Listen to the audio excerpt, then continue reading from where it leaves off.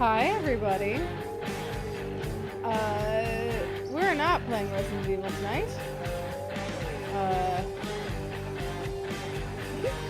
Things are gonna be funky. Also, my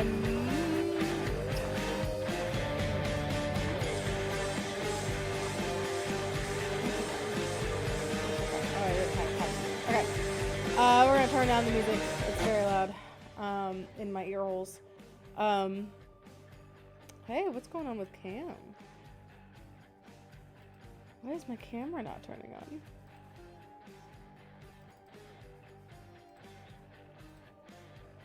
Did I accidentally unplug it? It's interesting situations. Long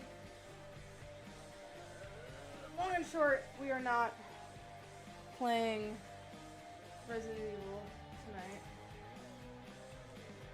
I don't know why my camera decided to not turn on. Uh-oh. Oh.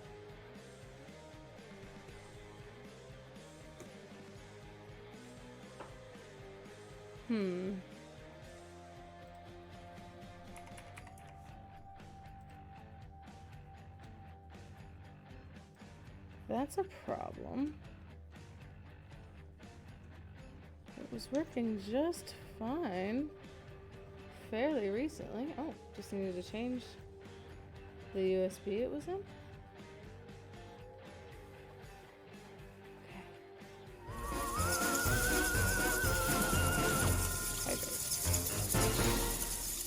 There we go. I exist now. Actually, I need to turn on the lights. Hello, friends, neighbors, countrymen, something. We're not playing Resident Evil tonight.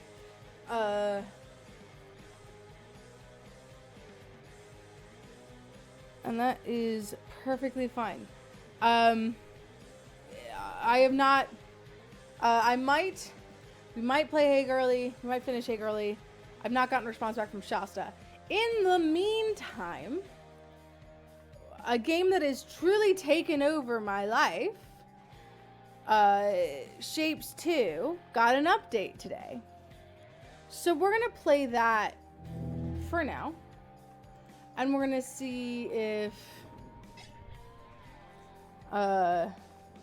don't say Shapes 2, OMG. Look!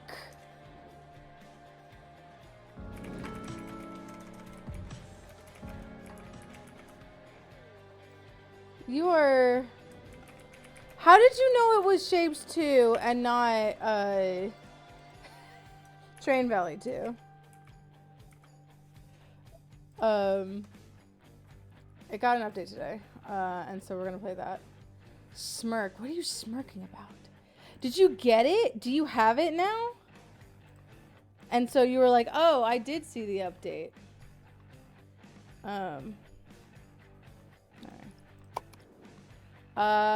Do I start a new file, or did they add stuff to the... I have a bunch of files. Ooh, new home screen. Trains, rework. I probably should start over because they did do trains work entirely different.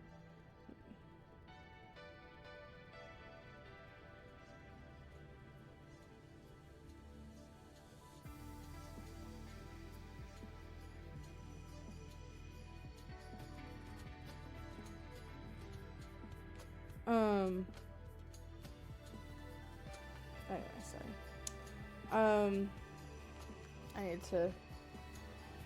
I just wanted... I waited until you said it and then gaslit you? Wow! Okay.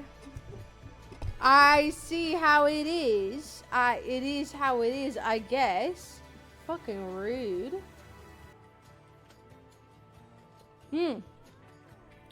Shasta's joining. And we'll do Hey Girlie then. You just get to look at the cool home screen for Shapes 2, I guess. Play Shapes 2. It's a fun game. Play it. No balls, you won't. Top tier plays by Muddy. Uh-huh. Rude. That is called gaslighting, my love. That is what you called it. You called it gaslighting.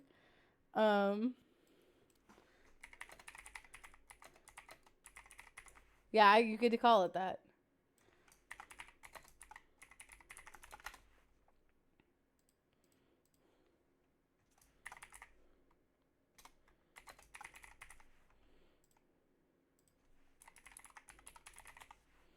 What's crazy is I think I was wearing this shirt for the last Hey Girlie stream. Hey, Girlie. Oh, Cassandra Girlie. So, I don't want anyone to come at me. I did do my laundry. I promise.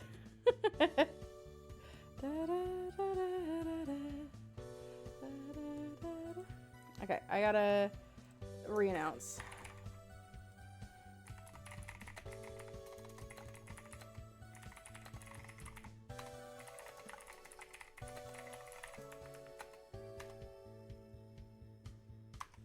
Which this is good because I'll say this when Shasta gets here because it's funny.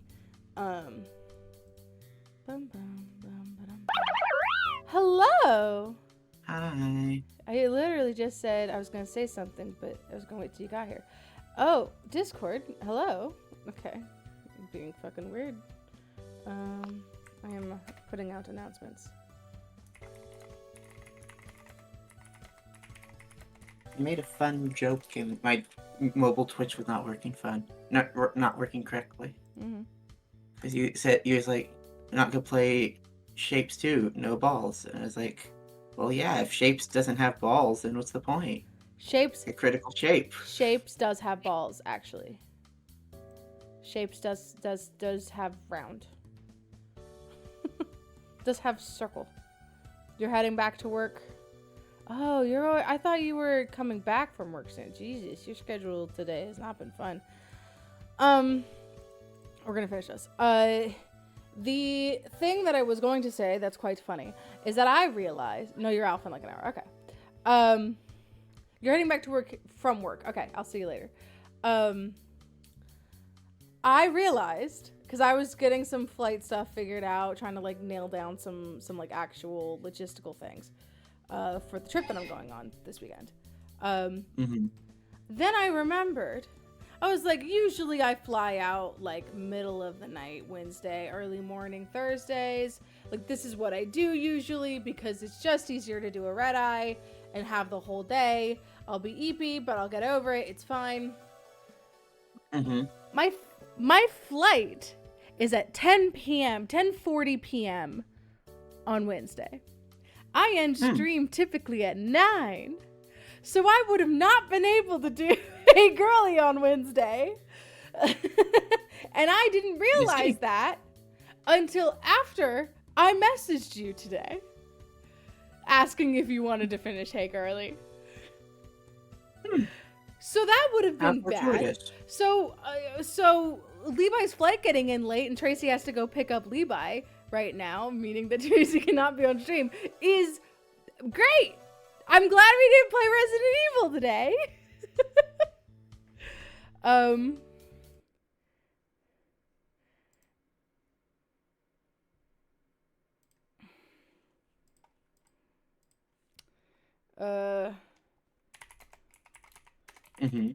Hold on, I wrote something weird.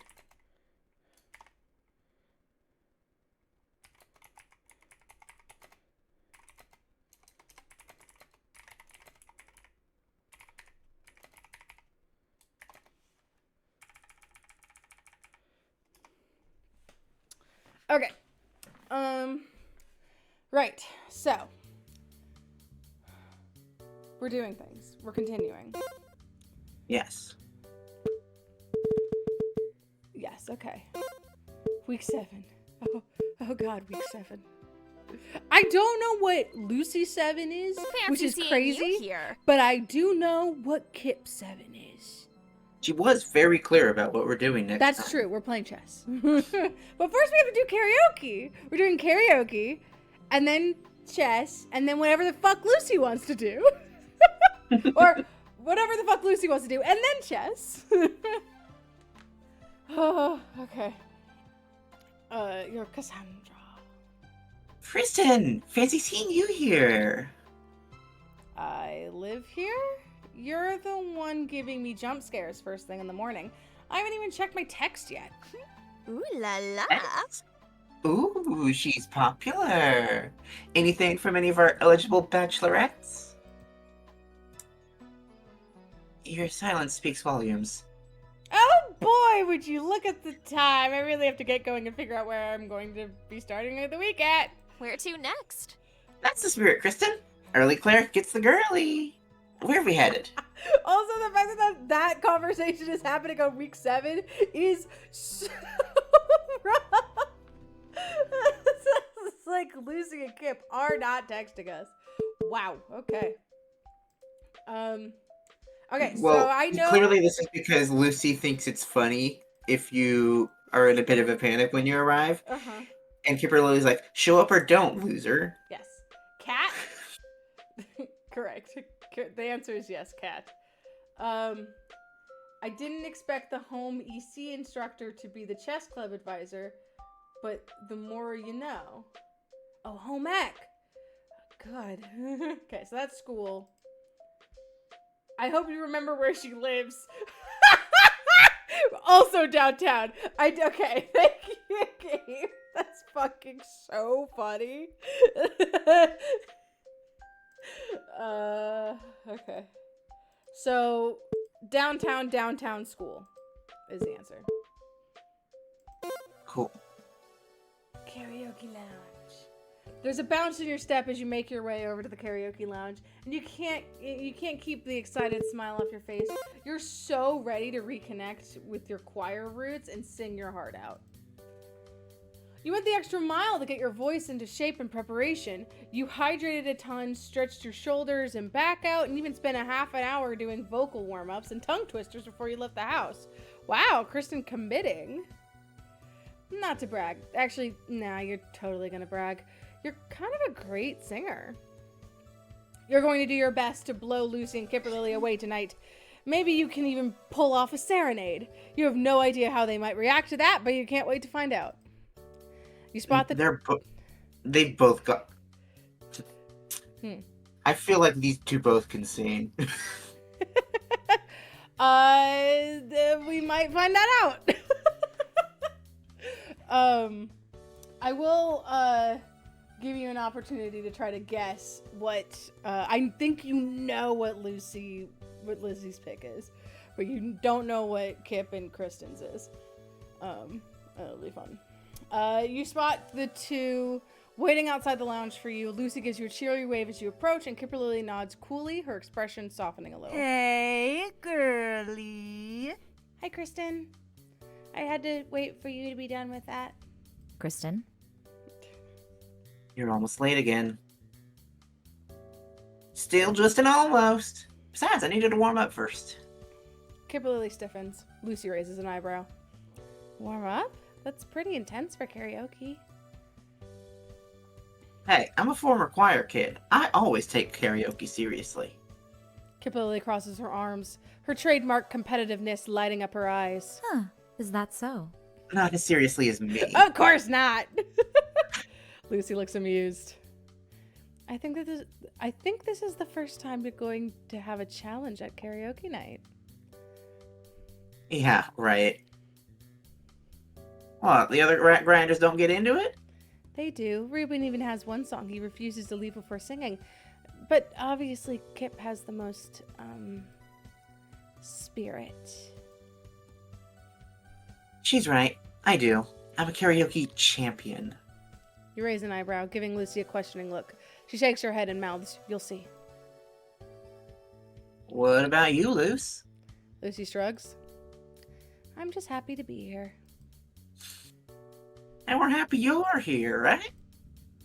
You go to nudge Kimberly playfully, but she neatly pushes your hand out of the way with her tail. You sigh exaggeratedly. Well, let's see who gets the title of champion tonight, Kip. Ugh. Kimberly rolls her eyes. You note with some surprise that she doesn't bother to fight your use of the nickname. Progress! Hell yeah. You step forward and hold the door for them both. You make sure to push the door from above you, showing off your muscles. Oh, you like reach up and like lean against the. I see. Okay, you pull it open, and then like. That's an insane way to open a door for someone, by the way. Regardless if it's a push or a pull. Insane. It's Kristen Applebee's. Do we expect her to be normal about anything? That's true. I also love the reoccurring bit with Kipper Lily that Kristen has to hold the door open for her. It's great. It's the least you can fucking do. Just a little bit of power play. After you, m'ladies. Kip's gotta be a top somewhere.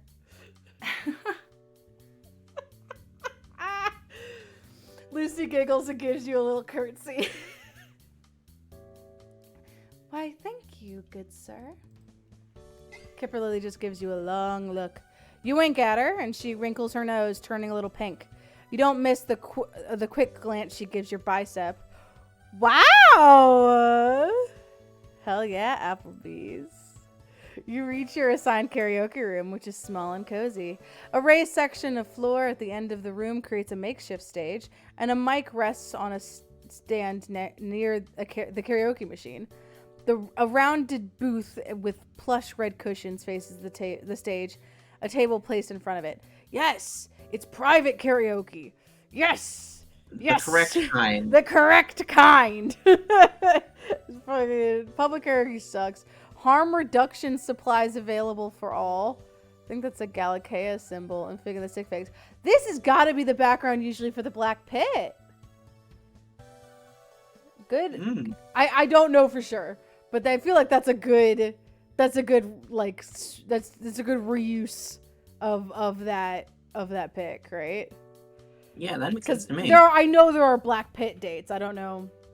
Probably fig. Likely figure. I don't know if other people use it. Kimberly slides into the booth, Lucy following her into the middle. You sit on Lucy's other side. You can feel all of your knees knock into each other, and you smile to yourself. Kimberly turns the karaoke machine on and begins to scroll through songs with razor focus. You and Lucy share a fond look. Does she have a go-to karaoke song? She likes to challenge herself to something new every time. Nice. You can respect that. Lucy picks up a menu on the table and peruses it. You hook your chin over your shoulder to look, and you feel her smile against your cheek. What are you feeling? I don't know. What do you think? Something to share? Milkshakes?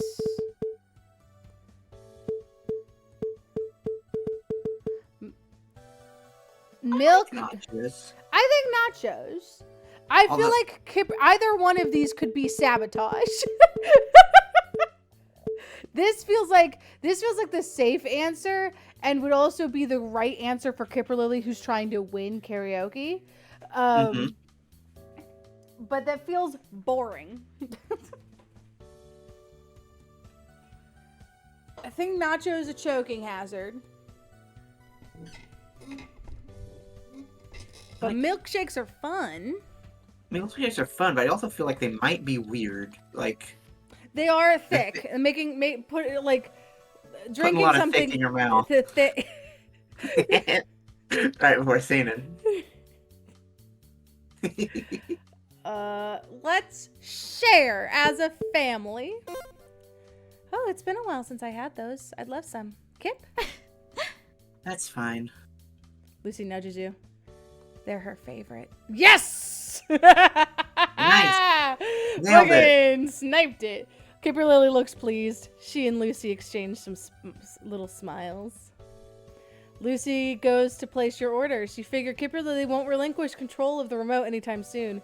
You reach for the binder of songs on the table and flip through it. Just so you know, we only have the Blaze book for an hour, so you should probably pick your song sometime before then. Only an hour. I feel like we did 2, right? I think we started with an hour and then extended it. We might have just done an hour, because I don't remember being there that long. That's fair. Kipper Lily doesn't respond. You squint at her, both impressed, once again, at her intense focus and struck with the childish urge to get her attention. Lucy's not back yet, but you're pretty sure she'd be encouraging you. lean your head against her shoulder, wrap an arm around her, knock your foot gently against hers. I feel like the first and the third one. This one's a little bold. Mm-hmm. Let's lean our head against her shoulder. That's cutesy. What are we looking at? Surprisingly, she doesn't move, just shifts uncomfortably. What are you doing, Applebee's? I don't know. I don't know. You look comfy. Your head is heavy. That's my massive brain. Kimberly rolls her eyes and gently pushes you off. You can see a flush on her cheeks. You grin to yourself victoriously. She did not care until you were stupid about it, and then she got flustered. You're stupid. I like that in a woman. You resume perusing the catalog in silence. This time, though, you can't help but notice Kimberly seems distracted. You see her eyes dart towards you, a troubled frown creasing her forehead, her lips turned down. You're getting a little worried, but before you can check in, Lucy returns. You let her into the booth.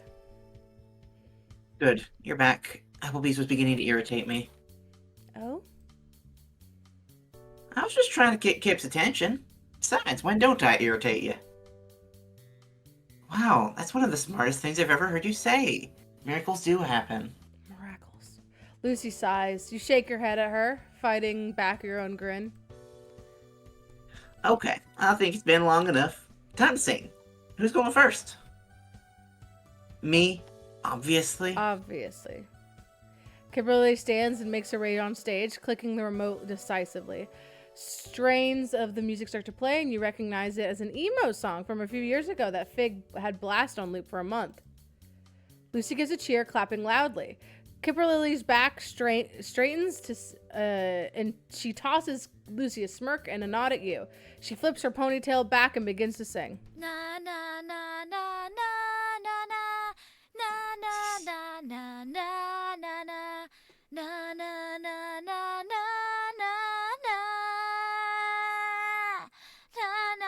na na Forgot to have you guess, but I wouldn't have gotten it. Yeah. There are too many songs in this world. There are too many emo songs it could have been.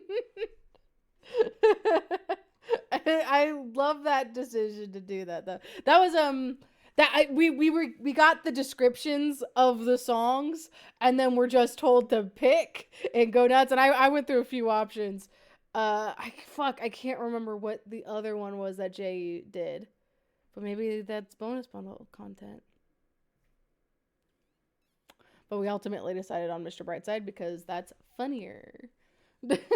You immediately see what Lucy meant. Kimberly's voice is strong and loud, but lacks technique. She wobbles off key a few times, but you can see that she needs to refine her breath control. When did Kristen Applebee's become a singing expert? Choir? She told you. Yeah, but like a church choir. Like, I don't know. I'm not sure you've ever... I mean, I know you haven't been in a church music. I have. Some of those church music directors are crazy. I was in middle school choir. And... I played on church stages since I was 12. Oh, jeez. I was in middle school choir and I was in high school musical theater. Obviously. And middle school was interesting, mostly because that bitch was awful. She didn't like me, and she made that very obvious, so I wasn't getting anywhere with her. But my friend was the type of girly that was like going all the way, doing really good things, getting solos, and she punished my friend for being friends with me. Was straight up like, if you don't stop talking to Alex, you're not gonna get this thing. Wow. Yeah, she's a fucking cunt. Anyway. But what she lacks... Sorry, go ahead. I was gonna say, so here's the thing about, picking up skills in choir and in church, is that if you are a church music director, you don't get to pick talent. you take who you are given. Yeah. So if you don't know how to work and like give instruction and hone talent, then you have terrible singers because everyone thinks they can sing. Mm-hmm. That makes sense. I mean, the same is true for public school. In middle school, especially, we were required to pick a music class, and I bounced around between all three of them. It was band, orchestra, and actually orchestra. I didn't do orchestra because I did orchestra in elementary school in 5th grade, and I played the cello, and I didn't like it. And then I went to band, and I did the oboe, and I didn't like it. And then I just did choir for the last 2 years of middle school. But there's also non-performing chorus, which I wished I could do, but my parents wouldn't let me. Performance or bust for them. Yeah, performance or bust. They thought I was a cop-out. And it's like, you're going to do theater in high school, right? I'm like, yeah, duh, of course. I just hate this bitch. I don't want to be anywhere near her. I don't want to be in her class. Get me out of here. Anyway. But what she lacks in skills is overshadowed by all other aspects of her performance. Kimberly is clearly performing, moving across the stage like she's giving a concert to thousands of people. There's not an iota of self-consciousness in her, and her passion is clear. She's confident and dazzling, and you only realize you're grinning widely when Lucy laughs and leans into you companionably. Sure. Impressive, right? She has incredible stage presence. I think I get how she wins at karaoke now. That's our girl. Your heart flips. You meet Lucy's eyes. Yeah, that's our girl. Kimberly's song comes to a close, and you whistle loudly, clapping so hard your face turns red. Kimberly rejoins you in the booth, smug. So inspiring. That was sick, Kip. Brought the house down. Kipper Copper Kettle wins again. I know I did. You can give me the championship title now. Let's wait until the end to declare a victor, okay? I think I want to go next. What are you gonna say? New me, right? I'll take a page out of Kip's book and try something totally new. You know, can't say I expected that. Wait, really? Are you going to sing? Yeah, I think I'll try it. To your surprise, she looks. You see a look of conflicted pride across Kimberly's face. You're going to do great, Lucy.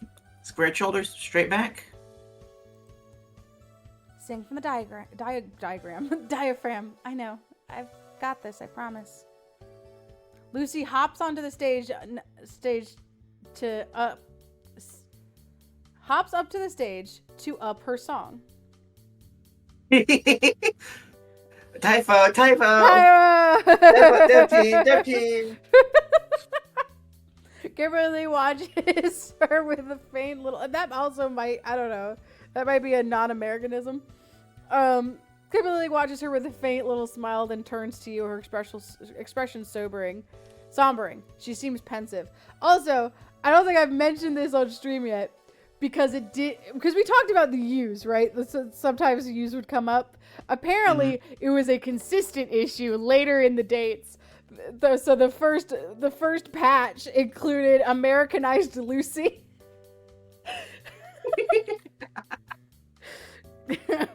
Rest in peace, Canadian Lucy. She lives in our hearts. Incredible. I hate to say it, but you've been good for Lucy. Whoa. Did you just give me a genuine compliment? Ugh, whatever. Just shut up and listen for a second. You raise your hands and gesture for her to speak. Kimberly watches Lucy for a moment.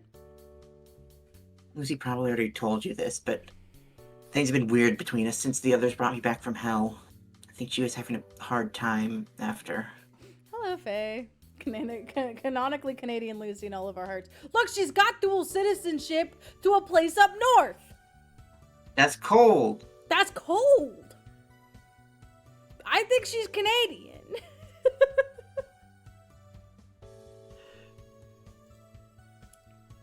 She vaguely waves her hand through the air to fill in the dead space.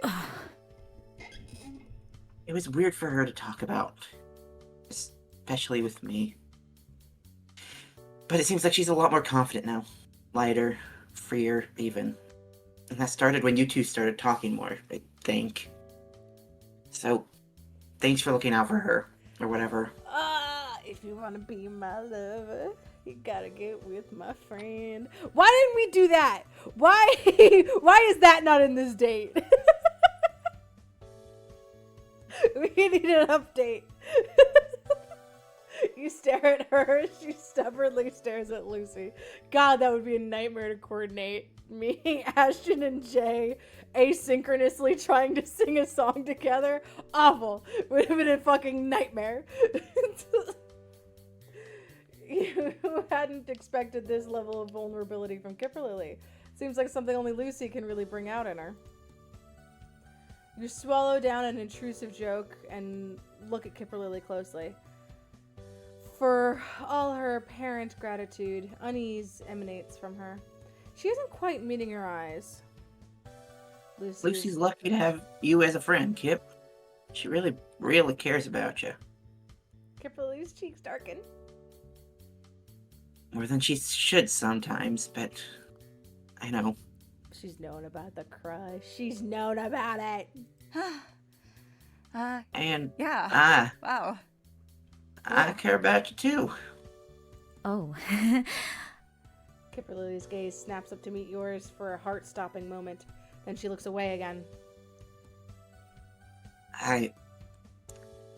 Well, I suppose you're not the worst person ever. La, la, God damn, I made that la la la la la la la la. I wasn't ready for it. I got jump scared by myself. Chapel Me Gnome. too. Yeah, it was really loud. I definitely lowered it. Okay, so it's fucking balancing audio is a fucking nightmare. Mm-hmm. It's really, really hard. And numbers wise, all of the voice lines are the same number. Me and Nav worked really hard making sure that they were all negative 18 decibels. The problem is, it's not the numbers sometimes do not match reality. Sound editing is not math, unfortunately. Mm-hmm. So sometimes that shit happens. You did a great job on all of us. Thank you. That was also, I think there's 3 different songs that, because it was obvious it was always going to be Chapel Gnome, but I think it kind of came down to Hot to Go, Red Wine Supernova. We talked about Good Luck Babe, but I knew immediately I was not going to be able to do it. Those do go high. Yeah. Especially if you're like, we originally were humming it, so it was even worse. Was that Red Wine Supernova? Yes, this is Red Wine Supernova. That's one of her songs that I just have not heard. I was like, I don't recognize this one. Yeah, it's very nice. It's very cute. I did not do the part where she says, I heard you like magic. Well, I've got a wand and a rabbit. Which is a great fucking line. I initially also floated The Giver, which is absolutely a pointed statement if Lucy starts singing The Giver to these two. And maybe didn't fit the tone of the fucking game. So we did not do that. But I think it would be funny as hell. Oh, Red Night Supernova was on your top. Yeah, I don't think someone else suggested Red Wine. It wasn't me, but it was very cool that we ended up on that. I named them. I feel like I did 4 of them on my phone, and then we narrowed it down. Obviously, I'm not going to play them because that's potentially bonus bundle content. I just gotta remember what I named them, because I did name them. Utilities. Voice memos. Good Luck Babe, Pink Pony Club, The Giver, and Hot to Go. And Red Wine. I did 5 of them. Jesus Christ.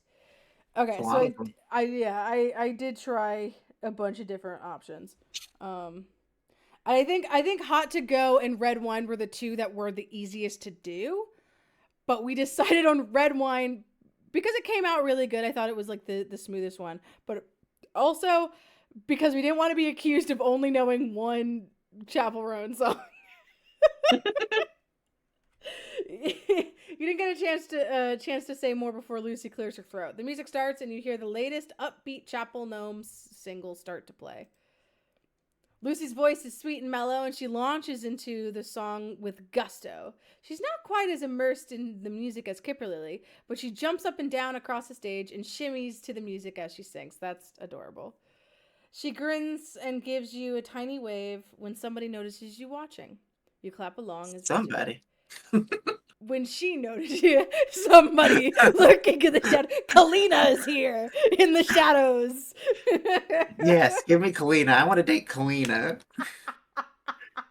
Justice for Kitty. Kalina route. That's great. Turning on a fan. Brennan or the players, and by extension, Brennan did her dirty. She deserves better. Evil cat. Well, she's doing better. She's got another god and another cleric to leech off of. And the team of Baccarat is really flourishing. She grins and gives you a tiny wave when she notices you watching. You clap along as best you can. You know, the first time I met Lucy, I thought she was playing up how nice she was. She'd always say hi when we passed each other in the hallway. She'd have everyone's favorite candy in her pocket to throw at us at a moment's notice. I was convinced it was all an act because there's no way someone's naturally that sweet. Surely she was making up for some skeleton in her closet. What's happening with the... Hi, what have we played so far? We've listened to Kip and Lucy, and I jump scared myself because I wasn't ready for it. We have not heard Kristen yet. But this is literally all we've done today is this date because I keep talking about the behind the scenes of this date. But not playing anything because there's bonus bundle content. I need to do some bonus bundle shit, by the way. By the way, I need to do that when I'm while I'm traveling, when I have some downtime. It was almost a relief the first time we argued over something. It was something stupid, too. Can't even remember what it was. They argued? So true. She just cared so deeply that I was wrong and that she was right, and that she would stand on the sidewalk until I either agreed with her or left her there on her own. I was so pleased that she wasn't as perfect as she seemed. Egg on my face, I guess. It took losing her by my own hands to realize that Lucy's just like that.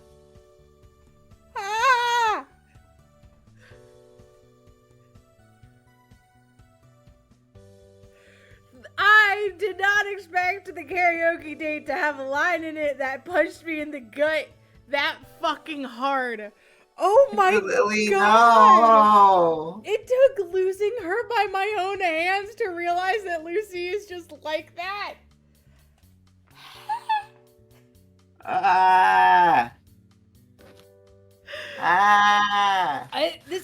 think the only, or at least the first acknowledgement that it was that it wasn't just, yes, Porter and Jace ruined Lucy's life and got her killed. She did get her, they are the most responsible for her death. But the people physically responsible for her death includes Kipperlily. Mm-hmm.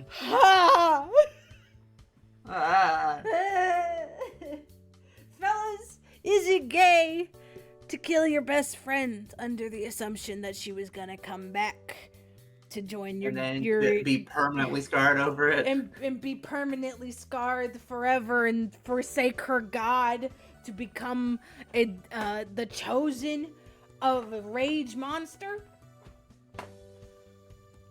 No, that's probably straight. It's probably pretty straight. Cause that's what Kimberly was saying to Lucy, right? Like she would be like the chosen or something. Like she would be.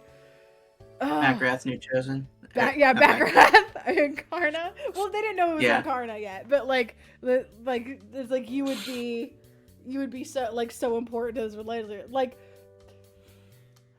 if I was more inclined to do writing stuff, which I do write occasionally, on occasion, the parallels between Kimberly and Lucy and Fig and Kristen,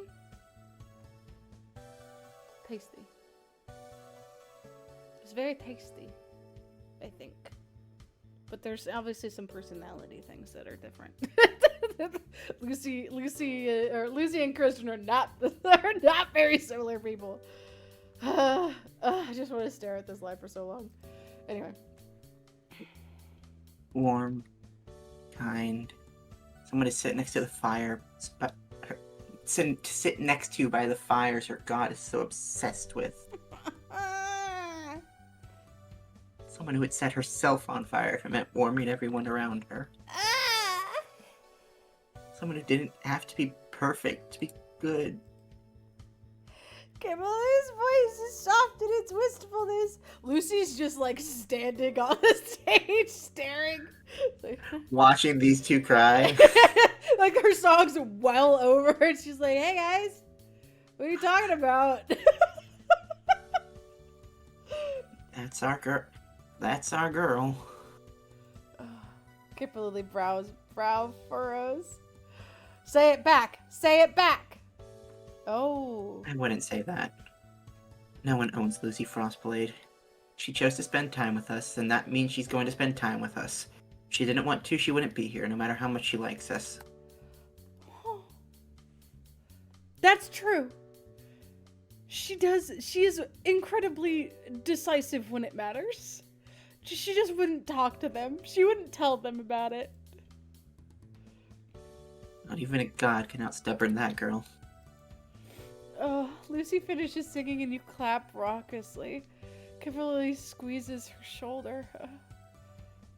That was amazing, Lucy! Yes, you were phenomenal. Well done. You're in second place. Lucy laughs. She looks flushed and happy. Thanks. That was fun. Alright, Applebee's. It's your turn. You bounce up onto the stage excitedly. You already know what you're going to sing. A slow, sweet love song about accepting your feelings. Maybe it's a little on the nose, but you do love this song, and it sits comfortably in your alto range. That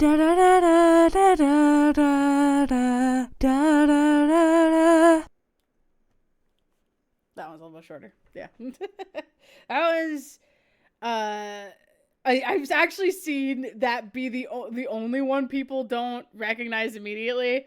It's Alanis Morissette, because it's definitely that's extreme lesbian. It's Alanis Morissette. Oh god, I can't remember the name of that song though. Head Over Heels. Duh. Yeah. When you sing the first time, a vibrato rumbling through your core, you feel a shrill of satisfaction as Lucy gasps and Kimberly sits upright. Sits up straight. Two pairs of eyes bore into you, one with delight and the other with shock.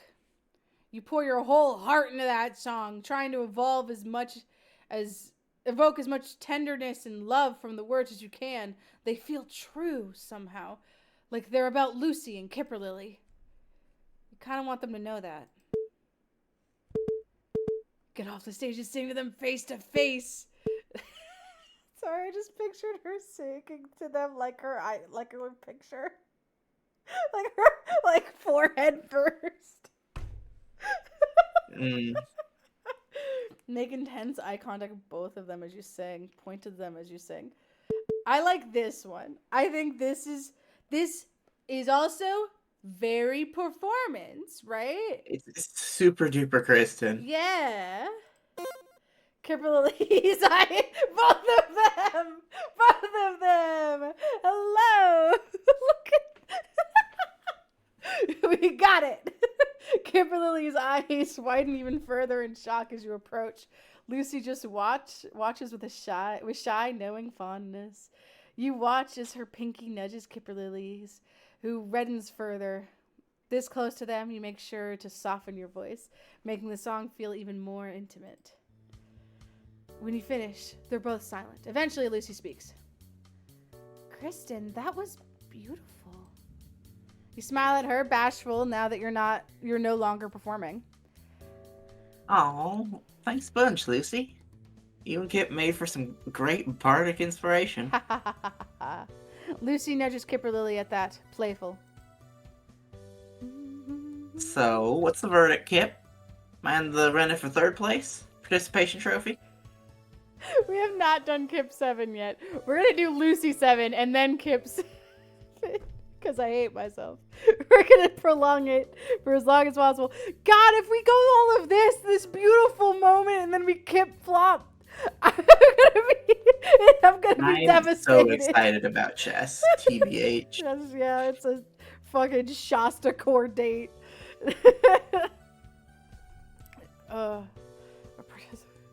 Kimberly stands abruptly. You realize with a start that she looks upset. You falter, setting the mic down slowly on the table. Besides Kimberly, Lucy's eyes widen with surprise. Kimberly? I have to go. No! Are you okay? She's overwhelmed. Bathroom. I'll be back. Don't follow me. She's overwhelmed. She rushes out without looking at you. You watch her go in silent shock. What just happened? Lucy sighs. She got spooked. By me? By all of this, I think. She gestures between you, the empty space Kimberly was occupying in herself. You sink down beside her. You're really special. I'm not imagining it, am I? That there's something between the three of us? Lucy puts a hand over yours. No, Kristen, you're not, and this isn't your fault. Kimberly is just... Lucy pauses, thinking her words over. She's scared, I guess. We've just been finding our footing again, and you're a whole new variable, and there's just so much history between all of us. It's not easy to move past everything we've been through. You nod. I get that. I know you do. And thanks to you, I'm figuring out how to move forward. She just needs more time. You sound really sure about this. Yeah, I'm kind of slam dunk already, but we got 2 more weeks, so. Lucy gives you a smile. It's not that I'm worried. It's not that I'm worried too sometimes. It's not that I'm not worried too sometimes. It's just that if there's anything I've learned in the last couple of months, it's that I don't want to let good things pass by me anymore, especially not out of fear. And I think we could be a really good thing. Your heart warms. Yeah, I think so too. My neck. So does Kip, I'm pretty sure. She's just skittish sometimes. She'll come around. Yeah. How long should we wait for her? She said not to follow her, but... Lucy glances towards the door of the room, humming softly. It hasn't been very long. If she doesn't come back in a few minutes, we can text her. Want me to go grab some drinks in the meantime? Don't know about you, but all that singing made me parched. Yeah, probably the nachos weren't great for that. Sure, that would be wonderful, Kristen. You make sure to place your order quickly and get back to Lucy as soon as possible. But when you return, Kimberly still isn't back, so you set her drink on the table and hand Lucy hers. Thank you. You wink. Wouldn't want that lovely singing voice of yours to get hoarse. You notice Lucy's eyes flickering away from you, following her gaze to see Kimberly has returned. You hadn't even heard the door open, but now that she's been spotted, she strides in. She doesn't look upset anymore, but you're not sure if she's just hiding it. Hey, everything okay? She does look upset. Distinctly, this is her when she looks upset. Let's never speak of this again. Yes. She sits back down in her previous spot, avoiding eye contact with both of you. Sorry about that. It's alright, Kip. Yeah, no worries. Everyone needs a bathroom break now and then. Gave me, Lucy, a chance to think about one last song we can do. If you want to be my lover, gotta get with my friends. Kara Lily raises an eyebrow at you, but Lucy awkwardly clears her throat, pointing towards the tablet on the right as she rings out an alarm declaring that your time is up. As it rings out. Well, shit, so much for that. You glare at the tablet for ruining what could have been an excellent and incredibly romantic opportunity for the three of you to sing a song together. Kara Lily snorts. I don't think I have one more song in me anyway. My first performance was too good. Cowards, the lot of you. I suppose we'll just have to settle for joint second then, Kristen. Sharing your spot with me? Generous. Kimberly still seems a bit subdued. She takes a slow breath in before looking up at you and Lucy directly. I'll pick the next spot. The next spot? To hang out, obviously. You and Lucy have both picked places. It's my turn. She's avoiding eye contact again, leaning against the back of the seat and fiddling with some of her hair. Still, if she's taking the initiative, has to be a good sign. You glance at Lucy and she's smiling widely. Sorry, just imagining Kimberly looking up at them like I flew up. Ah. The height difference didn't hit me until that, for some reason, that image in my mind. What kind of place do you have in mind? Somewhere away from here, without a time limit. Oh, we're doing Oh, a this? surprise? Sure. I'll text you. We'll meet up downtown. All of the dates are at downtown. Yeah! Keep riding the downtown train. Someone's calling. Hi, Kristen. I missed you. Kristen, you never told me you could I sing. had a great time. Never came up, I guess. Also, most of what I know is all heroic stuff, so, you know, a bit unrelated. Helio. La la. Helioic? Sure, yeah. Still, you have such a lovely voice. I thought she was saying, like, look, I'm on adventures all the time. When do I got time to sing? It's like you literally have 2 bards in your party. All the time. The answer is always. And it looked like those girls of yours appreciated it too. Do you really think so? No doubt about it. They couldn't look away. Look at you, my little star. Cassandra fucking helicopter parent stage mom. Alright, Lucy lives in downtown. You know the way to Lucy's place now. Or, well, that's what you told yourself. But in all honesty, you've had to check the map app on your crystal 3 or 4 times on the way there. Kind of embarrassing, but what Lucy doesn't know can't hurt her, right? No, I literally use Waze for everywhere I go. I don't care if I've been there a million times, I use Waze. When you arrive at the correct door, you hesitate for a moment. You've spent so much time with Lucy over the past few weeks, but something feels different now. Charged in a way that makes you a little more shy than you normally would be. Lucy 7, yay! Cass calling Christmas Star was a really silly pun on the Goddess of Night. Oh yeah, that's very cute. Yeah, dance mom energy. She likes you. She likes you. You still can't quite believe it. The door swings open and Lucy pokes her head out before you work up the courage to knock or ring the doorbell. She was waiting. Her smile at the sight of you widens when she sees the way you're clutching her florography book to your chest. Hey, Kristen. I'm getting very phlegmy today. It's not great. Kristen. She holds out a hand, ostensibly to take her book. Take a book. But on impulse, you bend down and kiss it like she's a princess and you're her knight in shining armor. Fuck. Or like she's a pretty girl and you're a lesbian who really, really likes her. Something along those lines. Her blush is immediate and gratifying, and she brings up her hand to cup your face. It's so soft. You lean into it. It's good to see you. Good to see you, Lucy. Yeah, same here. It's been too long. We see each other in class every day. Not every day. I skip more class than I should. Yeah, but class was hours ago. I missed you. You turn your head slightly and kiss the palm of the hand she has on your cheek. The second one's so silly, but the third one's so romantic. The second one feels like something I would say to Muddy. Yeah, we talked like 2 hours ago. I'm gonna kiss the palm of her hand. And it's still been too long. Lucy's breath hitches a little. And her blush deepens. She doesn't move her hand away, though.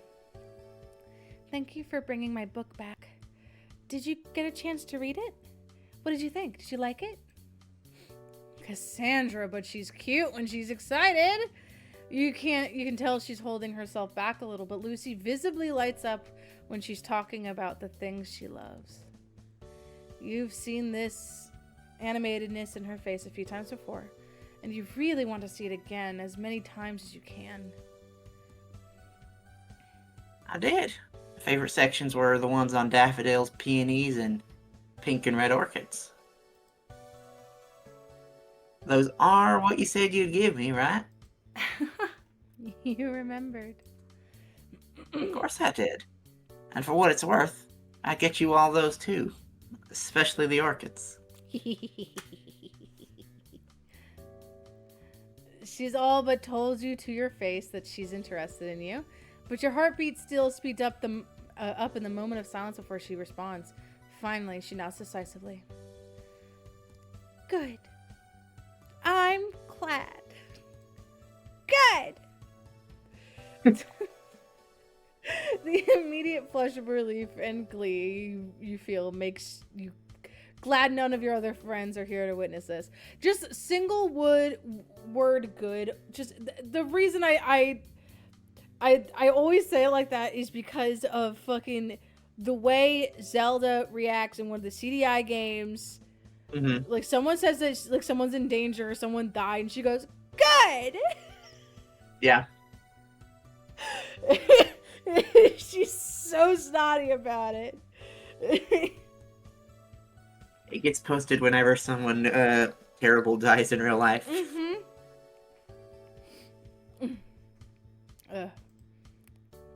You know you don't have a poker face, and you don't think you'd ever hear the end of it if Adine or Gorga could see the look on your face. That's gonna be a problem upcoming, Kristen. You gotta lock in. Get it together. You gotta start getting the face. We're doing the good, nice, and fun thing before we get to the Hell Gauntlet. I mean, you don't necessarily need a poker face for chess. I need a poker face for chess. I don't know what I'm doing. You and Lucy. It's not like you don't have a hand to read. You're just playing moves. You and Lucy stand there for entirely too long, just grinning goofily at each other, giddy with the knowledge that your feelings are mutual, until your reverie is interrupted by the sound of a smoke alarm going off. Fuck, Lucy. Grinning goofily and giddily. What? Fuck! She said fuck! She has said fuck already. She said fuck Jace and fuck you Border. But whatever. What's wrong? Swears. Can I help? Depending on how much it's burnt, I might be beyond help. Come on in, though. She disappears back into her house before you can ask what it is. Noticing the neat rows of shoes on her porch, you bend down and unlace your boots before following her inside the short hallway to the kitchen. Hey, Kristen, you just heard a fire alarm? And you're like, hold on, let me take off my shoes. The smoke alarm is going off, and Lucy, incredibly dejected, is holding a metal pot that she's clearly just taken off the stove. Whammo. Whammoo.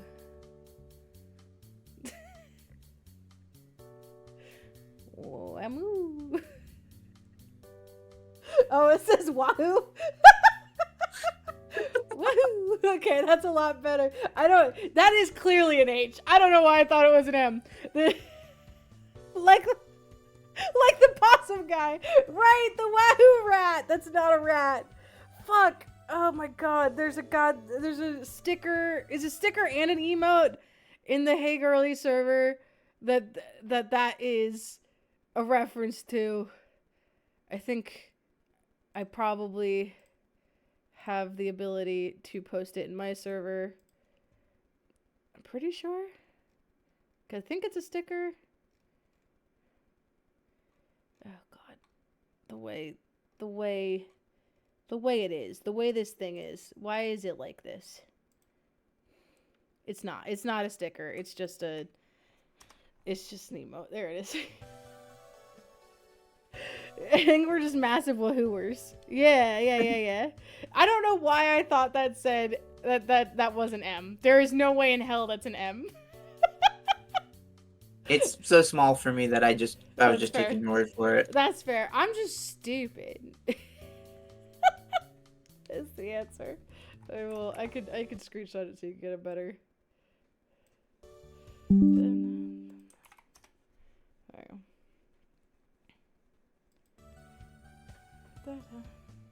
We are massive wahooers.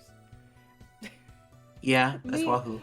Me when POV you're playing The Sims and you're massive wahooer. The smoke alarm has stopped going off and Lucy, incredibly dejected, is holding a metal pot. Oh yeah, I already said that. You walk over, peer into it, and wince. No. Lucy, I'm sorry. Good negative Lucy voice line for that. It's a burnt, sticky mess of sugar, blackish brown, and unpleasant smelling. You're no master chef, but even you can tell something's gone very wrong. The Yuri was too powerful. I can't use this. Try to get a taste! Kristen, have you ever had third-degree burns in your mouth? No, just let me stick my finger in it. Have you ever had third-degree burns on your hands? Ugh. Caramel? Caramel is horrid for burns. It's not the end of the world. This feels flippant. What is the word? Dismissive. This feels dismissive. This feels dismissive. This is the only thing that doesn't feel dismissive, but also it's going to physically harm us. But if I am anything, I am just especially aware of caramel burns because my mom got one once, and oh god, it was so bad. Yeah, but I like physical comedy. Mm-hmm. You reach a finger out and touch the caramel, then immediately recoil. Of course you do. Ow! I don't know what you expected. Are you okay? I will be if it gets better. Lucy shakes her head, exasperated and fond. What were you trying to make, anyway? That was the way to break the tension. Just hurt yourself. I'm feeling a little blue. Some sort of caramel cheesecake thing, I think. I'll be honest, I wasn't even sure if I wanted to... I wanted to try something new, I guess. Lucy, you gotta know I'm the world's #1 fan of trying new things. Or at the very least, I'm the world's #1 fan of you trying new things. She smiled a little after that. You say the sweetest things. That's what you get for being such a sweetie. Get it? Because you're making dessert? Were being the operative word there, I'm afraid. It's ruined. Can't you just make some more? If you need the pot, I can scrub the caramel out of it for you. A little hard labor never hurt me. I don't mind. I immediately got a flashback of her getting grazed in the face by a saw. That's not her doing any hard labor. It just Other people's hard labor It's hurting her. other people's hard labor mortally wounding her. You lecture This motherfucker in the universe, Kristen Applebee's. You flex your biceps and raise an eyebrow in what you hope is an enticing manner. You don't miss the way her eyes slide along your arms and linger on your muscles. Oh. Are you offering to be eye candy while you do my dishes? You whoop with delight at that, and she grins back at you, then sobers. I can't make any more caramel. I don't have any more heavy cream. You hadn't known there was heavy cream in caramel. Oh. Anyway, I'd never let you do my chores in my house kitchen. In my house, Kristen. If my parents ever found out, they'd disown me. You flinch at the slightest bit. I'm sorry. Oh, Kristen, I'm sorry. That was a bit insensitive of me. Ooh. Ooh. Oh, yeah. Oh, yeah. That took me a second. Don't worry about it. Honestly, I'd be kind of jealous. Seems like a better reason than mine. It's fine. You can make it up to me. This feels like the most fun. I like the middle one. Yeah? It does It's like- feel. It does feel like her doing the jokey thing about trauma, like Lucy does. In the absence of tone, I don't like the third one. That's true. I don't trust you writers with your tones. This isn't BioWare. We need tone indicators.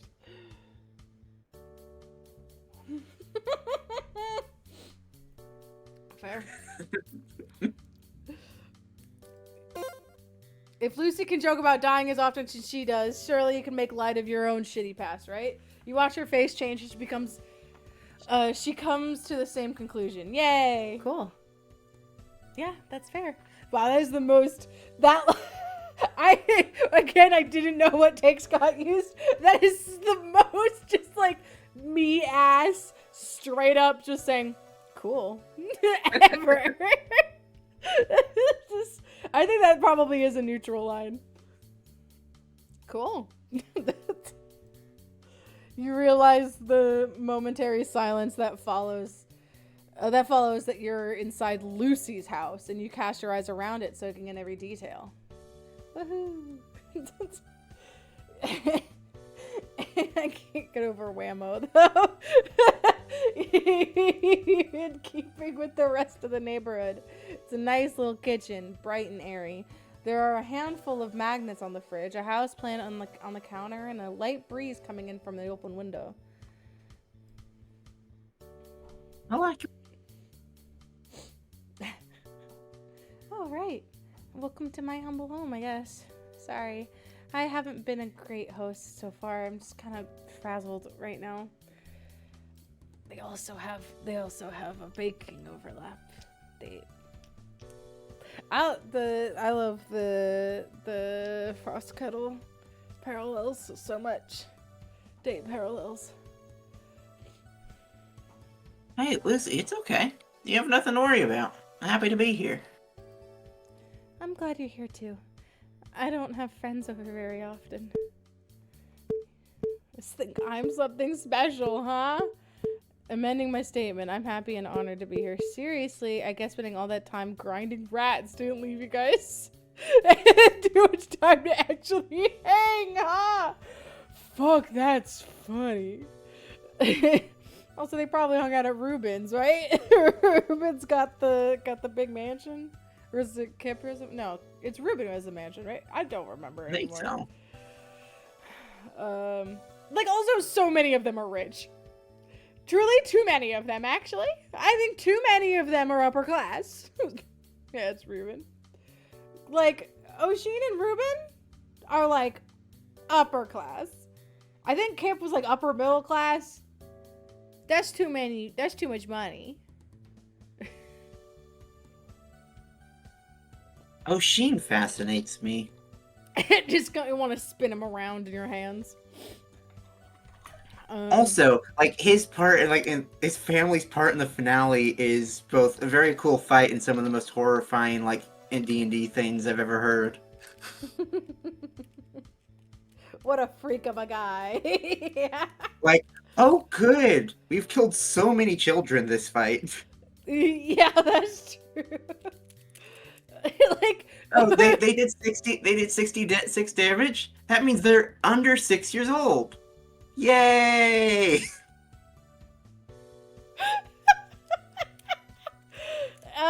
You know. You know, just killing toddlers. Adventure things. Sometimes you gotta sometimes you gotta ask your ancient dragon family to do you a solid. And sometimes that ends in the end of your bloodline. Oh God, which one? I say you're having an honor to be here. Seriously, because spending all that time grinding rats don't leave you guys with too much time to actual. This feels mean but funny. I'm gonna do that one. That's cold. That's one way to put it. Fuck! Yeah, I did not think that was a good one, but I'm just gonna let you. No! Why did you let me do that? That was so bad! Why did you let me? Because a lot of times when I suggest things, you're like, but... And I'm like, okay. Kristen, good to see you, Lucy. Now I get to talk more about how horrifying the implications are, though. The implications. Because, like, yeah, sure, ask your family for a favor and they all die. But also, he asked them while under mind control. That's so true. he was forced into getting all of his extended family killed. I'm sorry. It's terrible. Cool. I feel so bad for that boy. There's a lot of bad. Okay, I'm happy and honored to be here. And nothing else ever happened. You bow with a fuck. No, stop.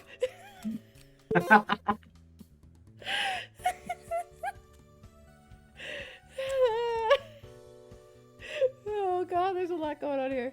But anyway, I'm having an honor to be here, seriously. You bow with a theatrical flourish. Maybe you've been spending too much time with Fabian, and she laughs. Well, I'm honored to have you here. Don't get me wrong, I do spend a lot of my time with my friends. I always have, but she shrugs. Okay. For a long time, we were all talking about, all we were doing was trying to become part of something bigger than us. Well, you know, it took over every aspect of our lives. We were training every day. Okay, I see what she was doing. Okay. We were training every day. We did so much together in our service of the plan. I felt like my house was the only place I had left that was my own. So I never invited anyone over. That part of my life is over now. For good. When I told you to come here last week, I didn't just want my book back, you know? And now I'm here. And now you're here. What do you think? Mark another one off the list. I think I'd really like to bake a cheesecake with you. I didn't know she had a list line. That's great. I love that. You hop onto the counter and swing your legs playfully. A beautiful sequence of images flashes through your head. If Lucy came up to the countertop, you could wrap your arms and legs around her waist pretty easily. Or she could box you in with her arms, and from there you could... History, Lucy 7, no Kip 6, introduced Porter in the track. We are crazy insane for that. There's also, I mean, Lucy has mentioned Porter earlier. Lucy 4 mentioned Porter and Jace.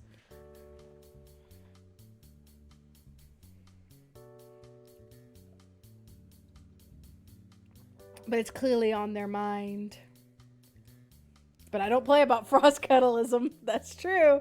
That truly, Lucy 6 and Kip 6 match together so fucking well. It's amazing. Oh, let's expand. Yeah, the Rat Grinder sister. Yeah. A beautiful sequence of images flashes through your head. If Lucy came up to... I literally just read that. Well, you should probably think about something else before your face goes the way of the caramel. Talk to me. Why cheesecake specifically? I honestly don't know. I just like cheesecake, I guess. That's as good an answer as any. I always enjoy finding out what you like and don't like. Her raised eyebrow makes you realize how that sounded. Oh well, it isn't. It's not like it isn't true. But if you can't do caramel, you want to just make regular cheesecake? Or hey, what if we took your list of flavors you liked at Bizarre's and tried something from there? Banana grape bubblegum cheesecake. Now there's a thought. How do you put gum in a cheesecake anyway? Can I be so honest with you? I thought that ice cream was nasty. Can I be so real for a moment? I don't know how you're so good at cooking. I can't even boil water right. I think one of the top two. Yeah, that's just kind of moves the kind conversation on. She's kind of enjoyed when we did honesty, but also, yeah, how are we gonna put gum in a cheesecake? Yeah, I think this is practical. Oh, great question. I have no idea. Okay, I know this is your first time inaugural friend at your house hangout, so we have to make this something special. Are there any non-bonkers flavors you're particularly attached to? And might have the ingredients for already? We might have a little jar of black sesame from Frostheim. I think that might be sort of special. I don't think I've ever had black sesame. It's not very common in Spire. It's not used very commonly in Spire. We have to drive like 40 minutes out of Elmville to get the nearest Frost Giant grocery to get it. But my parents used to make this black sesame dessert soup a lot when I was a kid. It's kind of a nostalgic food, I guess. Having that connection to Frostheim sounds really nice. Cast a beam of your POC now on Lucy. That's so real. I'm curious, do you have anything like that? So that's, Honestly, corn. Corn! Cass, you're from Indiana now on Kristen. Cassie from Indiana now!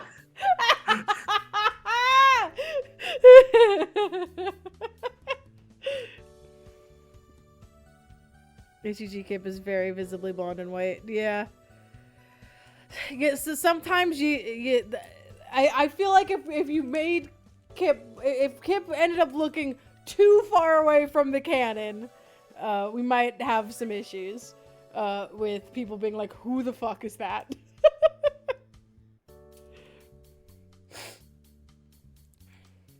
Oh. You shrug. It sucks that every fond childhood memory of yours is just being tainted forever by, well, everything. But what can you do? At least we have Asian coded redacted. You're glad, after all Lucy's been through, at least she has something to be nostalgic about. Like you said, though, that part of my life is over for good. Tell me more about Black Sesame. Oh, I keep trying to find a way to joke about it. Every time the conversation about Asian coded Lucy comes up, I love it. I absolutely love that concept. But it just reminded me of the time on Twitter where me and a few other moots got into it with someone who was being weird about Alex Songxia during Never Stop Blowing Up. and they were being like really weirdly infantilizing, and so I was like trying to, yeah, I was like adding, I was like, yes, them, listen to them, and like adding to them, and like also like adding my own commentary and stuff. That multiple people thought I was also Asian. I had to like actually correct people. Like, I'm not Asian, but I appreciate it. Which I've actually gotten multiple times about. Like, that's not the first time I've gotten someone thinking that I'm Asian. In middle school, there was someone who was absolutely convinced I was Asian, and I was like, what? I'm not. It's interesting beam of Asian due to being normal about Asian people. Yeah. I very often my family, a lot of my family is a lot darker than me. A lot of that, like my dad and my aunt got Polynesian a lot. Like, people were convinced that they were Polynesian. Which we do have family who is Hawaiian. We have like my dad's cousin married a Hawaiian woman, married a Hawaiian man, moved to Hawaii. They still live there. I see them every once in a while. But so their kids are actually Polynesian. But we're not, like, we're Puerto Rican. It was like how someone was convinced I was a Scorpio because I liked Vriska. Infinitely less weird. It's really funny. Oh my goodness. Only Scorpios. Only Scorpios would apologize for Vriska. I don't know anything about Homestuck. I just know that is a hot button character. Anyway. I did say this. You said that. I'm just fucking. We're so off topic. Lucy talks as she putters around her kitchen, grabbing bowls and measuring spoons and various ingredients out of her cabinets and fridge. Oh, Scorpios would care about messy teenage girls. We're just doing our best to not finish today, Alex. Yeah, I know. We literally have to. The thing that makes... Oh, sorry, this is Lucy voice. The thing that makes Black Sesame from Frostpine really special is... I don't know how to say it in common. Basically, the way it's planted and harvested is really magically specific. When you use it to cook, no matter what you're cooking, you have to freeze the food for at least a few days for the flavor to properly come through. Sweet Cassandra. Few days? A few days at least. It doesn't go bad or anything because, magic, but the longer, the better, really. So we can do all the baking for this today, but it won't be ready to eat for at least a while. Like a week? Like a week maybe, perhaps? Maybe even, 2? Well, we got one. I would assume that means it's Lucy 8, but... you don't mind, do you? Eat it after the spring flame. Eat it after the game is over. Epilogue, you finally got to eat that soup. It was good as hell. Just like the strawberry pie in Celeste. Yeah, that's Celeste. You put your hands on your hips. You've spent a lot of time with Lucy recently, and the look on your face, half shy, half gently calculating, is making the part of your brain that does pattern recognition buzz. Lucy. Lucy? Kristen? Did you pick Black Sesame specifically so we wouldn't be done today? She's so sneaky like that. She's so sneaky. She's so sneaky, little one. She's tricksy. I know it's important for you, for real, obviously, but it kind of feels like you're trying to arrange things so that we have to meet up next week. You wouldn't eat that cheesecake without me, would you? Lucy moves closer to where you're still perched on the countertop, and your heart rate picks up a little. You definitely haven't moved past those guilty daydreams yet. Of course not. She leans in so close that your noses are almost touching. You fully stop breathing. Is she about to... I wouldn't mind getting cozy with you. Okay, I'll admit it. I am making excuses to see you again. Can you blame me? Oh, we're doing Oh, of course this? not. I love spending time with you. You know that. It's just... She moves her hands up so they're on your waist now. Cassandra. There's nothing wrong with a little delayed gratification, Kristen. I should have had her sing The Giver. Jesus Christ.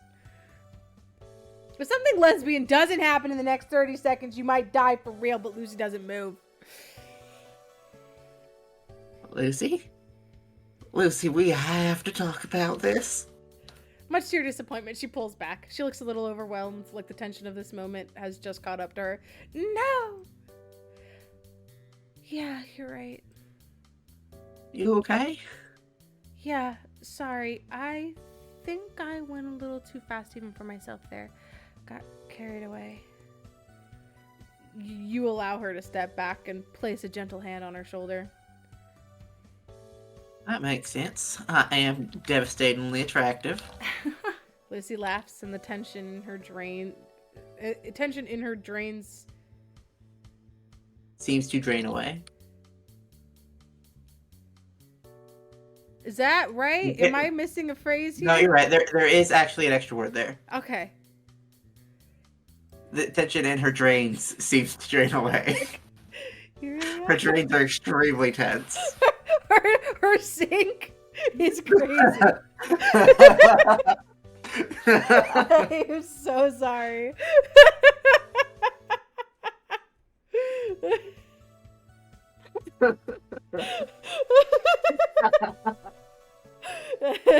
That sink is really struggling. But fucking Kristen got it. She figured it out. You really are. Do you want to talk about it? Yeah. I want to talk about everything. But maybe not right now. Maybe we can have a little picnic. Go somewhere special. Eat this... What was it you called it? Eat the official first time inaugural friend at my house hangout cake? I'll tell you what I'm thinking. I promise. Why do I get the feeling you already have a place in mind? Probably because I do. Let's go to the Farhaven Woods and have a picnic under my tree. Oh, still not as bad as Gunner's typo. Shitting on Kristen's chest is a pretty bad one, yeah. Oh, the tree she was buried under. Are you getting cold feet? Ha ha ha ha ha. Funny. But this is not an opportunity for that. Let's kiss her. Kiss. Give her a Lesbian, smooch. Lesbians. Lucy sighs as your lips meet her skin. You don't linger, and she smiles at you appreciatively. Next week, Kristen. I promise. Okay. We'll smooch like crazy. So it's a date next week then? Yes, it is. For now, though, let's bake this cake. You got it. Thankfully, you and Lucy don't have any more romantic close calls. You don't think your heart could take it. And you want to respect that she wants to go slow. Instead, you work together all afternoon as a team. Oh, burp, sorry. And soon enough, the cheesecake is going into the fridge. You hold your hand up for a high five, and Lucy slaps it with enthusiasm. I had a great time. We did it. We did. Thank you for your help, Kristen, and for your patience with everything. You pull her into a hug, inhaling the lingering scent of vanilla and sesame on her clothes. Anything for you, Lucy. By the way she looks at you, you know that she knows that you really mean that. I promise I won't ghost. I'll see you next week, okay? Can't wait. One more week. Just one more week until you and Lucy talk. It's gonna be agonizing, but you know it'll be worth the wait. Someone's calling. Ring, ring. Hey, Kristen. You've been on my mind all day.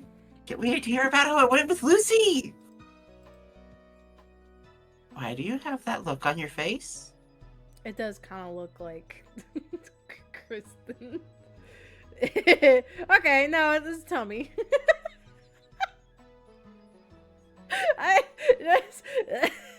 It did kind of look like Kristen was staring at her tits. What? This one? What? This one? Oh, yeah. Yeehaw! I'm with Because you. I'm You're Kristen. completely, totally, absolutely gone for Lucy. Oh my me! Tell me everything!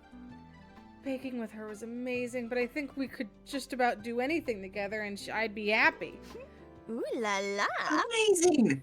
I'm sensing another date on the horizon then? You bet!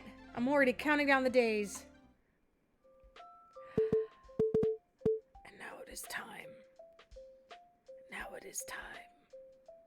I feel like playing the Hades Final Boss music. Saved. After we get there, I guess. Yeah, yep. You're not sure what to expect from a chess game with Kipperlily.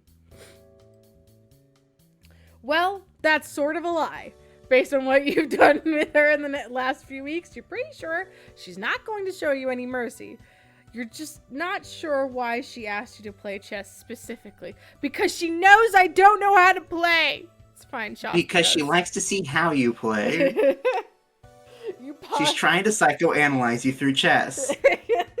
You pause after opening the door, remembering how serious Kipperlily had been about laser tag and escape rooms and karaoke and picking up the trash and Lucy. It was something that she could quantifiably win. She could have fun doing it, but she wasn't going to accept defeat until there was no other option. Oh shit. Okay, hold up. Before we get too deep in this, there's an ad starting in 49 seconds. So I'm going to just let it go this time. And we will have the ad, and then we will have Kip 7 in full without, in most, not in full in most. So that, you're, you know. Yeah. Oh, okay.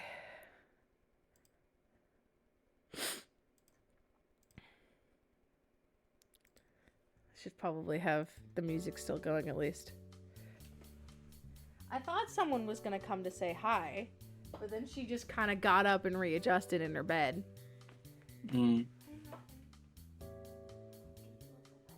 I am excited about chess, TBH. I think it'll be fun. Oh, no, don't bite me. I thought you were gonna be Eepy. Why would you bite me? Because you called her out. I called her out for being Eepy. It's unacceptable. You should have done better. I know. Selena is just like Kipperlily for real, for real. Oh, there you are, bug. The ad's not playing, which is annoying.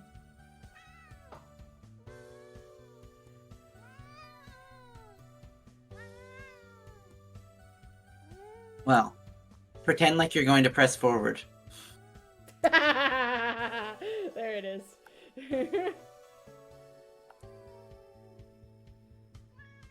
That's all it takes. It has to know that you're about to continue onwards. And then it'll play. I love you. She did not want to say hi. Okay. It's at least a short ad. Because I always want them to be short. Hi. You're still underneath me. You still want me to pet you? Selena. I gotta lock in. It's lock in time. Selena, you don't understand the stakes, honey. It's real gaming hours. Maybe you should start making peace with your inevitable loss now. Please stop poking me. Girlie is already there, stopping short of where she apparently has been pacing. Kristen?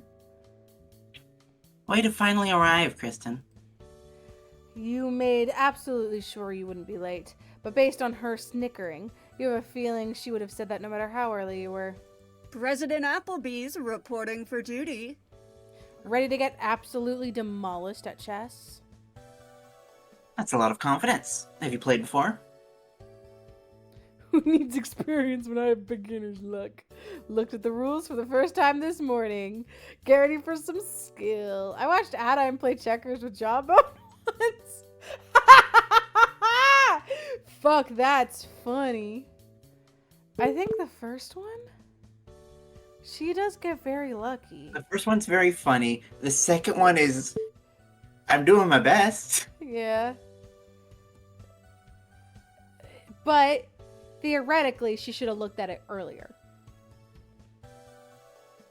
Right? Like, if she really cared, she wouldn't have waited until this morning to look at it. I can see that. Not the last one. Not the last one. Not the last one. I think this one's the most confident. Sure.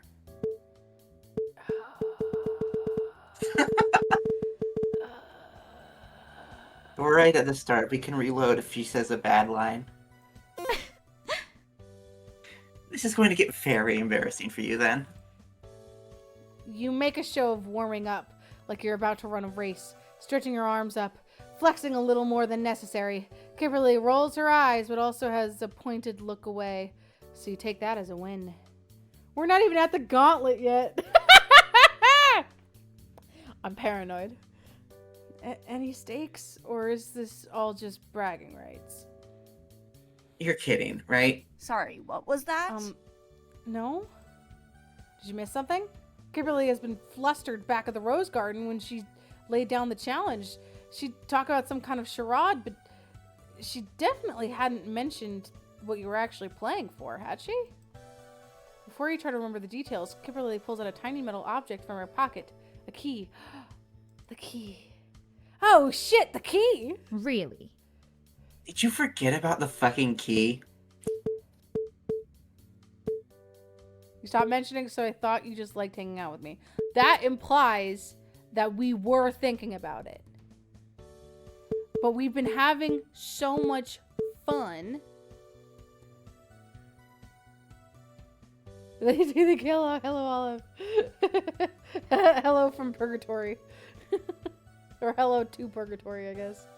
Of course not, whatever. Kind of, maybe. This feels I like the third one because it's not an admission of defeat on that, but also is furthering a flirtation a little bit. Yeah, I thought you just liked hanging out with me. That is the obvious. That is the, like, pointing out the same reason that I said that we had forgotten about it. Okay.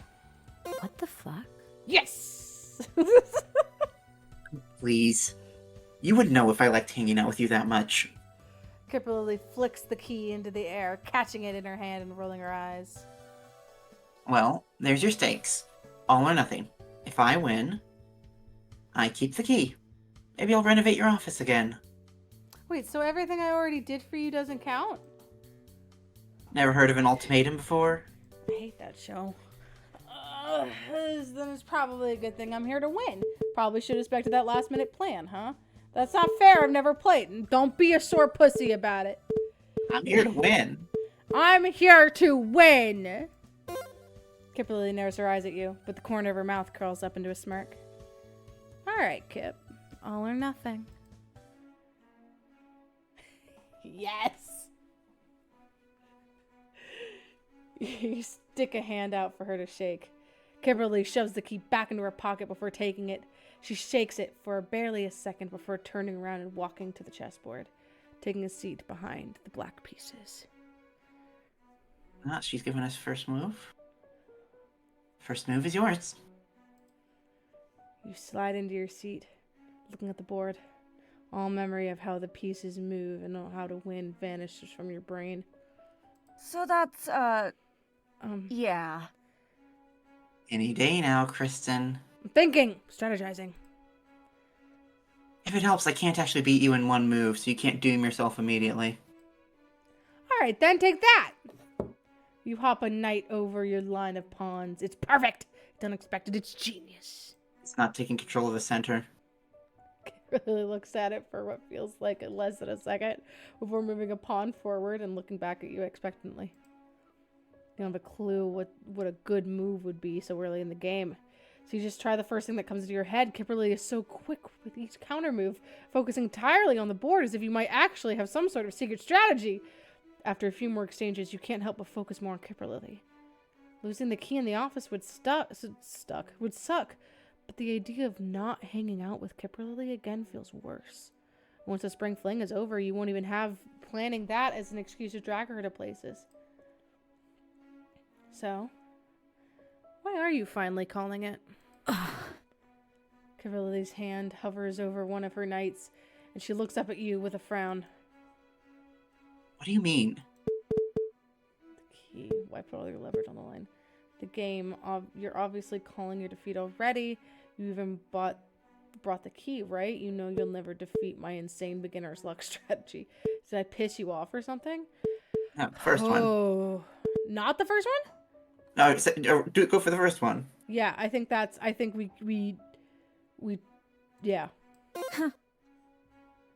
It was going to happen eventually. She doesn't seem as pleased about it as you would imagine. She makes a move. You're not sure what. You aren't actually paying attention. You idly pick up one of your pieces. A bishop, you think? Tilting your head to the side. I thought you were having fun too. You know, with everything. Kimberly scoffs, glaring down at her king. Make your move. You drop the piece down on some random spot and Kimberly rolls her eyes. That's not a legal move. I'll be honest, I don't remember where it was before. Are you fucking kidding me? It was here. She picks it up and practically throws it onto the proper square on the board. This is your problem, you know. You're so blasé, unfocused. I follow these pieces are just different. I'm just looking out for the forest and not the trees.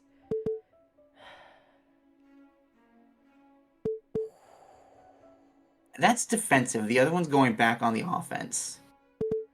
What do you mean? Like, You really think that? I'm looking out for the forest and not the trees is like accepting what she's just said at face value of like, yeah, you're right, but the other one's like, okay, you really? Calling her Like, bluff it's a little? throwing it back at her. Yeah. Kimberly doesn't answer for a long moment before slowly nodding once. She makes her next move so quickly you wonder if she even has a strategy at all. Maybe she's too confident in how bad you are at chess, and maybe she's not trying too hard. She's not trying too hard to outmaneuver you. If she was that confident, though, you're pretty sure she'd be gloating more. She's not silent, but it's far from the enthusiastic competitiveness you've begun to find incredibly endearing. It's almost as if she's just trying to end the game as quickly as possible. But why? You don't really want the game to end soon, not before you've cracked what's going on. Time to lock in. You probably won't be able to beat her, but maybe you can stall. So, is my brilliant strategy working? Whatever. If you count being lucky enough that random moves have managed to keep you out of check so far to be working, then sure. Good thing I count it then. I guess you better keep doing more of that. If you're not consistent enough to allow Kimberly to launch a coherent counter strategy, maybe the game will never end.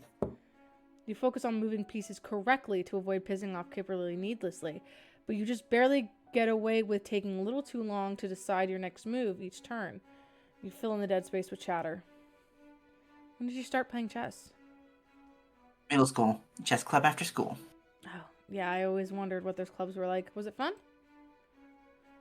Kimberly shrugs, resting her hand for a moment before fiddling with a pawn. Sure. Teacher said I'd probably be good at it, and I was, so. Cool. It would be fun to be into one, but I always had church stuff after school. Be in one. Oh. Kimberly looks up and makes actual eye contact with you for the first time in a while. What sort of club would you have joined? Fuck. Chess club, I guess, since you were there. Maybe a sport would have been cool. I would have been terrible at it, but it would have been cool. It'd be non-church choir. I'm a pretty good singer, you know. In case you didn't know, I'm a pretty good singer. She knows. Do we keep No, we don't keep pushing. No, that's a lie. No, that's also that is flirting to cover up what she actually would do. Sport would have been cool. That feels just very middle of the road. Honestly, because that also, like, gives her a thing that is from church that made her feel good outside of it. This feels like the most legit. Kimberly raises an eyebrow while making her next move. You know, can't say I expected that. Suppose that tracks. I wonder what it would have been like if we knew each other back then. Kimberly frowns, her shoulders hunching. We didn't exactly run in the same social circles. Nah, but the rest of my party didn't either. And I'm friends with them now. That's them. I was a very different person in middle school. Yes, Kimberly. I don't think you would have been different enough that I wouldn't still like you. She snaps her mouth shut. Just take your turn, Chris. Applebee's. You blink. Kimberly leans back in her chair, folding her arms and staring at the wall. It's been a while since she called you by your last name without you having to put your foot in your mouth immediately beforehand. She does it to other people constantly, but for some reason it bothers you this time. Kip, Her eyes flicker towards you for a second before darting away. Her tail wraps tightly around her arms, squeezing harder with each second of silence. Does that hurt? Is what hurt? Your tail. It looks tight enough to cut off circulation. Kimberly looks down at her arm as if she hadn't even noticed. Her tail suddenly loosening and flicking behind her. She rubs the skin where it had been wrapped, her cheeks getting even redder. Fine. I don't need your concern.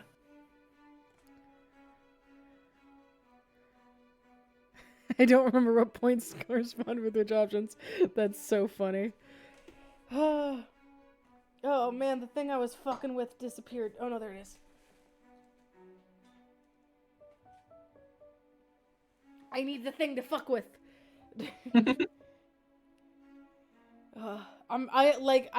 I realize that there's been conversation in chat, and I'm like,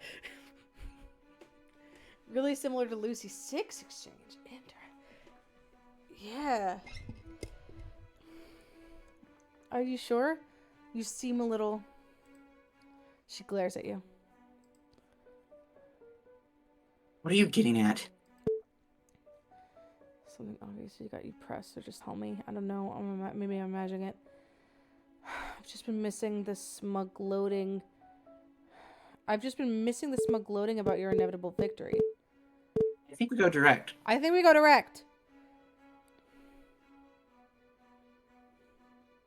Ugh, whatever. It's just a tale. It doesn't mean anything. Just play the stupid game so we can be done with this. That felt bad. You know, I didn't hate this. Why do you want it to be done? I thought we were having a good time. Why rush to have it be over? Because it has to be. No, I'm gonna answer that. Why? It says... What do you think? You think says who? I think why? Yeah, I think so. I could see either of them, but yeah. Because it forces her to have to explain to herself if she actually wants to continue this. Well, this one requires her to put a name to it. But she can also just say, I do, that's who, and then continue on. But why? Yeah. It's like, give a reason or don't. Yeah. Nothing lasts forever, Applebee's. Just leave me alone, Applebee's. If you're not going to make a move, you might as well quit. Knock your cane over. Slowly breathe out before deliberately moving your rook over by a single square. The last thing you want is to give Kimberly an excuse to end the match early. Do you even care about the key anymore? Kimberly scoffs. Don't be stupid. That's not an answer. Of course I do. You don't think you believe her. You don't think she does either. I don't. What? The key. I'm not really worried about the key anymore. Sure, I want the stuff inside the office, but Riz probably can help me change the locks. Adan could knock the door open for me. Even the stupid window has been unlocked this whole time. I'd figure out how to avoid the traps eventually. Then why didn't you? I was having too much fun spending time with you. Don't say something stupid like that. Do you think that I exclusively lie to you or something? Why not? It's the truth. What's stupid about wanting to spend time with you? Yeah, I think that's getting to the bottom of the issue. Yeah. She doesn't think anybody should want to be around her. What's stupid is acting like you actually do. Do you really think I only cared about the key this whole time? The key was the only reason you started talking to me again in the first place. Yeah, and then I actually got to know you. If I only cared about the key, I would have asked you to help. Would I have looked for the arcade? Asked for you to help with Gorga's capstone project. That was me asking you for something. Helped you study at the library. Look for you at the arcade. Right? No. Asked you to go to Gorgug. Both. Why? Because that is purely. That is purely Kip will like this. I want to do something for her. That's exactly what it is. That was purely that. The other two are like doing something for her. Looking for her at the arcade is not mean. Like we helped her. We helped her. I mean, the arcade was like seeking her out for no reason, but I mean that was. I like I think Gorgug's capstone project. I don't like the second part of that is the problem of it. That was me asking you for something. That I don't like that part. Then I think arcade, because that was the first time we fully went to Kipperlily just to be with Kipperlily. Just to hang out with her. I still made you play laser tag with me. Kimberly looks at you for a long moment before jerking her head down to focus on the board instead. You're both slowly running out of pieces to choose from. With an almost reluctant move, Kipperlily captures another one of yours and adds it to her growing pile. You can't stall for much longer. Whatever. It doesn't matter. It matters to me. I think it matters to you, too. You don't know what I think. I know that if you only cared about the key, you wouldn't have told me about Porter and the Rat Grinders, given me a chance to get in the first place, gone out of your way to help me bake cupcakes for my brother. Oh, the 1 or 3. Damn it. Told me those things about Porter and the Rat Grinders. Gone out of your way to help me bake cupcakes for my brother.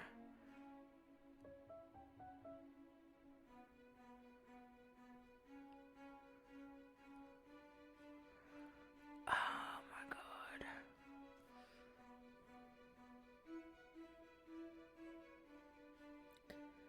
Okay, so 3, she has the excuse of you were desperate. Yeah. There was no reason for her to have done the thing she did in the Rose Garden. Yeah, there was truly no reason for her to have that conversation. But I feel like bringing it up is painful. Yeah, we'll do that one. That one feels like she's the least amount of excuse for that one. Hey, don't read into that. She falls quiet again. You already know how much she deflects and obfuscates. It took weeks for her to just admit that she had fun in your presence. It has been fun, seeing all the times she let her snide remarks slip and openly enjoyed herself, only to catch herself and haughtily act like nothing had happened. But it was only fun because the more time that passed, the easier it became. The more time you spent with each other, the more Kimberly loosened up and gave herself permission to enjoy hanging out with you. Now it feels like you've both gone backwards. I don't think she believes it was all for the key, but maybe she doesn't want to accept an alternative, whatever that is for her. You know what it is for you. You look back at the chessboard. Partially because it's your turn again, partially to give yourself a chance to think. What have you got left to work with? How are Kimberly's pieces faring? What does Kimberly herself look like? She's using the game as an excuse. Do you guys want Kip 7 vague hint? This isn't me saying anything, just if you want to know how to read into things. I think let us get to the end and then give it to Yes, us if we did we'll see how Cassandra reacts, and then you can give vague hint if we need to restart the Godspeed Gamers. Yeah. What does Kimberly herself look like? She's using She's using the game as a way to get out of this. Yes, this is a definitive end to hanging out with Kristen one way or another. But the first two Is letting her win? Is letting her win by also playing the game. I feel like the way we win this is by not playing. Is by forcing her to step outside of the game.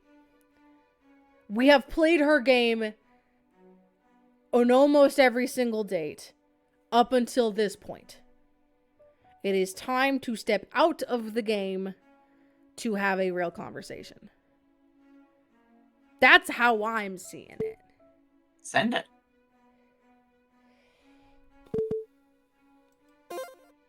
She's gone back to not looking at you, rubbing her collarbone. She outlines the starburst with her finger. This sucks. You can't let it end like this with a miserable chess game. Tentatively, you move your king. A second later, Kipper Lily moves her bishop. Check. She looks disappointed. Nah, not on your watch. After a moment of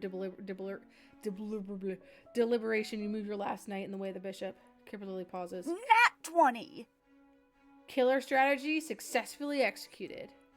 Kipper Lily huffs, folding her arms, but her posture actually relaxes a little. Neither of you have many pieces to work with, but the game's not over yet. See? A couple of your tricks have rubbed off on me. For the briefest of moments, you think you see the corner of Kipper Lily's mouth quirk upwards before she smothers it. Yeah, whatever. Blocking a check is hardly a trick. It's common sense. She moves a different piece. But now the wheels in your brain begin to turn. Making Kipper Lily outright admit the truth is like pulling teeth. But getting under her skin, pushing her buttons that you'd figured out how to make come alive, made her come alive, that's way too easy. Once you manage that, it's a hop, skip, and a jump to the truth. You just have to keep your king safe long enough to do it. Well, Kip, it's your move. She scoffs, looking between her pieces and you warily, obviously suspicious of your sudden shift in attitude. Oh, stunned into silence by my strategic brilliance. I get it. Oh, please. Now she just looks unimpressed, but you just grin wider as you move another piece. If not strategic brilliance, it might just be my beautiful face. Please, you are so... She cuts herself off, snapping her mouth shut and studying the board with a new fervor. It's adorable. You're cute when you're angry. You're cute when you're really focused like that, you know? She hides her face, making even more adorable choke sounds of frustration. What are you doing? I'm playing chess is why you asked me here, isn't it? I don't know. What are you doing? Flirting? Flirt. That feels uncertain. I don't know. What are you doing? What are you doing? Fuck. Fuck. There's a period on the flirting. I'd go with that one in a heartbeat. Yeah. Be confident about the fact that you're flirting Kristen Applebee's. Ugh. The top one does feel like teasing. It is teasing. And we've been kind of instructed to lean into the tease. Mm-hmm. I'm playing chess. That's why you asked me here, isn't it? We can play chess in silence, you know. Oh, but where's the fun in that? You let her have a minute to compose herself, spinning a captured black pawn on the table while you wait. After a few deep breaths, Kimberly lays her hands on the table, her cheeks still noticeably red but her eyes narrowed. Color me impressed, Applebee's. I see your game here, Kristen. You're trying to distract me, but it won't work. I'm beating you. Yes, Kipper Lily. Oh, I get to be Kristen again, not Applebee's? You tilt your head innocently as Kipper Lily's eyes widen before narrowing again. No. Too bad. It made me really happy when I realized you started doing it. Kimberly stares at him for a moment, lips pressed together tightly before she looks back down, retreating to the safety of the game between you two. Shut up. It's my turn. Takes her far longer to decide on a move this time. For some reason, she avoids going after your king or the knight defending it at the moment, moving her own king towards the corner of the board instead. When she does, Kimberly leans back again. She folds her arms, fingers tapping restlessly. Her eyes flicker away, trying to avoid eye contact again. She's much worse at it this time. No point making it any easier for her. King running away. So how come all the pieces move in such different ways? Come on, Kip. Don't go all silent and broody on me now. I feel like the first one. I lean towards 3, but I can see 1 as well. But 2 also is just like, God, you're so stupid. God, you're so stupid and hot. Like this feels like the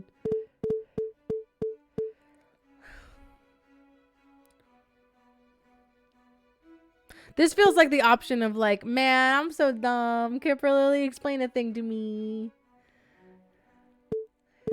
King running away. Come on, Kip, don't go silent and broody on me now.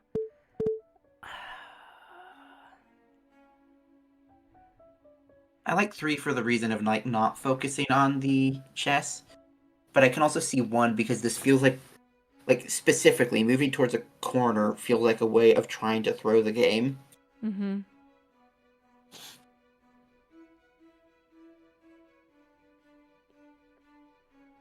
I have a feeling we're going to have to redo this anyway. Is your king running away? She rolls her eyes. I'm not going to tell you my strategy when we're in the end game. Alright. I see how it is. Let's try something else. What are we going to do after all this? Kimberly stares at her king instead of answering, moving him closer to the corner on her turn. At least she's letting you move your king away from the pieces threatening it. I don't want to just stop talking and hanging out with you. Well, it might matter much if I do. You want to be able to find me if I hid. Riz would be able to, though. Huh. Is that so? That would be a great way to get Guk stabbed. Fair. Riz probably wouldn't do that anyway, not even for you. I suppose. I don't think I have to worry about it, though. Kimberly doesn't answer. You're pretty sure it means you are 100% correct. You don't want this to end either, do you? Kimberly moves her king once more, finally making it to the corner. She just keeps staring at it, occasionally glancing at the other pieces. There's no way you couldn't have beat me by now. I hardly know what I'm doing. Beginner's luck. I'm pretty sure your knight could have boxed in my king like 3 different times. 4. Her eyes flicker to yours for a second, wincing like she hadn't meant to say that. You just smile back, even though she's not looking at you anymore. Exactly. It's your turn. You inwardly sigh at the continued avoidance that makes your... But you make your move anyway, shuffling a piece closer to Kimberly's king to see if that jumpstarts her competitiveness again. It seems to work. She perks up a little again, starting to work with a few of her other pieces as you try your hand at being on the offensive for once. Not enough to actually win, but at least to keep things moving. You're not being aggressive, though. Enough. I don't think I'm particularly aggressive. I'm a particularly aggressive person in general. She gives you a flat look. Ugh, whatever. Of course. Just when you want something from me. I mean, when I know what you want, then you trail off, inviting her to fill in the blank with a particularly suggestive eyebrow waggle. Kimberly huffs and rolls her eyes back at you, idly moving her queen out of harm's way and grimacing as you take her bishop in response. I don't get how you're so carefree. You're losing and you're still able to crack jokes so easily. Crap jokes. Who said I was joking? She gives you an unimpressed look. No, seriously, I'm not, but get to your point. I don't really care that I'm losing to you. I don't have to be winning to enjoy myself. It sounds horrible to me. How do you take yourself seriously? I mean, I don't. That earns you an eye roll. Aren't you... She trails off again. Aren't I what? Kimberly curls in on herself. Nothing. She moves a pawn forward. You move your next queen. You move your queen to your next rook. Look, they're buds. Kimberly blinks before scoffing. Are you tired of putting in so much effort just to not even win? Like I said, winning isn't everything. Besides, I haven't lost yet. No wasted effort here. Girlie frowns, moving one of her other pawns. Idly, you block it with one of your own pieces. Kip, here's the thing. That's it. Huh? The game's over. You stare down at the board. Neither of your kings are even in check. So what is she on about? I don't... My king's trapped in the corner. I can't move it without putting it in check by either your queen or your rook. And all my other pieces are blocked by yours. I can't make a legal move. It's a stalemate. We draw. For a moment, you're speechless. You hadn't even considered a draw. You thought Girlie would have been too skilled for that to be a possibility. But Girlie was the one who moved her own king to the corner, allowing it to be boxed in. Even before you tried pressuring her pieces, you hadn't even gone for check once. You did that on purpose. Girlie smiles, not as smugly as you might have thought, but not as genuine as the ones you've seen in laser tags or the escape room. Oh.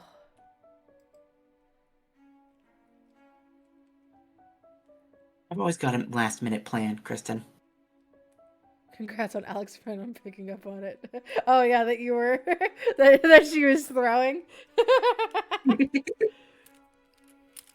Listen, I'm not a deep and good chess player, but I know enough to know bad strategy when I see it. The game had to end eventually. But you couldn't let yourself outright lose. I don't know what you're talking about. Well, what about the key? One of your Girlie's hands goes to the pocket where you know the key is. I thought you said you didn't care about it. Yeah, but if we haven't settled this, then... A second later, a metal key skitters across the test board towards you. When you look up at Girlie, her expression is perfectly steeled.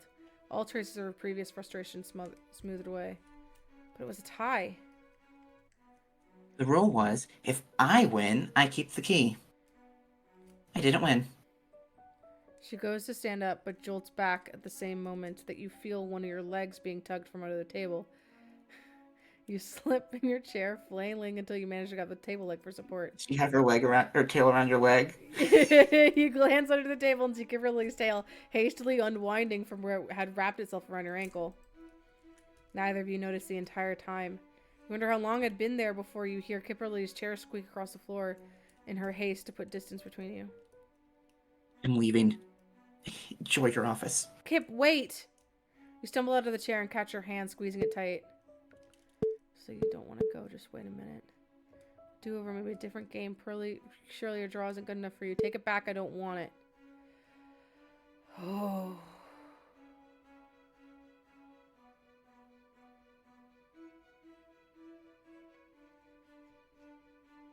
I like our straightforward strategy of like going for forcing her to confront the emotions she's feeling, or trying to at least.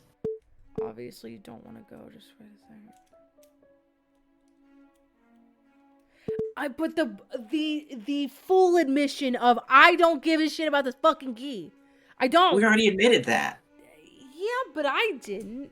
Kristen did. Take it back, I don't want it. Obviously you don't want to go.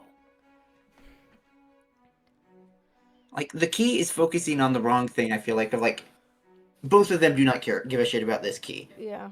The thing they want here is to spend time with each other or not to. That's the one is the only thing that feels like it is getting at what is happening here. The other one is like, Kipper, Lily, you're a winner. Be a winner. The other one's like, desperate. the key. This one's desperate. Yeah. Yeah. Obviously you don't want to go, so just wait a minute. She doesn't look at you, but she doesn't try to pull her hand out of your grip. Leaning away, but waiting for whatever you're going to say next. Kip, we don't need this stupid key. I love spending time with you. So time with you. We don't need to pretend there's an ulterior motive.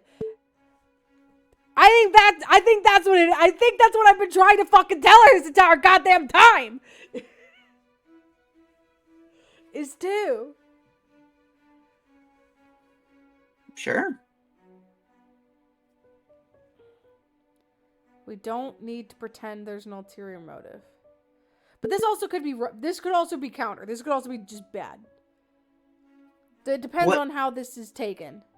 We don't have to pretend there's an ulterior motive. It feels like I think it was not a Kipper line date, but it was what she told us about Lucy. What do you mean? Like, no one could just be that nice or want to spend time with me without a reason. Oh, and Lucy proved that she did. Look, there's so much other shit that, like, I think getting hints in Frost Kettle dates is perfectly reasonable. We don't need to pretend there's no ulterior motive. Kimberly's face turns away from you, mouth opening as if to say something before snapping shut. She looks away again. Can't, Kristen. This never works for me. You haven't tried with me, so let's give it a chance. Silence hangs in the air long enough for you to know she's thinking about it, considering. Long enough for you to think that maybe she'll turn around now. Maybe. She pulls her hand out of your grip. You resist. Just enough for her to know that you don't want to let go before allowing her to slip away. You stare at the key. Guess you should celebrate that you can get into your office now. Ah! Shut up, Cassandra! I don't want to talk to you. I do want to talk to you. You have to tell me how I did. This is totally great. Did I fuck up? Let's see what the stars think. Why do you think that? Feels like everything was building up to today, but I don't think I fucked up that bad. But she doesn't seem happy. It was like Kipper and Lily Spookeasy. Especially if they're not used to that kind of attention. She just needs space to process what you talked about today. Everything will work out. Is she being /FR? Is she being for real? Or is she does she not know? We can make an extra save right here. Like, I mean, we already have a save here, but That's true. I know what you mean. Just save gallery. Cass will never lie to you. Cass will never lie to me. That's true. That's true. Chess. But does she know? Does she know? That's the question. She is. Is she right? Is she good? Is she correct? They're the goddess of mystery and doubt. I am full of mystery and doubt. I think they're being honest, and I think we're good. I think we navigated chess. I love these two pictures right next to each other. these different saves.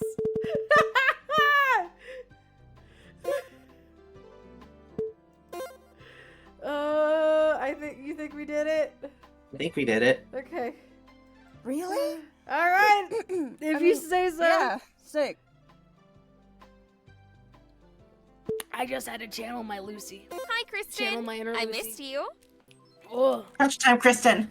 This is the final week before the spring fling, so it's time to lock it in and make an impact. Oh man, already? I could have sworn we had more time. Kristen. Dance is this weekend. The dance that you've been planning. How did that slip your mind? Okay. I'm feeling a lot of judgment right now. Hey, listen. You're cute, charming, funny, and literally a hero. You're the full package and my favorite cleric. I'm your only cleric. Okay, yeah. So seal it with a kiss, and we can finally see if we can make things official. Seal it with a kiss. I like the sound of that. Aww. Go get him, Girlie. I believe in you. Nat 20. Yeehaw, let's do this. Does it? Ooh. Kimberly said the fucking group date was gonna be downtown. Does the last group date happen like right before? Interesting. I mean, let's see if it tells us where we can go find Kipper Lily. We're probably going outside. Kimberly, you finally got the key to your office. So we gotta go to school, and I think Kip's gonna find us there. I think I want to end with a group date anyways. That's fair. Like, if possible. Yeah, so we should go outside for Lucy. Although it looks like they're both outside, like It's outside? Lucy and They're Kip. outside of each other. It's all outside? It's outside. Okay. And then Kimberly, or Lucy and the And the group date is outside? double is outside, and then Yeah. Kip is school. Yeah. Kimberly did explicit, like, I'm pretty sure she said it's going to be downtown at the end of that date. So I'm glad. They said we'll meet up downtown. We'll meet and up then go downtown outside. and then, oh, okay, gotcha. I was misunderstanding. For the first time, you're the one waiting for Lucy and Kipper-Lily to join you. It does feel really weird. Thank you. It does feel really weird after all of that, not giving Kipper-Lily space. Actually. Ugh. In their defense, you're not technically at your date spot yet. Can you think of it as a date spot? You'd certainly like to. Logistically, it makes the most sense for you all to meet up and then drive there together. At least according to Kipper-Lily. We can pretend the last date happened on a Monday and the whole week passed. Yeah. We did Sunday we did karaoke and then immediately went to Lucy's house. And then Monday was chess. You're honestly not sure where exactly you're going. You're just kind of here for the ride. Kipper-Lily arrives first, dropped off by who you assume to be one of her parents. She taps her foot impatiently as she says a few final words to whoever drove her over through an open window. Though she still waves after the car leaves. She notices you awkwardly leaning against a streetlight. What are you doing? Oi, bruv, it's me, K2. I'm just kidding, guys. It's me. Where is it? Looking cool, duh. Kimberly stares at the shades you got from Fabian and the leather jacket you're borrowing from Fig for the day. What is this energy, Kristen? This is the I don't know how I did with Kimberly, so I gotta be super cool.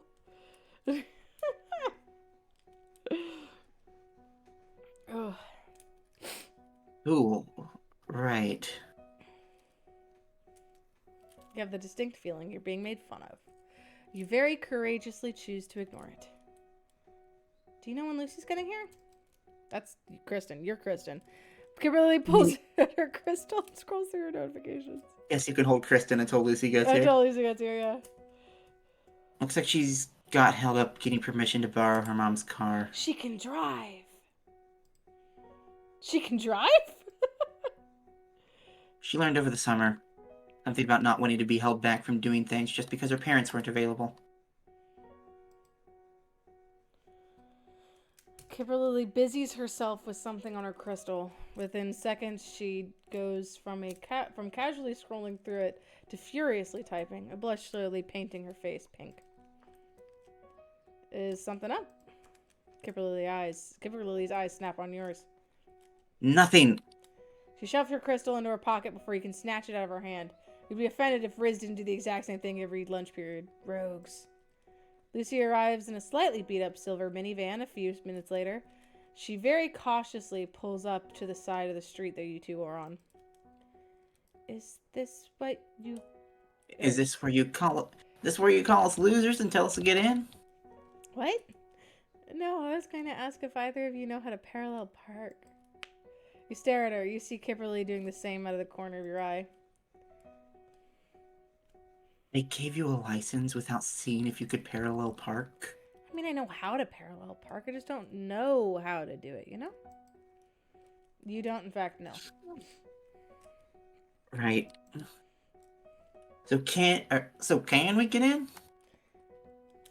I mean, Lucy, do you feel comfortable driving for an hour? Ravina's chill. An hour? Where are we going, Kip? Trust the process, Luce. You're all for trusting the process, but Lucy doesn't seem immediately confident in her ability to road trip. That being said, most of your road trips are spent throwing popcorn at the back of Gorgug's head as he tries to stay in the right lane, so there's a chance you're not much of an expert either. Maybe if you weigh in, you can get this show on the road and not have to spend the next half an hour teaching Lucy how to parallel park for real. We don't need to parallel park. Why don't you drive, Kip? You know where we're going. Toss me the keys, babe. No. Both of you had this reaction of pure terror. Neither of you know how to drive. Yep. Kimberly might, but can she drive a frost giant car? True. I feel like we I think need to set up something. I think trusting Lucy is the best option. Cause yeah, trusting Lucy is the best option. But Riz, like, you know how like Riz had to be like under the seat and like just pressing. Who was steering? So his mage hand was steering. His mage hand was steering, and he was just pressing the pedals. That's what would have to happen. Lucy's got this, I believe. Well, I suppose that's true. I still don't know about driving for an hour. So this is where I remember conversations come up a lot in, I think, just general fantasy, high fantasies about who can drive and who can't. I believe it is a failure of Elmville as a setting that more people can't drive. Because I grew up in Elmville. I grew up in ultra suburbia. You can't really walk places. You have to be able to drive. Because the only walking you're able to do is in these subdivisions. Sometimes they have a community space. Sometimes they have a community pool. But as you get older, you start meeting kids from other subdivisions. You have to drive to get to their house. Or else it's like upwards of an hour-long walk through like winding suburbia, and then fucking some white Karen steps out of her house and starts yelling at you for being in her neighborhood. I walked to school back home. I did that in elementary school. I couldn't do that in middle and high school. On paper, if you actually look at the distance between my middle and high school and where I was, very close. They actually stopped doing bus lines between, I didn't have a bus between my house and high school, but it was so I live in a town about this hostile. size, and everything's about, you can theoretically walk it all. I think there's probably 30 minutes from one side to the other. Yeah, you have to drive at least 10 minutes to get to any grocery store in my hometown, because all it is houses on houses on houses on houses on houses on houses. Yeah, theoretically I could walk to my high school, but it was actually crossing an extremely busy road, and that was very dangerous. So we were not doing that. My middle school, if I was somehow able to walk in a straight line, I would have been able to walk. But again, suburbia, I would have had to jump fences in order to get to my middle school. So I had to that ended up being an actual drive, because you have to go really around into a different subdivision. I think, though, that in terms of being able to drive, being in Fantasyland does lend more to not being able to drive. That's fair. There are a lot more transportation spells in Magic. Transportation spells, horses, magic. That's fair. That's fair. I will concede that. I when we're growing up, everyone I knew how to drive. Everyone I went to high school with all learned how to drive at the same time. There's not a single person I knew that deliberately did not get their driver's license. When I got to college, that changed significantly. Granted, I was on the line between rural and suburban.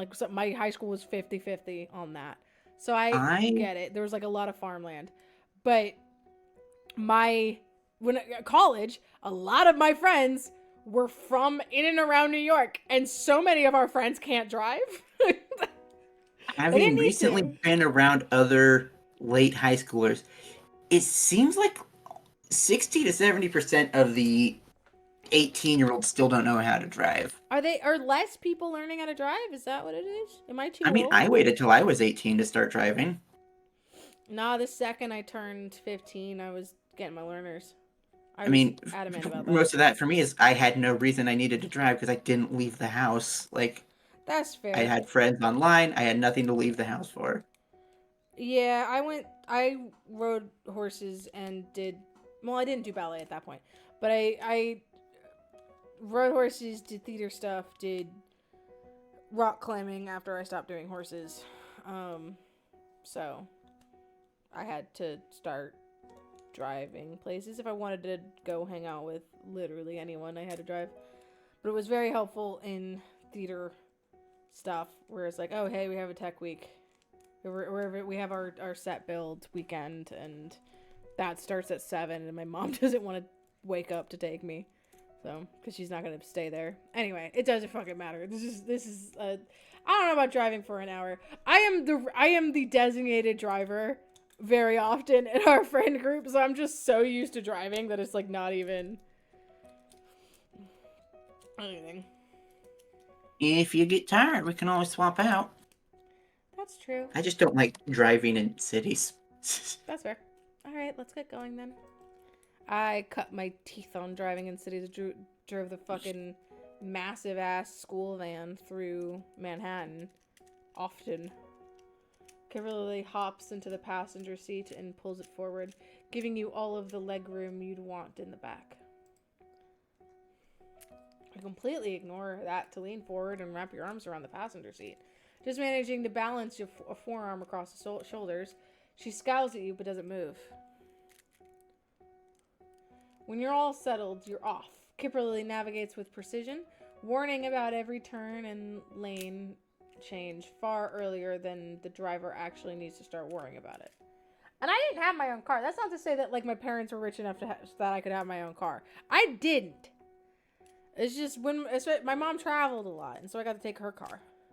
Because she did a lot of work travel. Once you get out of town, the only thing to do is follow the road for the next half an hour. It doesn't take long for you to start thinking about how to fill the silence.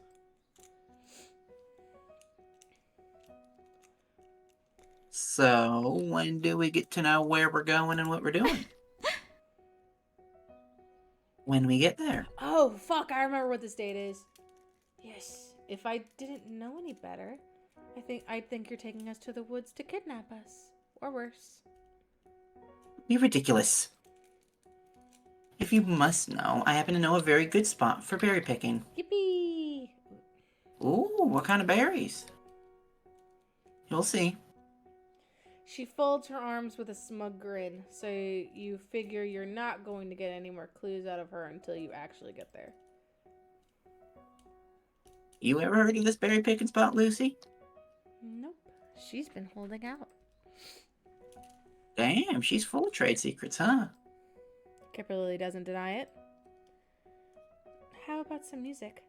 There's a cord somewhere in the console to connect your crystals. Oh, that's a good idea. Who's Crystal first? You all know my excellent music taste for karaoke.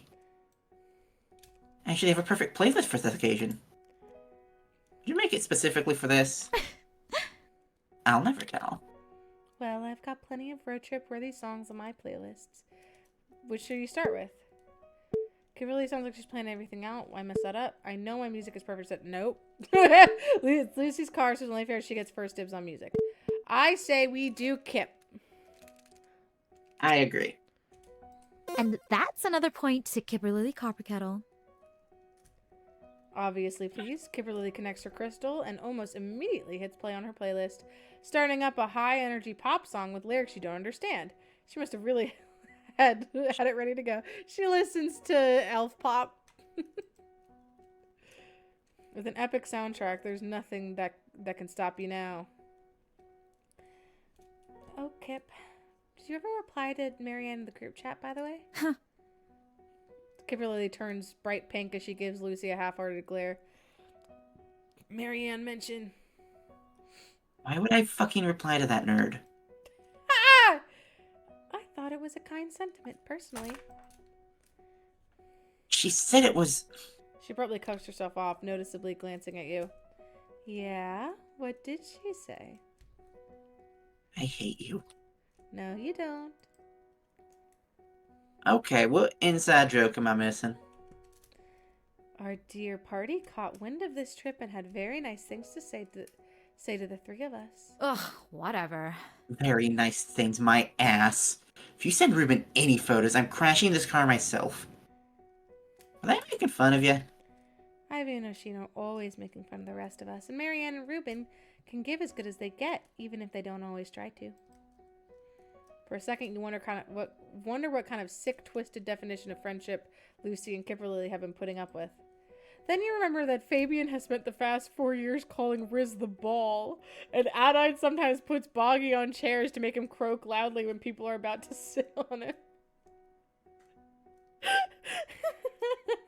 Kristen, do not judge your friend group as a normal, good friend group. They're not. Maybe your definition of friendship is just as sick and twisted. Good, You also correct. abuse Riz's kindness quite often. Riz deserves better friends. Get Riz better friends is my He campaign can strategy. keep Gorgug. You can keep Gorgug. He can keep Gorgug. Fair enough. What'd he say? Kimberly throws her hands in the air with a huff, but she doesn't stop Lucy from handing her crystal over to you. You manage to glance at it as the car rumbles over a shallow pothole. Marianne! Do you want to be Marianne? Sure. If you get arrested on your date, we're not coming to get you. Have fun, though. Don't fall in. Thanks. We'll let you know if we need our Osheen to pay bail. That's the most normal text I've ever seen. That's the most normal text I've ever seen. Right? You know, I think I prefer She wants me hell. dead. All of them do. Ah! Was that a typo? I don't think it was a typo. I think I read it wrong. Oh, I put the wrong thing. Have fun though, don't fall in. Thanks. We'll let you know if we need Osheen to pay bail. That's the most normal text I've ever seen. What was the typo? I don't see a typo. Is Osheen spelled wrong?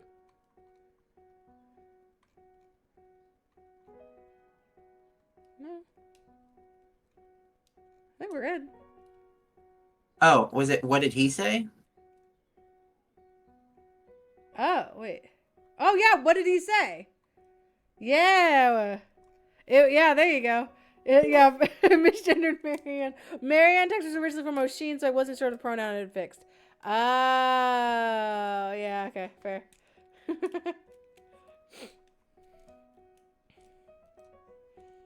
I don't. For now. Lucy smiles sweetly before quickly jerking the steering wheel slightly to the right. It's not enough to pull you into a different lane, but it's more than enough to fling all of you to one side as Kimberly loudly swears. What the fuck? What the fuck? Why? Why? You're killing me. I changed my mind. I do want you dead.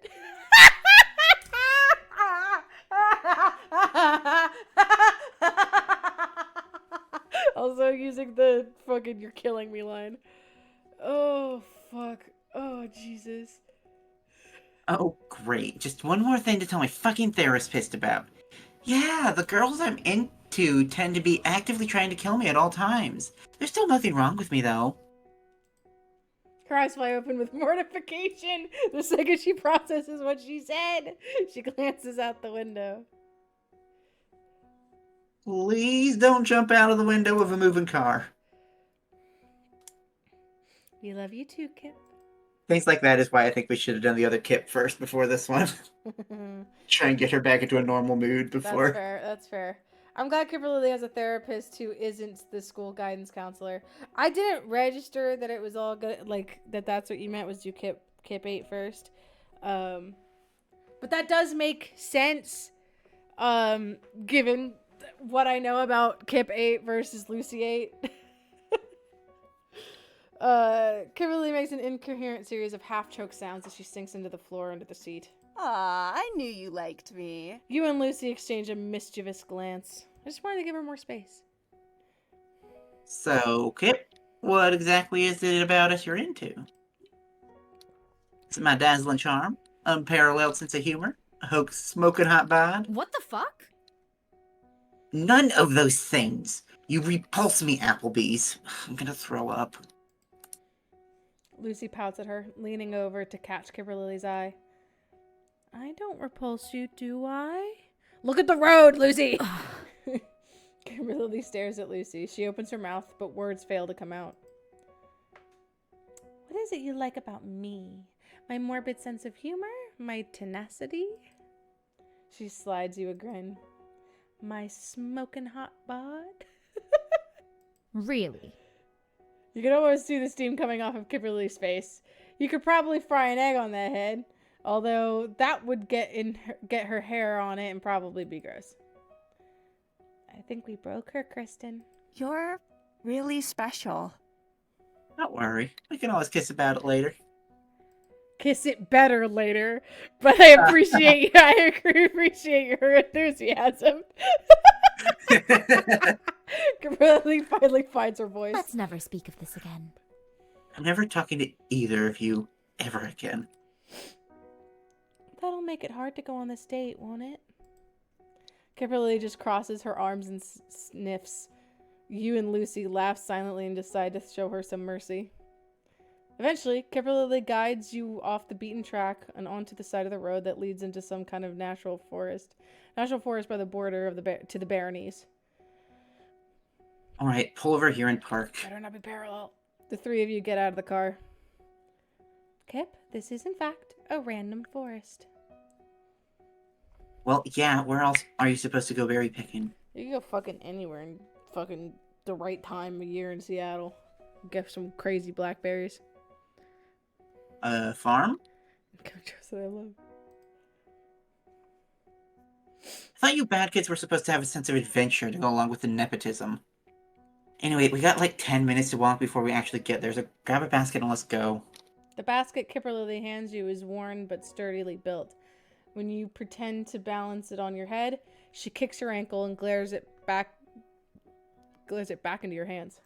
Oh, someone's awake again. A sneaky glance at Lucy shows that hers is even older. The handle repaired with duct tape that's peeling off. What are you wowing about? What's up? She's awake. Now you're ready to be on stream. No, you're not. You're ready for your butthole to be on stream. I don't know what she wants from me. But you're poking me. And yeah, you're poking me. Lena. Okay. We're staying. We're staying here for a little bit. So we can get your pets in. Baby. She's so fucking silly. And she's gonna poke me again. Kimberly leads you and Lucy down the trail that you can barely see. It's more of a line of grass growing a little less enthusiastically than anyone else. It's more of a line of grass growing a little less enthusiastically than anything else. The sun filters through the trees, leaving the ground well lit but still comfortably shady. Being distracted by baby. Little girl. Can't believe she'd distract you. That doesn't sound like her. Doesn't sound like Selena. She doesn't constantly bug me during every single stream that I have ever. Or while I'm working. Or while I'm doing literally anything. You can see like the corner of her ears sometimes when she stands up. Kimberly leads you and Lucy down a trail that you can barely see. I literally just said this. Holy shit. Lucy magically loops a fresh breeze around the three of you, which turns the trek from a monotonous hike to a fun walk through the woods. So, you two do this often? Walk around the woods? Famously, yes. Kimberly swats at her arm. We haven't gone to the Farhaven Woods once this year. Maybe you haven't. I've been there a bunch. I love it. Feels like part of my soul is tethered. It's just tethered there now. It is pretty nice. Some really cool trees. Kimberly rolls her eyes, disbelieving. Both of you are absolute weirdos. Anyway, we're here. Kimberly pushes a bush to the side, revealing a surprisingly sunlit clearing. Thorny bushes laden with the largest raspberries we've ever seen have taken over half the clearing. Selena, please. What? Kip, this is... Kipper Lily Copperkettle wins again. Awesome. Amazing. The coolest thing you've ever seen. Yeah, I know. Little girl. We're not going to be on stream. You can at least put your little paws up here. Come on, Selena, give us the feet pics. For free. How'd you find this? Mom's been coming here all her life. Makes a lot of jams and compotes. I've heard you complain so many times that your parents don't even like leaving Elmville for vacation. Your mother hikes this far into the woods for raspberries? My mom is a multifaceted person who likes to forage in exactly one place outside of Elmville in her spare time. Kipper mom. Kipper mom. Copperkettle. Lucy seems to be having a small mental breakdown over this revelation. Kind of feel like you're having one too. Selena. You were the one scratching at me, poking at me. That doesn't mean anything. Kipper Lily ass kitten is what you are. Mm-hmm. Mm-hmm. Mm-hmm. Yeah, you're such a good actress.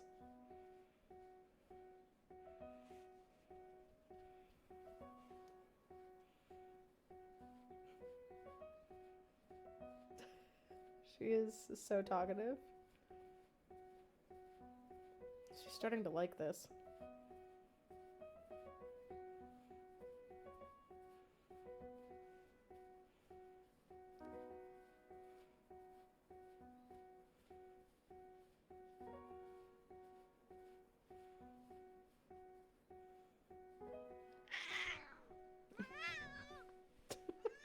Okay, alright, I'm putting you down. It's always funny when she starts. It's fucking like Kimberly is a cat. Like Selena freaks out and wiggles around for a little bit, and then I find the exact perfect spot. She's like, actually, hold on. This is good. This is good scritchies. And then she remembers she's supposed to hate this, and runs away. Lucy seems to be having a small mental breakdown. Yep, had that, said that. You haven't actually met Kimberly's mom yet, but all the signs point to her being the kind of woman to buy berries for her jam from the local supermarket. Maybe the weekend farmer's market if she's feeling particularly adventurous. I think her mom used to take her when she was a kid. So it's like a family thing. Hardly counts as leaving town to her. Like the funfetti recipe? You gonna get in trouble for showing us the secret copper kettle berry picking spot? Kimberly rolls her eyes. Lucy looks startled. You told Kristen your mom's secret funfetti recipe? The one you still refuse to give to Ivy's dads? Whoa, Ivy, diversity win. The meanest girl you know has 2 dads.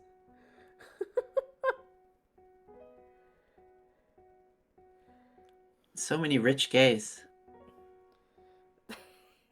You think Ivy's dads are rich? I guess she has to spend money on her all of her stuff, yeah. She feels preppy. Yeah. She feels like punk preppy, you know? Yeah. Love wins and sometimes also has a mean girl dollar. Look! It happened to Rachel Berry, which, yes, I know I'm making a Glee reference in the year of our Lord 2025, but... Which is her choice. Did we canonize that Ivy and O'Sheen met from private piano lessons? Oh, that tracks. But I don't know if I think you did, yeah. That makes sense.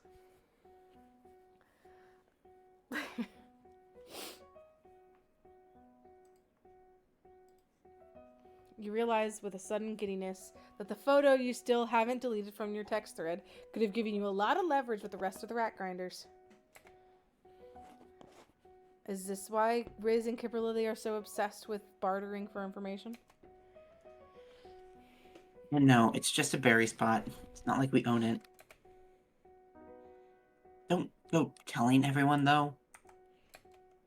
She clears her throat, taking a few steps away and gesturing towards the clearing. So, I figured we'll fill the baskets first, then sit down somewhere. I brought some snacks and drinks, so... Wait, we were supposed to bring something... Were we supposed to bring something too? No, I would have told you if you were. Considering we all split the bill at other places, no matter whose idea it was to go there, it was a little unfair to not have something to contribute. I mean, Lucy's got the cake, but we're saving that. You're about to You guys protest. clerics, don't you have, like, contra food? We have High ice. level clerics, either Hey, you can, like, hey, do... we have ice feast. No, let's not do that one, actually. We have ice feast. You're a high enough cleric, you can cast fucking... We could absolutely do Heroes Feast though. Yeah, Heroes Feast. Normal ass Heroes Feast and not fucking Ice Feast. You're about to protest, but Lucy shakes her head at you, squeezing God, what a Kimberly's choice, shoulder. Brennan. How did you think that was ever a good idea? Giving her a gentle smile. The fact that he reminds Allie of it. Hey, let me just give them immunity to the #1 DM tool status condition, the #1 most common elemental damage. Brennan, aren't you a DM for a living? Literally, I think there was an Ice Feast hate circle in the Hey Girlie game server like 3 days ago. It's the stupidest made-up spell I've ever seen. We gotta get Shasta writing on the next game, whatever it is, because Listen, she has all of the same opinions as everyone else. I would love to write for the next one. I just didn't. I was scared to submit. You gotta start writing. Yeah, you guys were talking like in the server about Ice Feast. Gotta start writing Dimension 20 fanfic. Yeah, because I kind of don't have any proof of skill to submit. Specifically for those characters. You do have a lot of stuff for other things. I'm about to protest, but Lucy shakes her head at you. She squeals. She squeezes Kimberly's shoulder, giving her a gentle smile. I don't know what squill is. That sounds perfect. Oh, you put a lot of thought into this. We really appreciate it, Kip. Kimberly's face warms as she sees a tiny, surprisingly shy smile. You can't help but smile in response, and you give Lucy a small nod. Yeah, thanks, Kip. You've planned a perfect date. Help, Moss of Nara Root fame also had never written D20 fanfic before. They also wrote a very cute piece for their app, their first ever D20 fic. I feel like I heard about that and I forgot. Did some Babel fic as my writing sample. Process is discarded. They wanted to write for decided they wanted to write for Nara. That's great. Almost also didn't finish Fantasy High. Yeah, did not watch Junior Year. The power behind Almas is astounding. I have no idea what I would write if I was going to go for the Dimension 20 universe. Something Starstruck. Honestly, probably not. Yeah. Character-wise, I feel like all of them. They're very easy to see. Like, the characterization is very easy to get clear with them. Mm-hmm. But I also don't know where I go from them because they all feel very complete by the end of that. Yeah, that's true. Character-wise, I feel like you liked Court of Fame Flowers a lot. Yeah, I was thinking maybe I would write a fic about the prime ship that show ended on not working because I don't like it. That's fair. Oh yes, Elmos did post that's great. That's wonderful. Dating court is now in session. Great. Beautiful. Yeah. The you gotta watch Burrow's End. You haven't watched Burrow's End. I feel like you'd like Burrow's End. I watched at least half of Burrow's End. Oh, did you? Okay. I think that family's got so much going on, you know. Mm-hmm. Yeah. Burrow's End, good. Yeah. Kimberly's smile widens. You all bask in the warmth of the moment a little longer. So, are we supposed to pick these things in a particular way so we don't wreck the berries? I probably would write some the 7 stuff. I think the 7 is still the only season where I feel like rotating those characters. Like, I just feel like Ace Attorney just spin them around in my evidence. That's how I feel about the 7. Just all of them.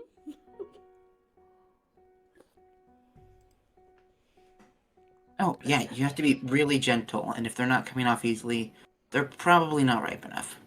Come look. There is nothing I think more about in my daily life than I want to be a pretty princess. I read a lot of fantasy high fic for a guy whose favorite season is Mice and Murder. See, here's the thing about was that fanfiction Miss to me. Eminem? That could be Mice and Murder. Could be. But usually people use Miss Mag for Misfits of Magic. Mice and Murder's right. I don't want to write about the things that I already think are the good or the best. That's fair. I would much rather things. fix the things that I think are wrong. That's true. We do talk about how to fix things a lot. Kimberly gives you both a quick berry picking demonstration, pointing out all the berries that are definitely unique. Unripe. It's not even close. Unripe, those that are definitely overripe, and those you'd have to test by seeing how easily you can pick them. Favorites. Put Arrowwood into Stardew Valley, right? Bees Twisters 2024. These are like, yeah. The better the media, the less room there is. Yes. Yeah, I agree Like with that. Off topic again, because we're just never going to finish this tonight. We have done so much talk about like fixing and fix for Danganronpa. Danganronpa. I've been talking about Epic. And wonderful media franchise. Yeah, it's like, give me really cool characters and fuck up the story somehow. Really just fuck it up. And that's how we get fun things. Yeah, we've talked a lot about fixing Danganronpa. I feel like that's why Chronic Candy popped off so hard, because it's a really interesting characters, and then the story gets so like towards the end that it's like, yeah, like once my favorite character is out of the story, my favorite character comes in later, so once my favorite character is out of the story, they kind of stop having like character involvement in the plot as much. Mm-hmm. It feels like there's a lot more reactivity and a lot less driving. Yeah. Yeah. Yeah. Yeah.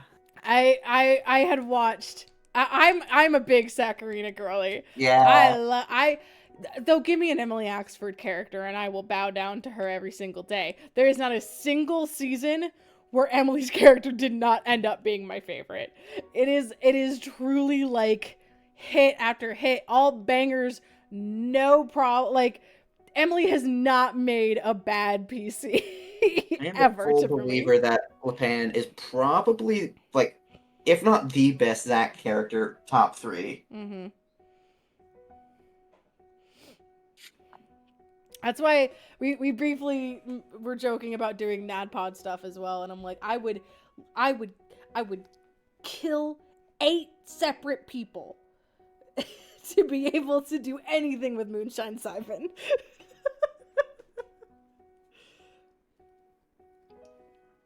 It's been a bummer that Zack has like moved away from potentially doing these serious characters, because the one time he really tried it, he got punished. Nailed for it. He was the best character. Yeah. And then, yeah. and then he got punished. Do love Mavericks. Mavericks is great. I think Mavericks is the funniest I motherfucker. don't think I've met Mavericks. No, Is Mavericks. that Cop and Run? No, that's Is that common? Sorry. Mavericks and Squinch together would be so fucking funny.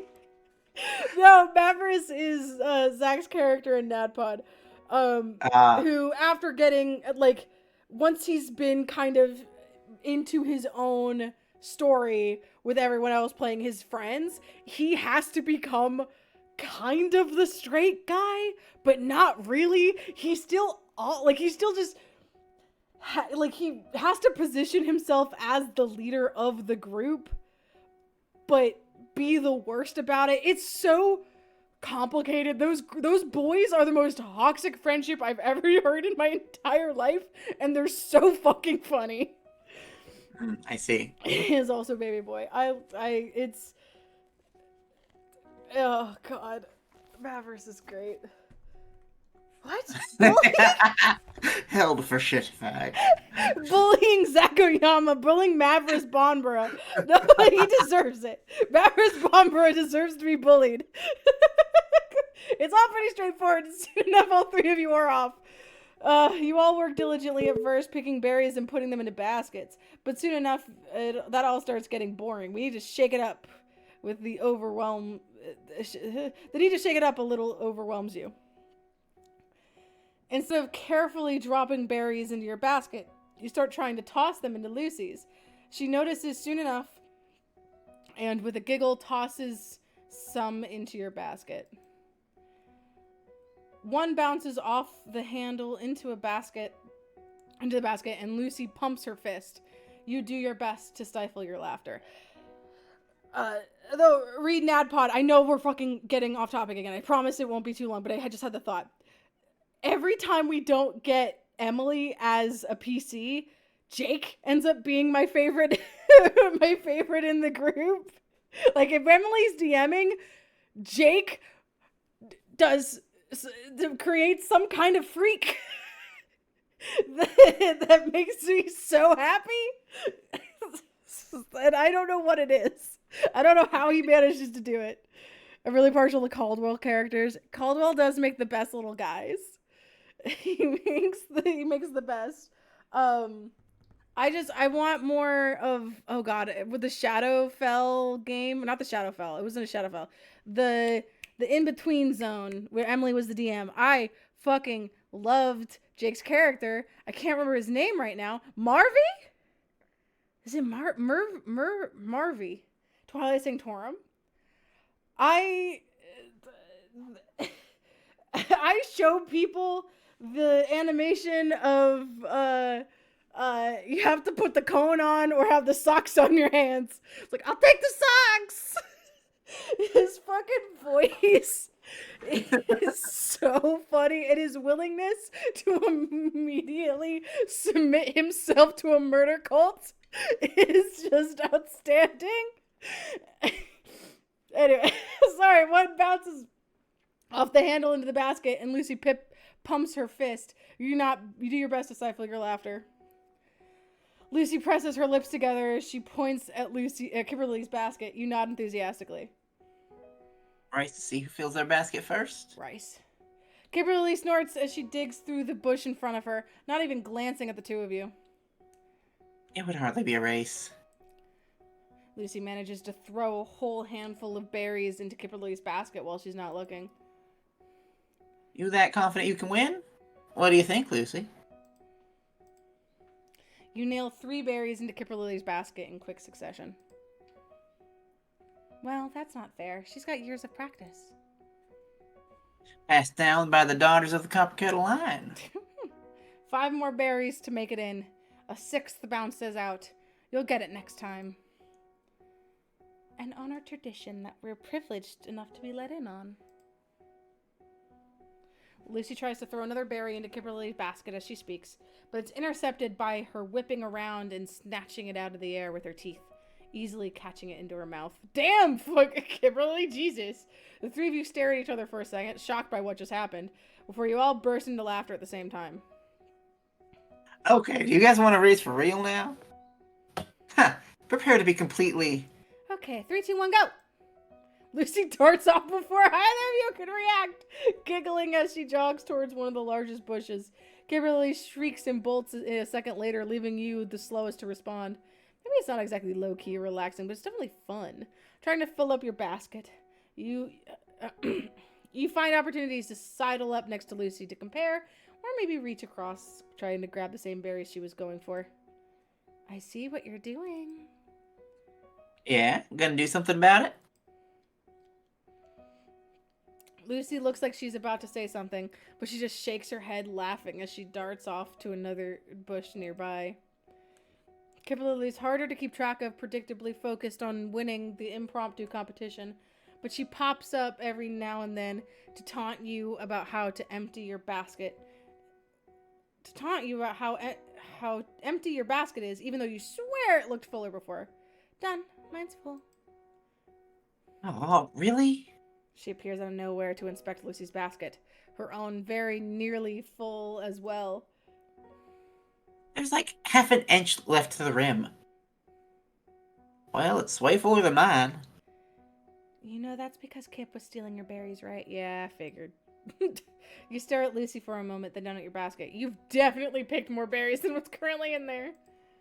You look at Kipperly, who looks back at you innocently for exactly 3 seconds before bursting out into snickers.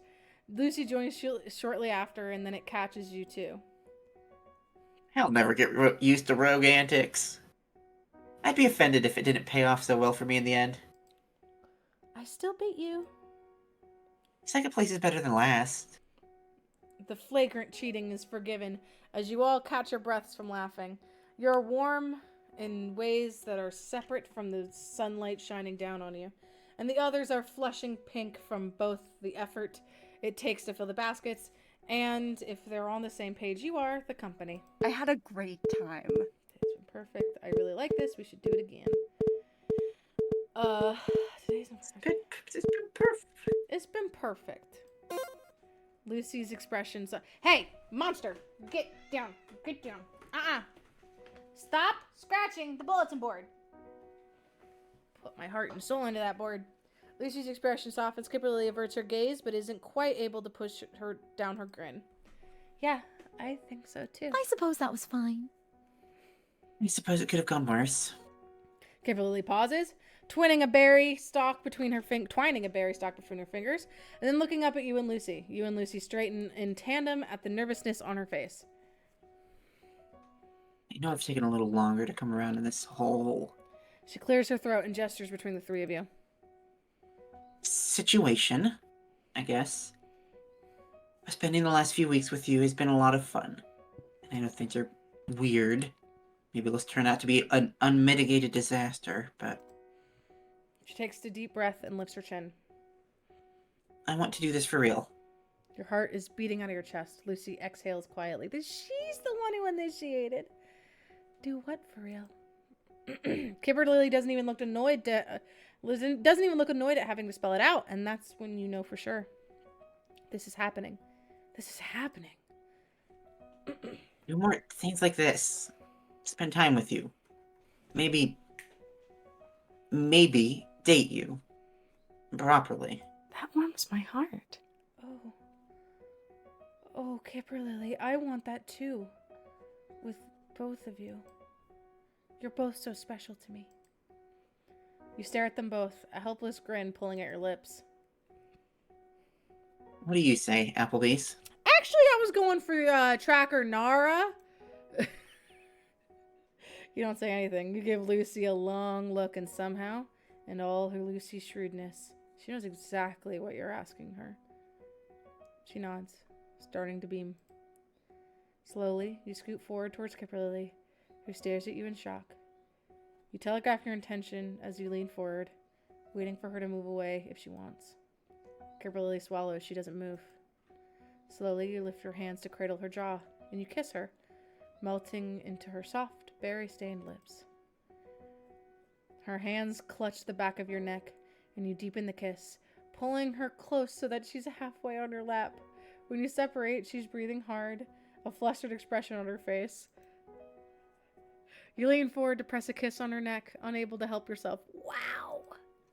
Kimberly squeaks and then clears her throat, pretending she hadn't just done that. She avoids your teasing look. Well, that was adequate. You pinch her gently in the side, and she swats your hand. Your head. Adequate. Yeah, right. Man, I feel like my heart just stopped. You're not the only one. Lucy's voice is faint, and her cheeks are flushed when you both look at her. When you look at her, Kimberly glances at you knowingly, raising an eyebrow before shifting off your lap. You scoot towards Lucy. May I, my lady? You may. You have to tilt upwards to kiss Lucy, but it helps that she meets you halfway. Her lips are cool and soft, the tastes of berries in her mouth intermingling with yours. She moves with just as much intent as Kipperlily. You twine your arms around her shoulders and let yourself be held. Kipperlily gives you a half-sarcastic clap when you separate, though you can see the affection in her smug face. You bow dramatically, and Lucy giggles, squeezing you into a tight hug before letting you go. There's a pause as Kipperlily and Lucy gaze at each other. You feel the weight of their relationship and their history hanging over you. Lucy reaches forward and brushes a strand of hair back from Kipperlily's face. Kipperlily's eyes soften in a special way that seem to always do for Lucy. You don't know everything that happened between the two of them. You don't think you ever will. There are some things that they deserve to keep between the two of them, even if all three of you are doing this, as Kipperlily put it. But that doesn't mean the moment feels any less sweet when they lean into each other, and the moment is as joyful and as tender as your moments with them felt. When they turn to you, you reach out both of your hands and take theirs, their fingers intertwined with yours. For once, there's no need to speak. You sit there with Lucy and Kipperlily, the heat of your tangled hands as warm as the sunlight falling onto you. All is right with the world. Ew, you're glowing. They're so adorable together. Yeah. Wow. Don't think today could Cool. have been any more perfect. It feels really good to be chosen. So inspiring. Like, I know you chose me, and I know when I was little, Helio chose me, but it's different with them. It's really, really nice to know we worked past what we were and can look forward to what we'll be. They're more than the sum of their parts, just like you said. I thought that was Cassandra. I don't know why. You corny sweetie pie, you. Don't mention corn. Don't say corn. All right, I think we do Kip. Because from what I know, Kipperlily 8 is a lot less stressful than 7. And Lucy 8 is probably going to make me sob. So it's probably good to end with it. You lean back at the fruits of your last 2 hours of labor. Sure, it felt like everything that could go wrong did. Gorgug forgot to get you the charging cable for the speaker that he's been loaning you, and it's almost dead. And you didn't have enough time to make sure everything looks perfect as you like. Kipperlily. You did your best, and you think your best is pretty damn good. This reminds me of the fucking welcome Leon, is I think what it says in Resident Evil 2. Over his desk, but in the original it had like an extra letter in it. And so in the remake there's like a letter that has fallen on the ground, and that's that extra letter. But you did your best, and you think your best is pretty damn good. All that's left is waiting for Riz to drop off one more note, and quiet footsteps echo as they approach you, and you are joined by a voice you've missed this past week. That I definitely haven't seen yet this week at all. Really? A single placement shifted Caesar cipher? We cover this in freshman? What the fuck? Her words trail off as her eyes widen, taking in the scene in front of her. You wonder if it's good enough. It's got cookies. You caved and let Jawbone take over baking the cookies after you'd managed to burn 3 batches. Fuck. It hadn't been quite able to fit Kipper Lily's name on the sign haphazardly taped to the front of the office desk, so it's awkwardly trailing off to the side. So this says Mar, and it's like in the middle. That could be. Hey, that could be my birthday. Spring Fling might be my birthday. Who knows? No, that's not March. That's Marbury. Marbury, right? Of course, the spring month Marbury. Yeah. You still aren't sure if she actually talks like the lighthearted pop music Ruben told you she does, or if she was actively fucking with you. Oh, there's the traps though. It's too late to overthink any of that. You have a rogue to wow. Hey, Kip. Kipper Lily Copperkettle. Kipper Lily stares at you. Maybe she's staring at the bouquet in your hands. You should probably hand that to her. From the first moment I met you, I knew you were... you. Shit. Me? You... that is... It's a bust. You sigh and dig in your pocket for your note cards, silently and simultaneously cursing and thanking Adine for saying you need them. Alright, give me a second. Kipper nods silently, examining the flowers in her bouquet. Kipper Lily Copperkettle. Kristen Applebee's. From the moment I met you, I knew you were going to ruin my life. It's a trick of the light. Is it a trick of the light, or is she smiling? Junior year was a shit show in a lot of different ways. From the teachers trying to kill everyone, to me nearly failing out of school, but I can't think of it as anything other than one of the best years of my life, because that's when I got to meet you. I know our dynamics last year wasn't the best, and I'm sure both your friends and mine are going to say we're crazy, but I don't think I really care what other people think. All I care about is what I think, and I think you're a lot of things.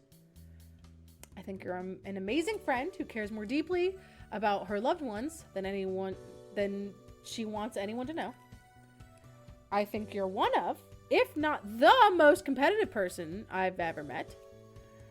I think the way your nose scrunches when you're really focused on something is really cute. And I think you have a hard time letting yourself be happy, which really sucks, because I also think you, more than a lot of other people I've met, deserve to be happy. I don't know what I can do about any of those things. I don't know if you count me as a loved one or a legit good rival, or if you think I'm cute or whatever. But I'd like for you to be happy. I'd like if you let me stick around so I can see you be happy. And I think it'd be an incredible privilege if you did. Last week I asked you to give me a try. You said maybe. I'm not asking for a yes or a no, but I'm asking if maybe can be included in this. So, Kipper Lily Copperkettle, will you go on a date with me? You finally look up from your note cards. You have no idea how red you've turned, but you hope you're not blushing too hard because you know it clashes with your hair and you want it to be a perfect, picture perfect. You wrote me a speech. Sandra Lynn, Fig's mom, read it Oh. over and gave me some Cool. tips, but yeah, it was mostly me. Fabian made me watch so many rom-coms to make sure I got the vibe right. I still can't tell if it was worth it or not. Color me impressed, Applebee's. Maybe a little. She delicately steps around the blue and burgundy rose petals you sprinkled on the ground to examine everything on the desk. Did you arrange these like a heart on purpose? Yeah. Wait, is there a better shape? Are hearts tacky? Are circles more romantic? It's fine, Kristen. I was just curious. Looks like she's going to examine everything on the desk one at a time. Maybe you should nudge her towards something. The music. I didn't even realize there was music happening. I made you cookies. Well, I did. Jawbone made you cookies. I asked him to, though. And that's what matters. The sign. The music. I fucked up the sign a little. Do you like it? is that a quote from somewhere? I think I recognize It's it. your name, Girlie. I guess there's a different sign. It's one of the movies Fabian showed me for the speech. Apparently it's based on some old Elvish play his mom really likes. The first draft just had the word please 10 times, but Adine said it sounded desperate and not funny. Fucking meta. It's cute. That's so fucking funny. It's desperate and not. Okay, Lily freezes. Sorry, that was... Reach out and take her hand before she can fully withdraw again. Kipper, Lily. Kip. Just Kip. I turned this place into, like, a lesbian shrine to the last couple of months we spent hanging out with each other. I feel like anything you do is normal compared to that. Kipper Lily gives a breathy, disbelieving whisper of a laugh at that. She takes an uncertain step towards you, allowing her hand to slip more firmly into yours. She lifts her hand to steady yours, lightly running her thumb over the calluses on your fingers from holding your staff. This is surreal. It kinda is. I don't... She trails off, but you have a notion of what she means. You don't really know what to do either. But Cassandra is the goddess of mystery and uncertainty, and not knowing something isn't as unmooring for you as it is for someone who's obsessed with order as rules as Kimberly. I've been safe since we got out of the group date. That's how you know better than her from uncertainty comes compulsion. Was that right? Is that the actual word? I think so. Yeah, compulsion. You sit on the desk, nudging the plate of cookies over with your leg. It's a little short, but it just means that you're practically eye level with Kipper Lily now. She doesn't seem to notice how close she's drifted to you until your foreheads almost knock together. Kipper Lily gives you a startled, wide-eyed look that reminds you of a rabbit caught in the middle of an open field. You're adorable. Kipper Lily blushes. Don't... Her eyes dart up and down all over your face, as if trying to memorize it. You watch her document each freckle on your face, the baby fat still stubbornly clinging to your jawline, and the curve of your cheek. She looks into your eyes, then back down at your face. You can tell she's not going to ask for the invitation. Is this okay? Can I... Yeah, I think it's can I. Can I? Lily turns redder, but she still nods.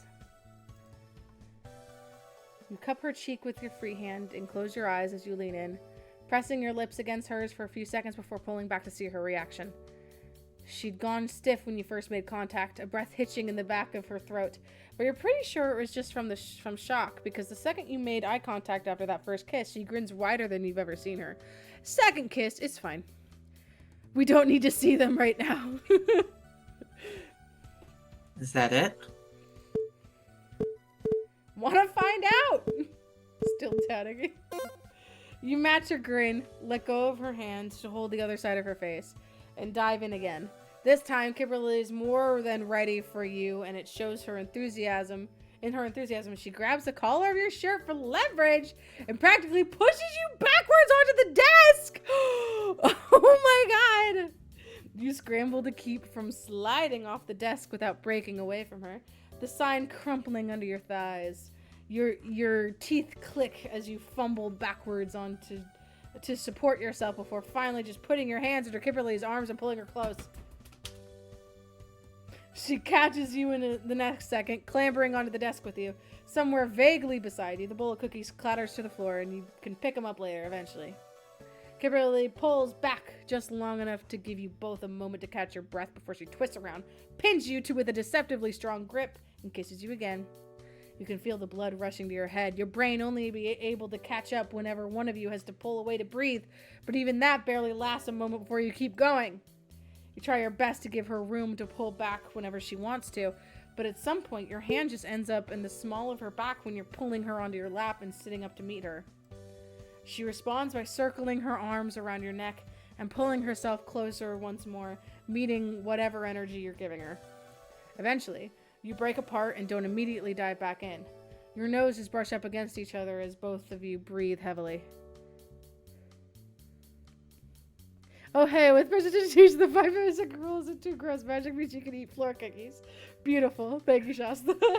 the dizzy romantic that lives in the back of your head sighs pretty poetry about how you're sharing each other's breaths. Maybe you've seen one too many rom-coms in the past 24 hours. Lightheaded, you brush hair out of your face while Kimberly shuffles over and settles on the desk properly, brushing down her clothes. She's avoiding her gaze. Endearingly embarrassed, but still smiling. I can't tell if this would have been better before or after. Like, is it better that we're doing this after the group date, or would it have been better before? I don't know. Arms braced on the desk to keep you steady. You quickly glance at all of the stuff the two of you knocked to the ground while you were making out. Note cards, papers, and cookies are scattered around, negating all the cleanup you've done before. Technically, individual dates were written before the group dates. I feel like this would be better before because, like, she already committed before, and this feels kind of like allowing herself to commit to something. That's fair. Whoops. Stifling a giggle, you daringly shuffle a little closer to Kimberly, feeling not a little smug when she leans into you. So... Kimberly ducks her head in the crook of your neck, still trembling slightly. Yes. Is Kimberly? that a yes? She doesn't try to hold in her laughter this time, leaning back to you again. Back to look at you again. I almost enjoyed myself. It's a maybe. There's a curve to her grin that tells you it's more than that, but you've learned that pushing Kimberly just makes her dig her heels in. And you're too ecstatic about how today turned out to tempt that particular devil. Maybe, then. Kimberly sets her chin on your shoulder one more time. She's picked up a couple of small note cards that had managed to avoid being swept off the desk entirely, reading the carefully handwritten lines of your speech. How long did you spend writing this? I went through like 5 drafts. Do I get to read any of the others? They're really bad, like so bad. Bet they'll still be fun to read. You're not going to give up on this until I say yes, huh? Huh. You know me so well now, Kristen. I sure hope so. Otherwise, what was all this for? You gestured wildly at the room at large. Maybe you just wanted to throw yourself a party.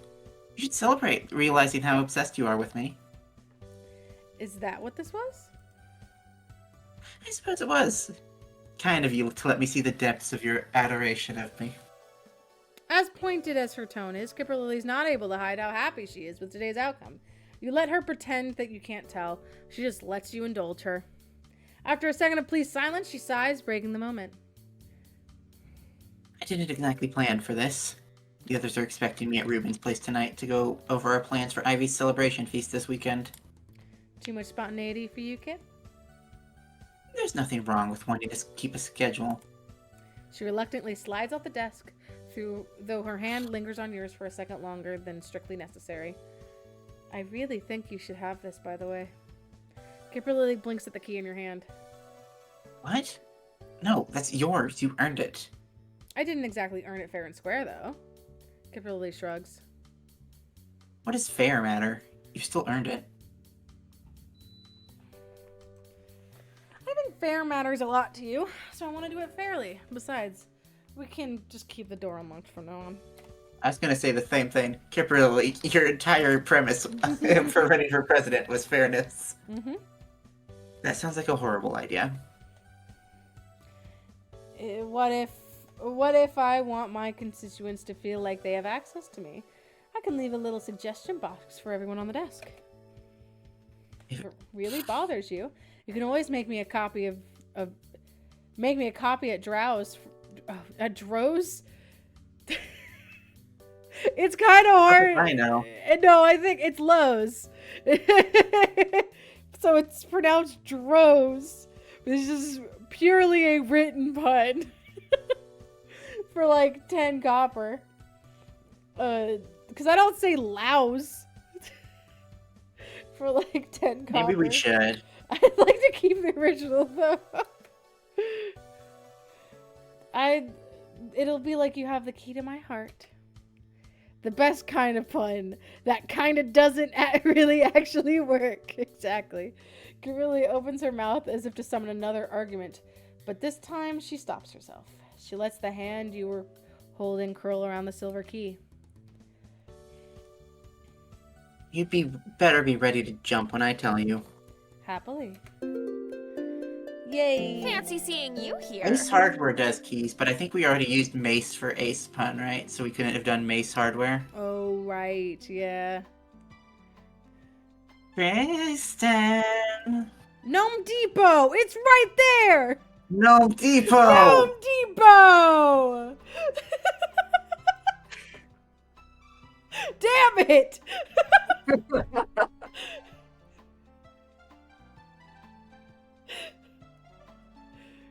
Kristen?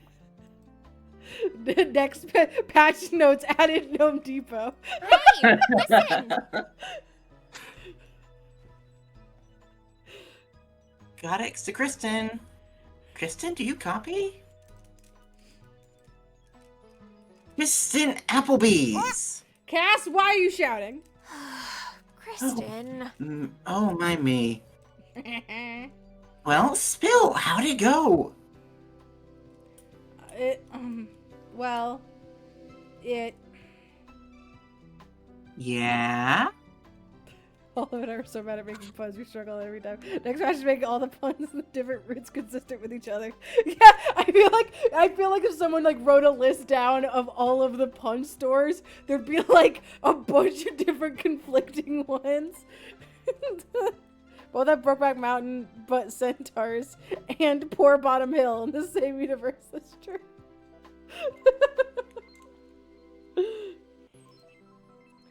It was pretty good. Yeah. Look at you. You're Aw, glowing. young love. Do gods have to be ordained to marry their followers? Should I register with Elmville City Hall? Cass! Okay, I'm not gonna cry about it. It's okay. I'm not gonna cry about it. You're gonna cry about it. I'm gonna. I'm Alex, I've seen you cry over so much less.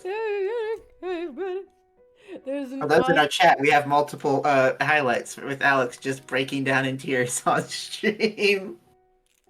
One of them was just about cats. Just cat. If you play Talos Principle 2, those cats. just endless volley of cats. There's an odd nervousness in her stomach as you wait for Lucy, and it's not just the prospect of getting to spend time with her. Talos Principle mentioned, yay! I love Talos Principle. So Talos good. Principle 1 is probably one of my favorite games. It's very fun. We gotta do the multiplayer mod for the remake. We do. It'll be fun. You swing the picnic basket in your hand absently, trying to calm yourself. I played the first one like 5 times. Yeah. So what if you're going into the Farhaven Woods today? So what if it's where you saw Lucy for the first time in the form of a dead body? It's fine. You're fine. I haven't done the DLC, but I have played the first one twice. I never got to do the DLC because it's hard and I'm stupid. And I couldn't finish the DLC of 2 either because it's hard and I'm stupid. Even with Shasta's help. More I important. also gave up on the DLC of 2, though. Yeah, DLC of 2 is fucking hard. I mean to go back. I meant to go back to it, but then I got distracted by other games. Yeah, that's fair. More importantly, Lucy is fine with it. She had been the one to suggest having the picnic there. Clearly, the woods were meaningful to her. You're broken out of your thoughts by Lucy herself. She's holding her own basket, which you see holds a cake container. Through the clear plastic, you can see the delicate gray swirls of sesame on top of a layer of cheesecake. Man, that looks so good. Hey, Kristen. Hello to you too, Kristen. You grin, and she smiles back. You don't miss the way she pauses and examines you more closely. Lucy, hi. Hey, Lucy. Can't wait to try that cheesecake. Same. I think it's going to taste amazing. Did you already try any? Not yet. I wanted us to try it for the first time together. Are you ready to go? You bet. Lead the way. It's a clear, beautiful day. The sun is bright and warm on your skin. You still can't shake off that unease, though, and you feel Lucy's piercing, shrewd gaze on you. You get the feeling she's expecting you to say something, and you sigh. Gotta say, you're getting better at confrontation. Can't keep your eyes off me, huh? Gotta say, I've been a lot less worried about losing with Lucy. I feel like I'm in a pretty good spot with her at all times.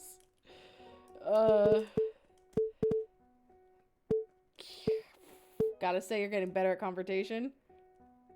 Sure. Yeah. Lucy shrugs. I see. Yeah, I am.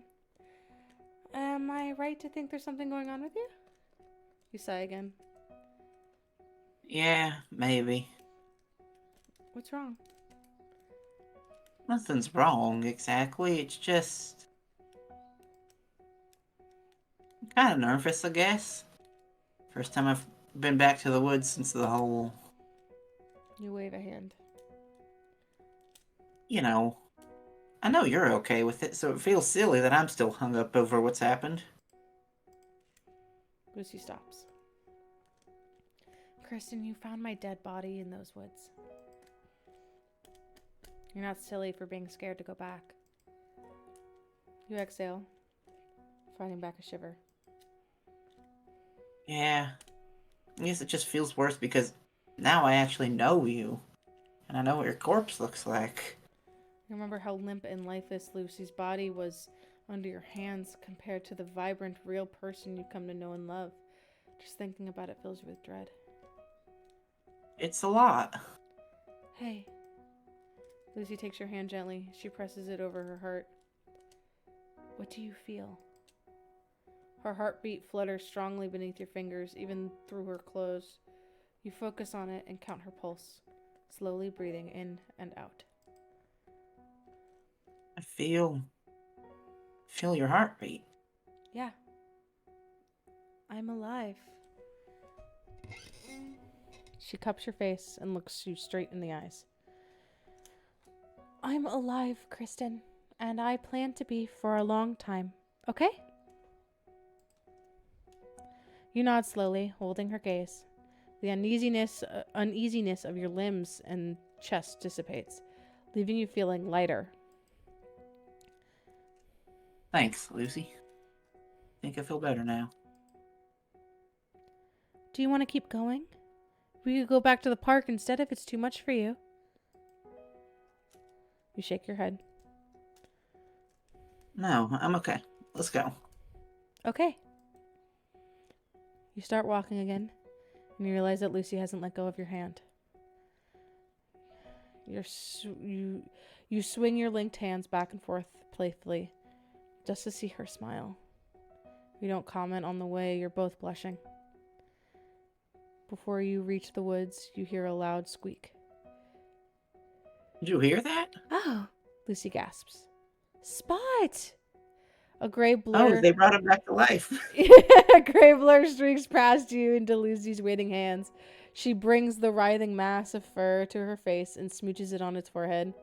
Lucy extends her cupped hands to show you a rat. This is Spot. Her voice drops to a whisper.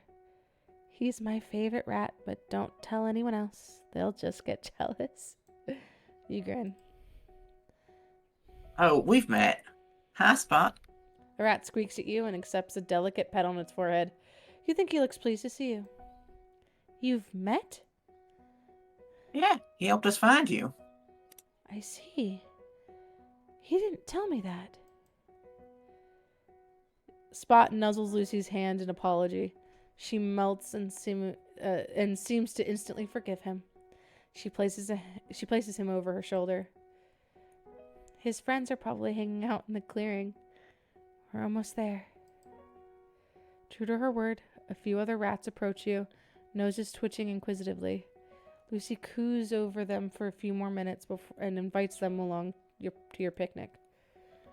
And soon, you and Lucy reach the tree. The last time you saw the tree, it was past midnight, and the dim moonlight made monsters of the shadows cast in its enormous branches. By its enormous branches. Fuck. That's so poetic, and I fucked it up.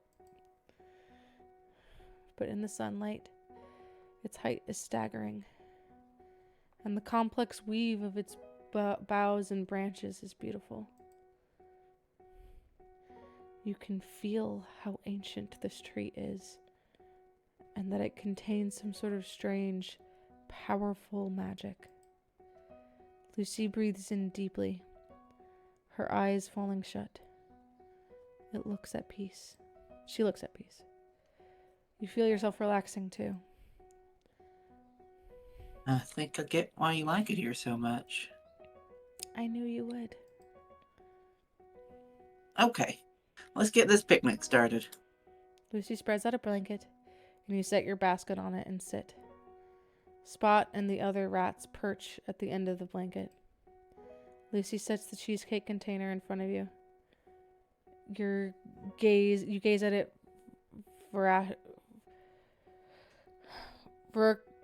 voraciously.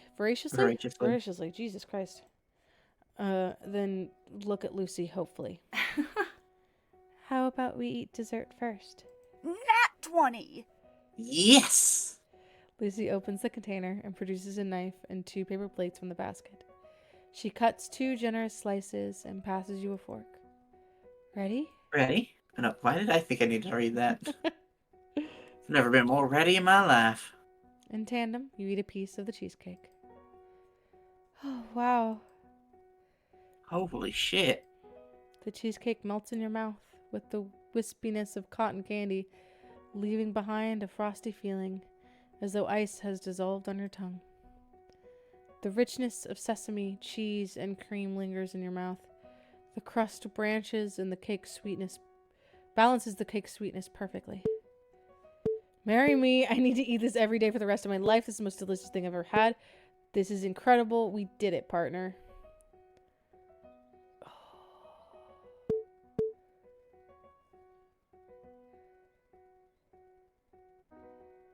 I mean, the whole thing was that you guys made it together.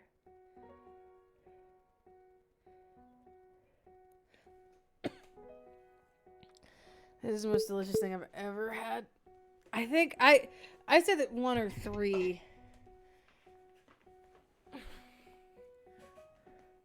I think this one's the cutest one. Yeah? You helped me make it, Kristen. You have the recipe. Sure, but I couldn't do it without you. You're so sweet. Lucy blushes, giving you a sweet smile. Spot squeaks inquiringly, and Lucy breaks off several pieces and sets them on a plate for the other rats. I love the little stickers up here. Rat. Rat. They are the rats. Rat. I need another piece. Me too. By the time you declare yourself satisfied, you and Lucy have demolished half the cake. Man, I'm really full. We should probably eat the actual nutritious lunch you brought. You groan. Lucy shakes her head, amused. Fine. How about we take a break first? Well, that's probably a good idea. Think I need to lie down.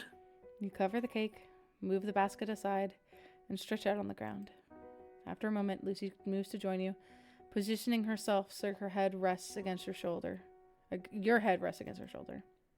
Her cool fingers slip into yours, and you sigh contentedly, lacing your fingers together.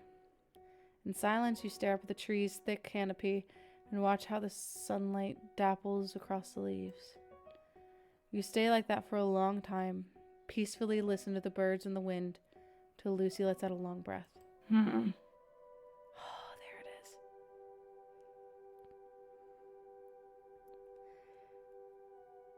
At first, I was scared to come back here, too. Just like you. You don't speak. Just squeeze her hand to show you've hurt her. I know I'm chill about it now, but those first few weeks were really hard. I flinched at every shadow. I stayed inside. I never turned my back at any door or window. I tried to forget about the woods and what happened that night.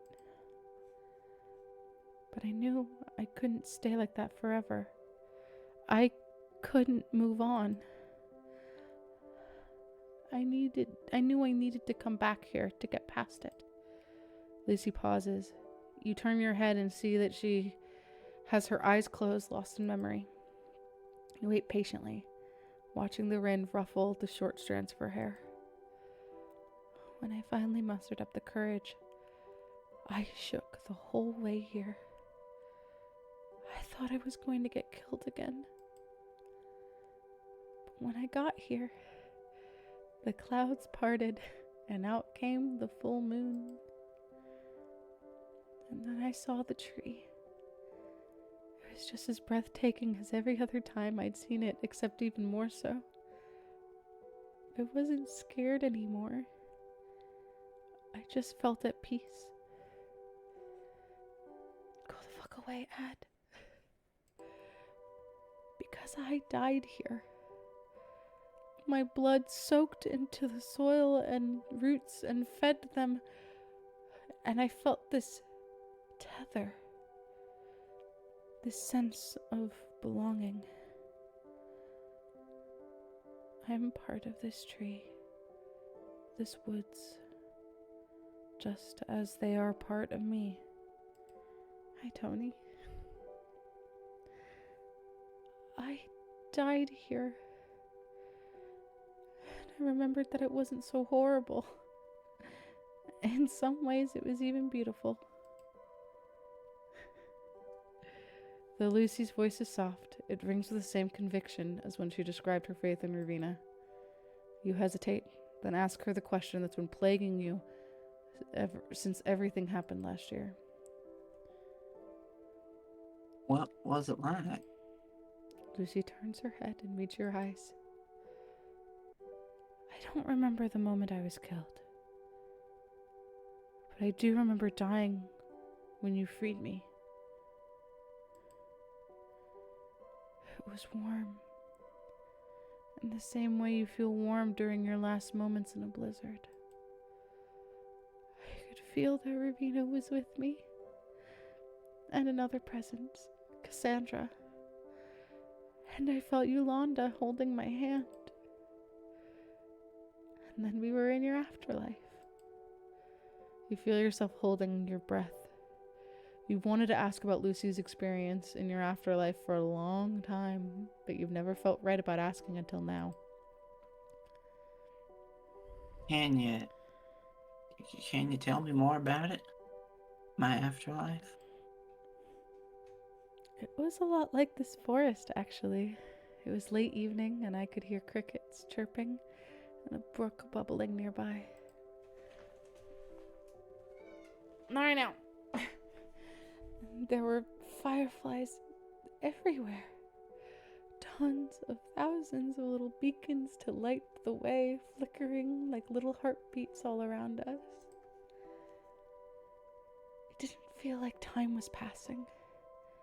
It felt like I'd been there only for a moment until I felt something start to pull me away. It was probably when our Karna brought us back. And when she did, your fireflies formed a pathway of gold in front of us, and Yolanda and I followed it back to life. Lucy's expression softens. She reaches up to touch your cheek gently.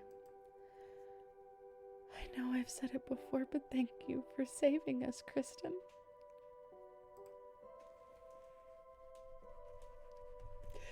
You smile, touched. I'm just glad that your experience of dying is better than mine. Never want anyone to go through that kind of emotional terror again.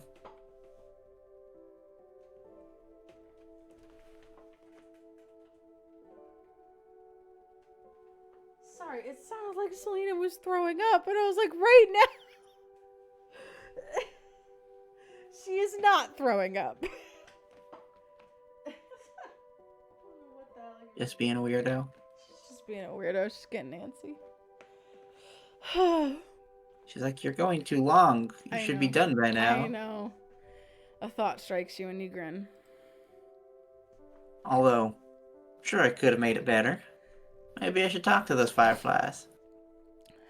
Lucy looks perplexed. What? Yeehaw! You said there were tens of thousands of fireflies, but they didn't even try to give you 1,000 hugs.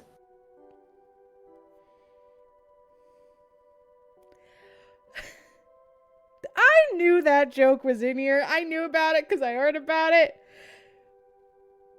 Here.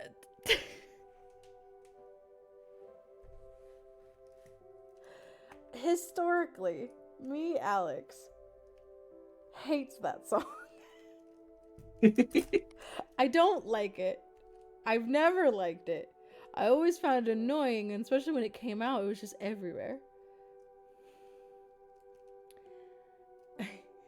Yeah. Did I say it that you hate it? Yeah. So, when I probably said this, like, when it was first coming up, I was reminded shortly after I reconnected with the person that is now my partner that years and years and years ago, there is a post on our on Facebook where I complained that they made me sing it just because they like to hear my singing voice. So it does also have a romantic lean to it for me. So I hate it, but also I have the opposite feel. This was the first song that I ever, like, truly got into music of liking. a beat. You're killing me. Then Lucy laughs hard. The sound makes you smile so hard your cheeks hurt.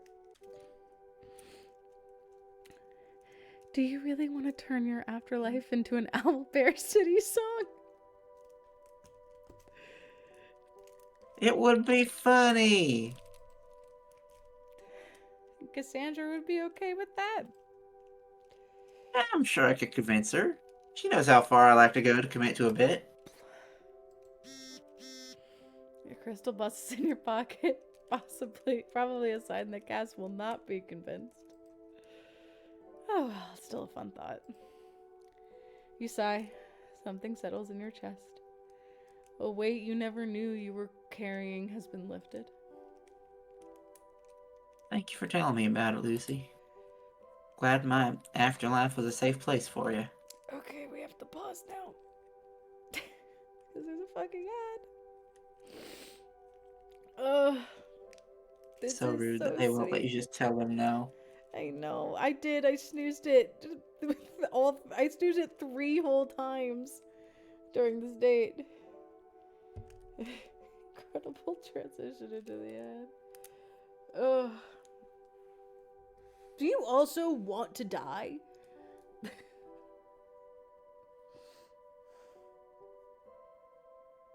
Ugh, so you can be in a cool afterlife.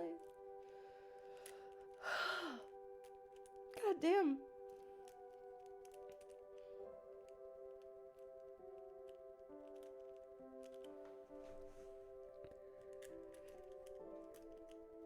I think we're back. I don't see a banner anymore.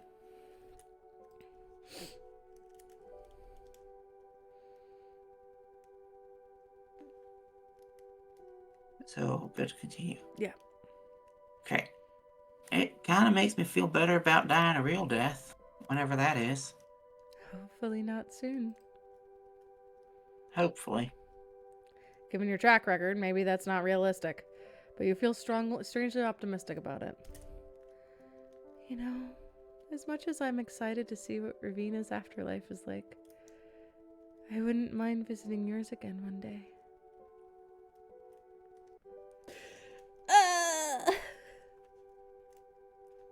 I'm sure Cassandra and Ravina wouldn't mind us seeing each other again. I think Ravina and Ankarna and Cassandra and Galatea should all just have a shared afterlife.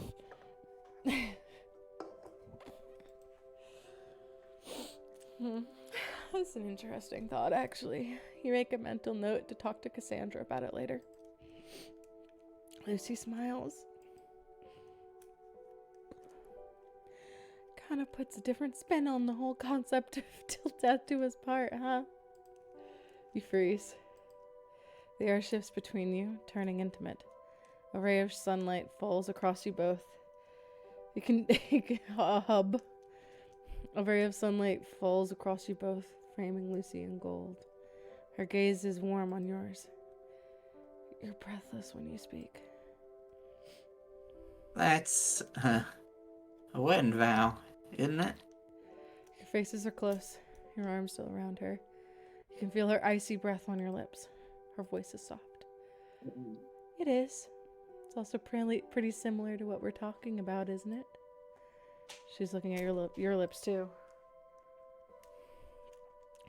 The sounds of the world fade away, your attention narrowing to just this moment.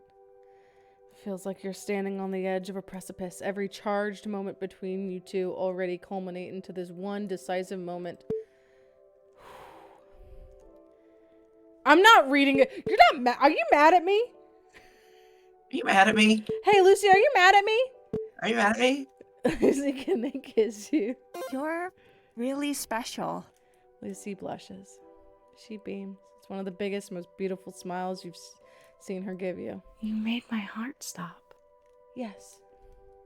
You lean in, and she moves closer. And slowly, tenderly, your lips meet. Lucy kisses like the first snow melting on an upturned face.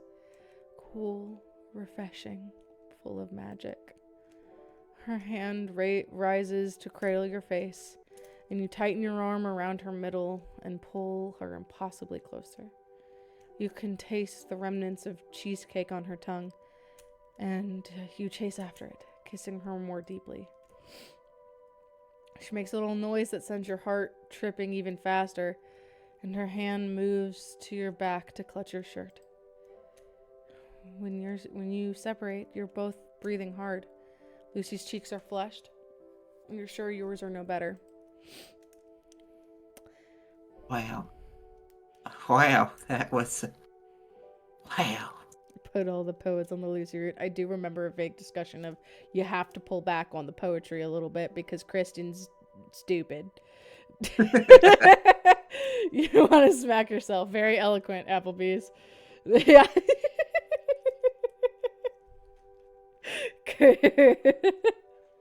Lucy licks her lips, almost giving you a heart attack. Yeah. Wow. That was amazing. Almost as great as the cheesecake. Blimey. You squawk as you stare at her. Almost. She looks at you very seriously. It's really good cheesecake, Kristen. You squint at her. She's such a menace. You love it. A competitive sense of mischief overtakes you. You sit up and half lean over her, giving her a considering look. Lucy blinks up at you, and her cheeks turn darker. Interesting. Well, I guess the first kiss is never the best one. I'm not giving up, though. We've already kissed. It's fine. What? Unlike Kipperly, there's no way for us to have done her date first. Yeah, truly. I'm going to make you eat those words, Lucy Frostblade. And they're going to taste way better than the cheesecake. Lucy laughs. Bold words, Kristen. Prove it. She's still giggling when you bend and kiss her again. Her arms wind around your shoulders and hold you close. Minutes pass, maybe hours, until an insistent squeak causes you to break apart. You turn to see Spot standing on top of your picnic basket, staring at you expectantly. Break's over, I guess.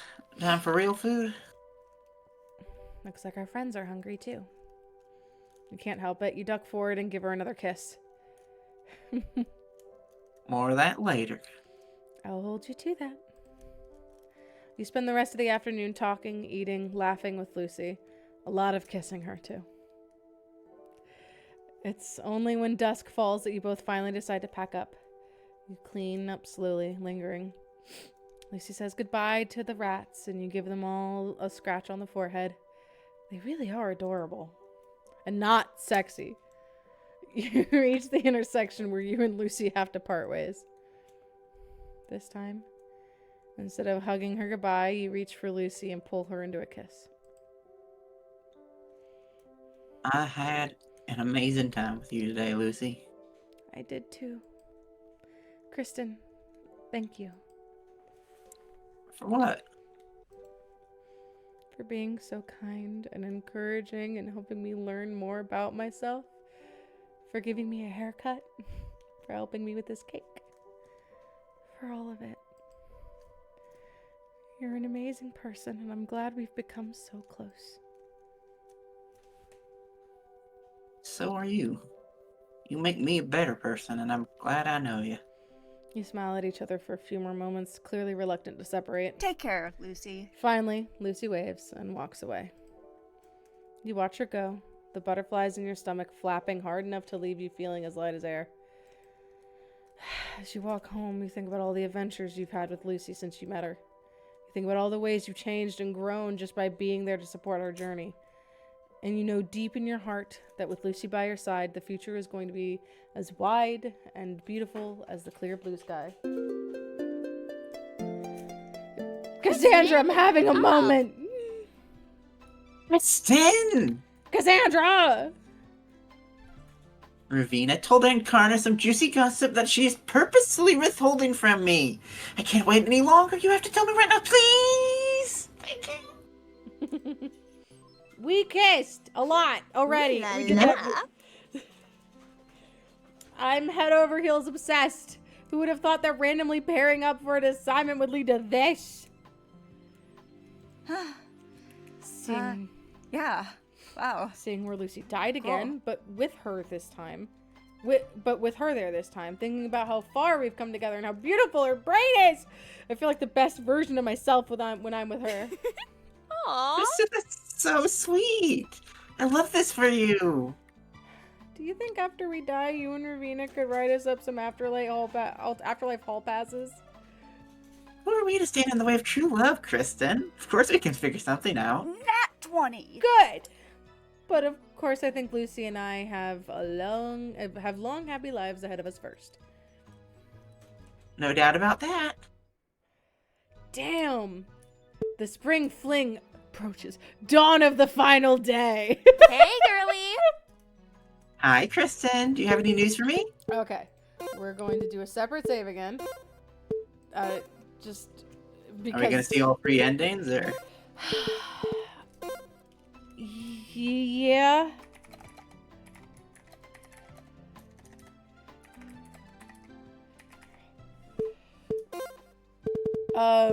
We're gonna try. There's a chance that I kip flopped, and if I kip flopped, then at least we get a different ending, you know? Hi, Kristen. Do you have some news for me? Sorry, what was that? Like in general, or? I think the stock market is probably up today or down, one of those two things. The weather's... Actually, I don't know what the weather is. I haven't been outside today. Hey, listen. Not that kind of news. Don't tell me you forgot. Forgot what? Kristen! The spring fling is right around the corner. It's so close, it's breathing down your neck. Oh, right. No, I super remembered that. Don't worry. It would be crazy if I hadn't. Right.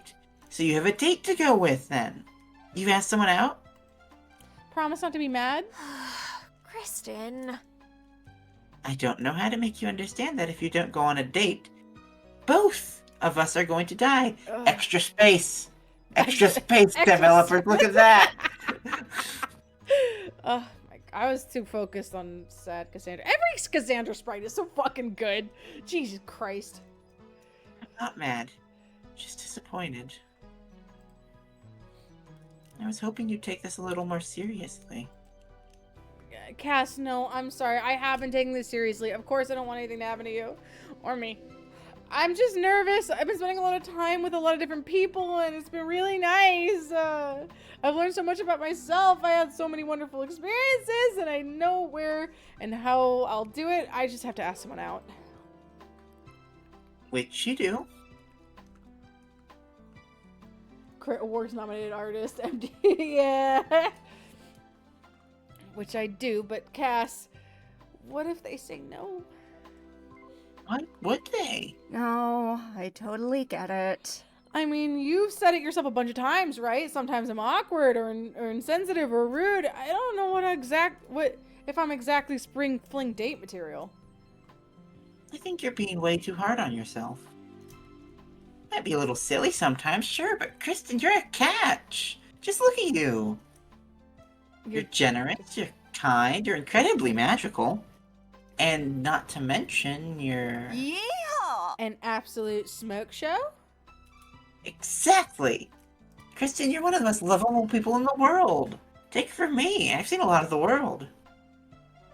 There are some parts of Fantasy High that make me doubt that. You mean that? Well, we're not playing Fantasy High. Because, yeah, 100% of Fantasy High makes me doubt that.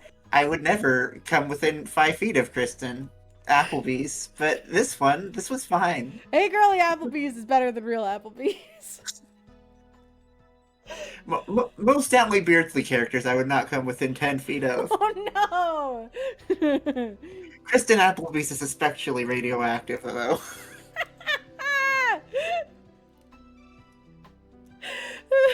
Did you say this? No doubt about it. Now go get him, Girlie. I think one of the cast flop dialogues retcons Kristen stripping in the school hallway. Like, oh, that would only happen in a fever dream. That's so fucking funny. Nat 20. Damn it, we can't force a if I didn't flop Kimberly, we can't force a flop. We didn't go far enough with anyone else. Damn. Okay. I think like we do with the group dates, we start with Kip, and then Lucy, and then we'll do both. Sounds good to me. Kimberly's as punctual as ever, of course. You've had everything ready 10 minutes early just in case. Because the last thing you're going to do right now is get caught unprepared. As you open the door, Kimberly spots your other hand behind your back immediately. Raising one eyebrow suspiciously, she looks up at Kristen? No baking emergencies this time? you. Nope. You step back and let Kimberly inside, angling your body so she can't see what's behind your back. She could duck around pretty quickly if she wanted to, but she doesn't, seemingly amused by the very blatant hiding. So why am I here then? Can a girl ask another girl to come hang out at her place? Can we fast forward to the part where you tell me what's going on? Okay, I have something to ask you. You clear your throat before reaching out and taking one of Kimberly's hands. All this time I've spent with you recently has been some of the most fun I've had all year. Kimberly raises her eyebrows again. I blackmailed you. Yeah, it was awesome. Kimberly stares at you for a moment before smirking. Besides, half the stuff we did had nothing to do with the blackmail anyway. That earns you another hard stare. Maybe you weren't supposed to admit that? Well, too late now. And, well, I wanted to see if you'd be open to trying something without all of that extra baggage. So, you reveal a bouquet of burgundy roses with a dramatic bow. holding them out like a giant trophy for Kipperly to take. Kipperly Coppercuttle, will you let me accompany you to the spring fling? Kipperly looks at you with wide eyes, her mouth slightly open like she has something to say, but she can't quite come up with the words. You look down at the flowers. They're definitely the right color, right? She's just stunned in silence by how thrilled she is, surely. She hasn't said anything yet, though. So, what do you say? Kipperly blinks, snapping back to attention and pulling some loose hair behind her ears. She's avoiding direct eye contact, but you can see her barely contained grin and her cheeks turning red. After another moment, she holds out her hand. She flexes her fingers in a gimme gesture. Although she's obviously waiting for the bouquet, you take the opportunity to take one of her hands and lightly kiss it. You're immediately rewarded with a giddy giggle that Kipperly hastily tries to suppress. Only then do you give her the bouquet with a wink. This time she can't stop the giggles. Holy shit! We did not Kip flop! We did good. Kip win! First try! We didn't even need the chess hints. We did it! Fuck your chess! But I didn't realize until the game shipped that there was a way to tell if you Kip win or Kip flop from the very start. Oh, is there? So, yes. Kimberly composes herself, clutching the bouquet tight and rocking back on her heels. She takes a deep breath, her face half buried in the flowers, and when she looks back up at you properly, there's a resolute expression on her face. Kip when Kristen's sprite changes right after asking Kip. Oh! I'll text you my... Oh, that's Kipperly. I'll text you my address. Make sure you're at least an hour early for photos. We'll need it.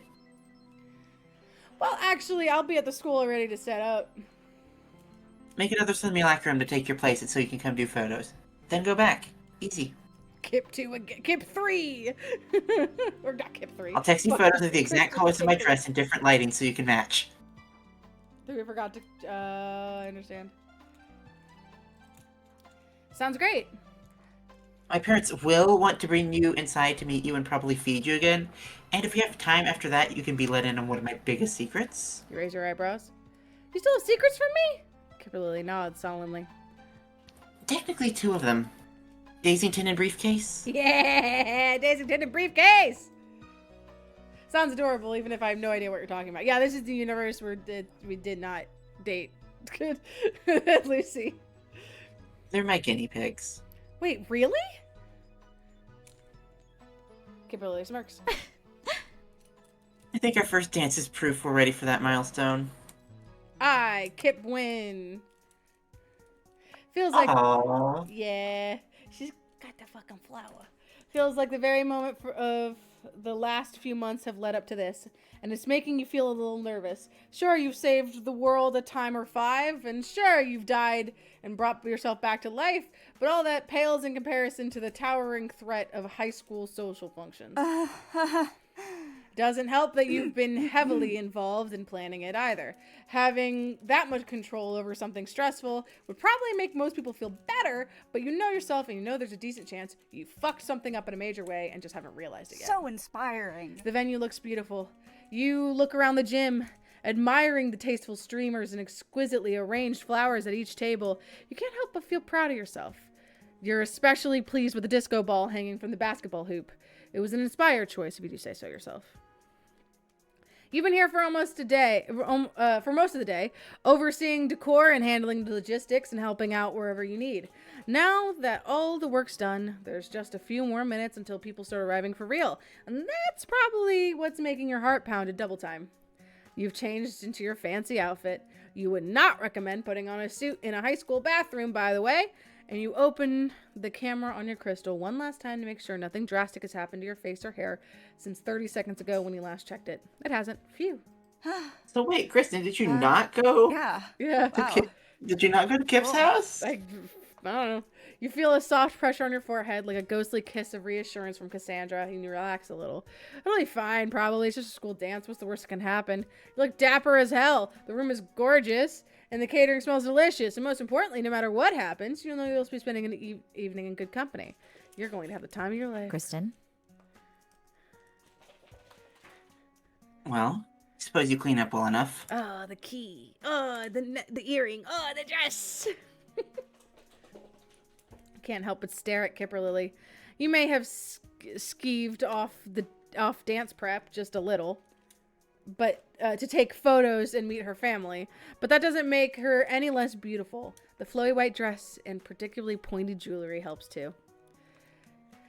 You stare long enough that she gives you a triumphant smirk and holds out a hand for you to take. Naturally, you kiss the back of it before letting her tug you along.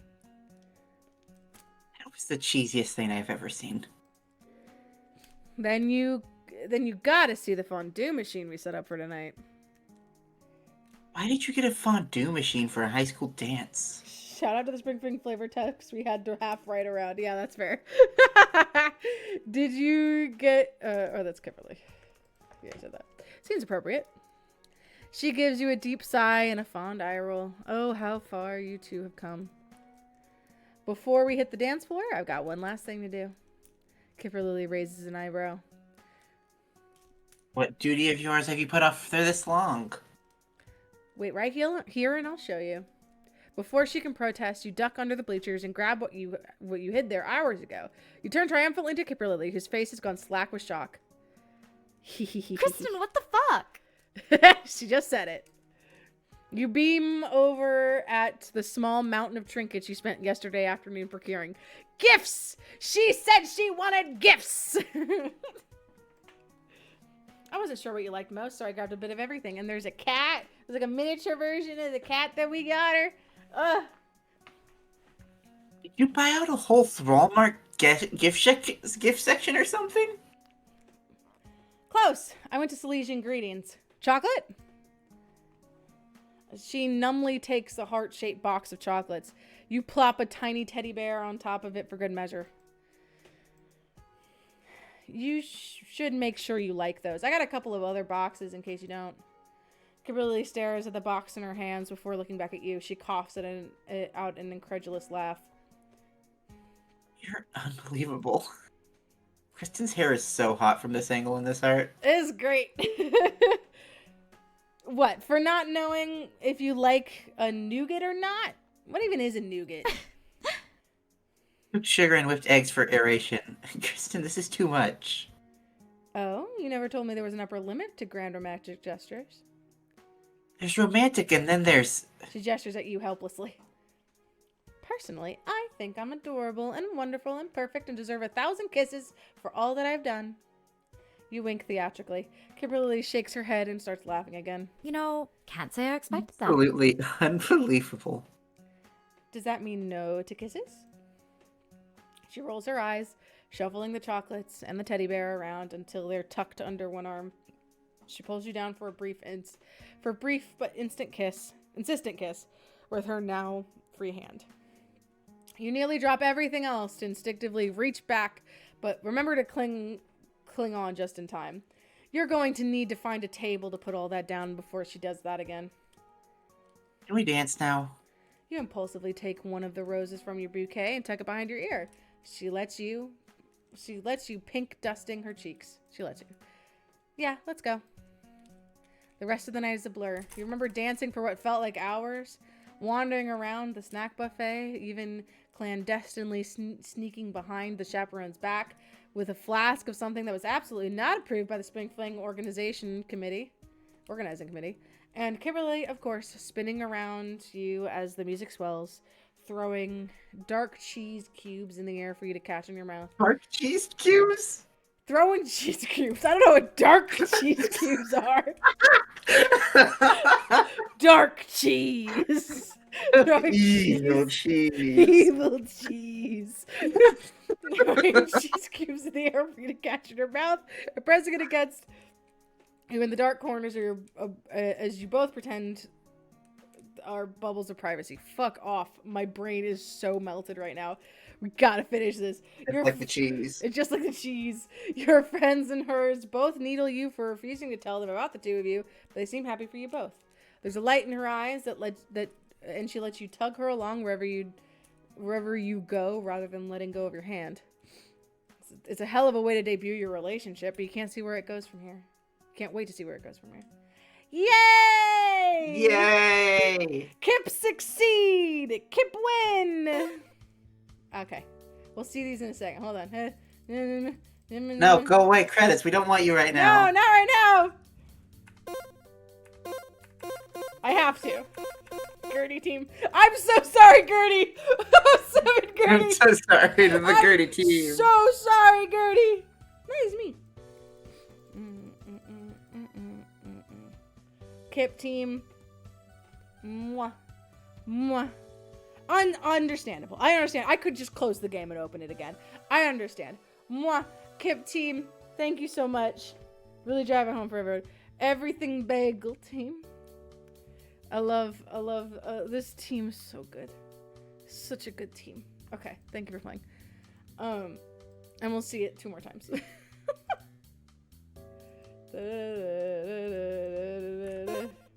None of them will be for flops.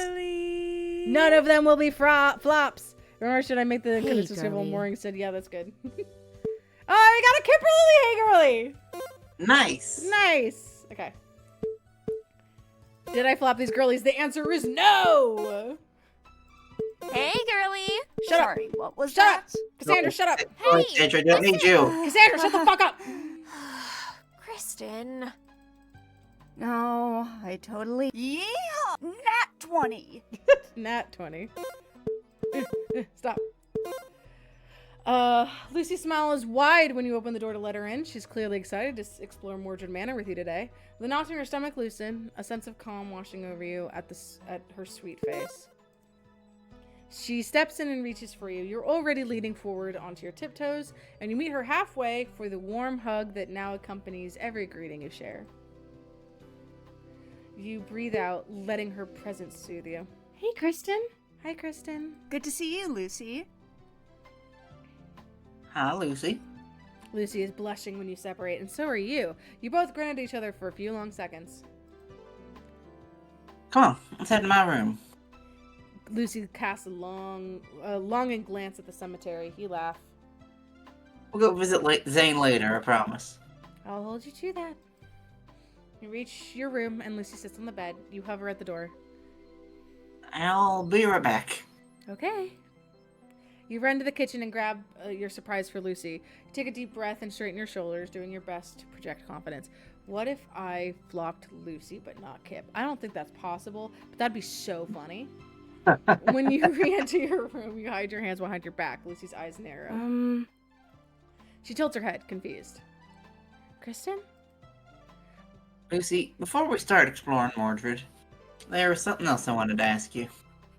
I guess if you really obvious, Lucy's really obvious when you fuck up with her, though. Oh? We can fail all the Lucy options the second half of the game, but yeah. Take a deep breath. Lucy. Getting to hang out with you this past little while has been so much fun. And we started off as classmates, and then I was helping you figure yourself out, but I've learned so much about myself, too. You're so strong and kind and brave, and spending time with you has made me a better person. And in honor of our journey, I was thinking, what if we knock one final thing off your list together? You're really special. You hold out 2 flowers whose stalks were intertwined, a snowdrop and a daffodil. Lucy's eyes are soft and wide, her cheeks flushed. Oh, Kristen. Lucy Frostblade, will you go to Spreed Flame with me? Lucy's mouth parts and she gasps gently in surprise. Oh, wow. She reaches forward and gently takes the flowers from you. You're so sweet. Kristen, these are beautiful. Where'd you get them? I looked up the best flower shops in Elmville. Nothing compared to the ones in your garden, though. Lucy smiles. She lifts the flowers to her nose and inhales, closing her eyes to savor the scent. You wait anxiously, torn between watching her and saying something. Get the sense she's thinking intently, and you're trying to be patient. She just sniffs and she goes, no. No, I don't think I will. I don't think I wanna. I'm kind of a homebody. Like, I'll date you, but I'm not going to the Spring Fling with you. Actually, Kip and I are just gonna watch a movie. You can have fun at the dance, though. Eventually, though, your nerves get the best of you. Lucy, I know death is like your thing, but you're kind of killing me here. Lucy giggles. She sets the flowers aside on the bed and walks over to you. She takes your hands in hers. Slowly, Lucy lowers her forehead to rest against yours. Your eyes flit down to her lips, then back up to meet her gaze. Her voice is as soft as snow. I wouldn't mind getting cozy with you. Kristen Applebee's, I would love to go to spring fling with you. Mark another one off the list. Your heart stops in your chest and then picks up speed again. You think you're shaking, but you're too distracted by her eyes and the chill of her breath against your mouth to notice. Really? Yes, and not just because it's on my list. You laugh, and so does she. And drawn inextricably together, holding each other close, you both lean into a kiss to seal the deal. Yippee! Dress. Feels like every look. Her thing changes. Yeah, different flowers every time. Yeah. Because it was a blue rose the last time. So inspiring. This is all just set up for spring fling.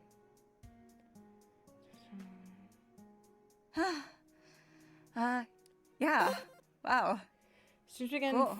filling in through the doors, and the room soon fills with excited chatter and laughter. You spot your friends in the crowd and give them a wave, making mental note to save them a few dances too.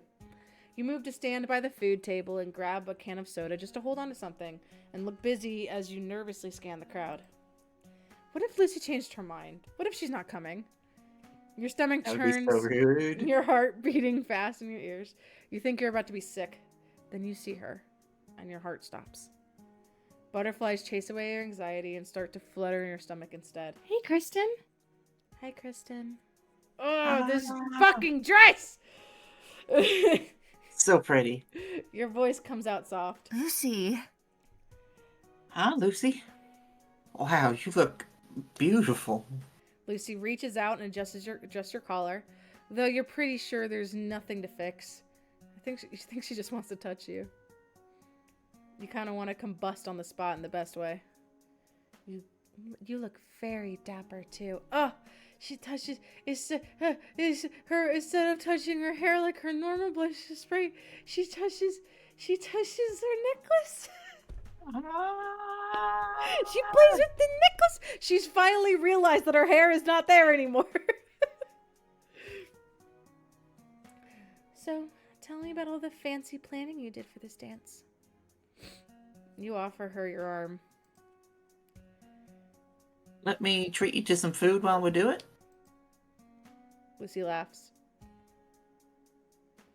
Courtesy of the school's budget this time? Even Fabian has his limits. You escort her to the food table and deliberate with her over which appetizers to try. There are a lot of little finger foods that Lucy manages to eat daintily, and you kind of just scarf it down. They're delicious. That's what I'd be doing. Man, I wish I could eat like this forever. We should try learning some fancy food recipes. That sounds so fun. Lucy smiles warmly. Eventually, the DJ starts to play music, and you pull Lucy onto the dance floor. You end up shimmying along with her to a few songs, and then you're both pulled away for a few dances by your respective friends. As you dance with them, you're caught up in the happiness of just being a teenager for once. You catch Lucy's eyes several times as you dance, and you both give each other huge grins. Somehow, you know she's thinking the same thing. You've earned this joy. Finally, just as you make your way back to each other, the lights dim and a slow song starts to play. Dance with me? Of course. You wrap your arms around her waist, and her arms settle around your neck. Your forehead tilts upward to meet hers, and you can feel her breath on your mouth. You try not to stare too obviously at her lips. So, you know what I just realized? What? We've knocked like a billion things off the list. Isn't that awesome? Lucy smiles. Her eyes are suddenly intent on yours. Have we? What do you mean? I wouldn't mind getting cozy with you. I just added one. A really important one. Kiss someone at the spring fling. Oh, we're doing this?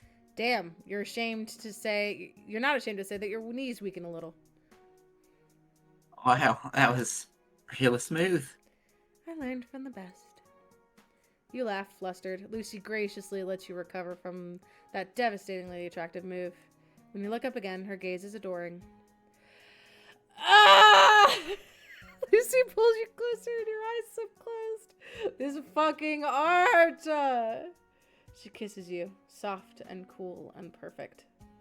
You tighten your arms around her and kiss back. For a moment that stretches into eternity, nothing in the world exists other than you and this beautiful, brilliant, strong girl in your arms. Ugh. Ugh. Ugh. Okay. Okay. No. Do we say okay, or do we try? Can we reload from here? No, we cannot. Damn. Yeah. Again. Rodrigo 07. Credits again! It's short credits, it's fine. Lucy team, when I get you. Ugh. Look at these beans. Beautiful beans. Look, there's that purple cat everywhere. I want her. I want her in this game. The purple cat? Oh, Kalina? Yeah. I want Kalina. You want Kalina. Lucy is not credited Bye, in the game for her egg fort art. Girlie. This reminds me, I need to update the credits. Oh, right. Hey, Girlie. Oh, shit. Okay. Kalina. Kalina is in this game, by the way. She's in the background of the cat date. That's not good enough. That's not good enough! That's not good enough. Kalina and Selena. Give me more. Kalina would be besties with Selena. Kalina and Selena would be besties. Alright. For real. Granted, this time. I don't have the trauma Sorry, from what was Kalina that? of season 2, but I've seen her in season 3, and I think she deserved better. No. That's I so totally funny because she's am. so much more Nat important 20. in season 2. Well, yeah, clearly. Yeah. But yes, you have not watched season 1 or 2. Lucy and Kimberly arrive predictably right on time. You're practically dripping waterfalls of nervous sweat. Your face feels hot as you open the door. The format of 2, like I can't rewatch it ever because of how bad it is. Like I can't do the live stuff. I think genuinely might actually enjoy it because it's so much more character stuff than it is battles. It's kind of forced maybe. to be by the nature of what it is. They can't have battle sets because they really don't know when these fights are going to happen. I might give it a try sometime. Pookie Bear who commits war crimes. Just watch Fantasy High in complete reverse order, go 3, then 2, then 1. That's what Emily Axford did to Austin Powers. So I don't think those are comparable. Austin Powers, Fantasy High, same thing. Both have a quirky redhead. You're practically dripping waterfalls of nervous sweat. Your face feels hot as you open the door. Hey, Kristen Artist, for the bonus content, could I get a set of Austin Powers Kristen sprites?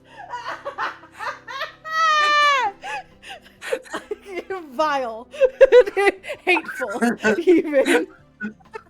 But she would say, yeah, baby. If there's anyone who would say, yeah, baby, it's Kristen Applebee's. Face feels Yeehaw, hot. baby.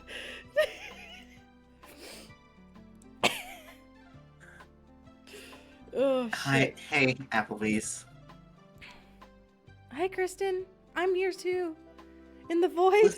Lucy, come on screen. We need Hey, you. Lucy, come over here, please. Lucy, come on screen. Kimberly We walks know- in like she owns the place. Lucy looks around with the fascination that you find so endearing. Your nerves calm just a little. As you lead them to your room, you pass by the kitchen. Lucy, call us. Lucy, Lucy, Lucy, you don't have to stay by the door. She beelined to the graveyard. She wants to go talk to Zane immediately. Where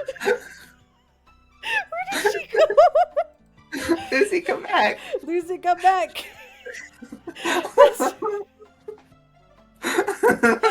Lucy's to the right of Kimberly, of course, where she always is. That's why I made cupcakes to save Kristen from having a mental breakdown. I know you mean that as an insult, but it's true. And they were really good cupcakes. Oh, maybe I'll go back and add the kitchen background here. Maybe add Lucy. Kimberly looks flattered, which is gratifying. That would be cute though. Lucy nods sagely. Lucy is also here. Lucy's super duper here. See her? She's right there. She's right there. Right there. Your cupcakes could save anyone from having a mental breakdown. Maybe we should have. Maybe that should have been our first line of defense against Porter. Yeehaw! Kimberly rolls her eyes before reluctantly chuckling. You and Lucy join in. Lucy and Kimberly sit on your bed when you reach your room. You face them on your chair. You start to relax, but now your mouth goes dry. Your heart thuds so fast that you think you might actually pass out. Your crystal dings and you glance down. Cassandra has sent you a little "you rock" cat emoji. When you look up, Kimberly and Lucy are watching you expecting them. Watching you, somewhere. Somewhere. Lucy died again. Hold on. We can actually save here because this is the ending we want. We won't reload.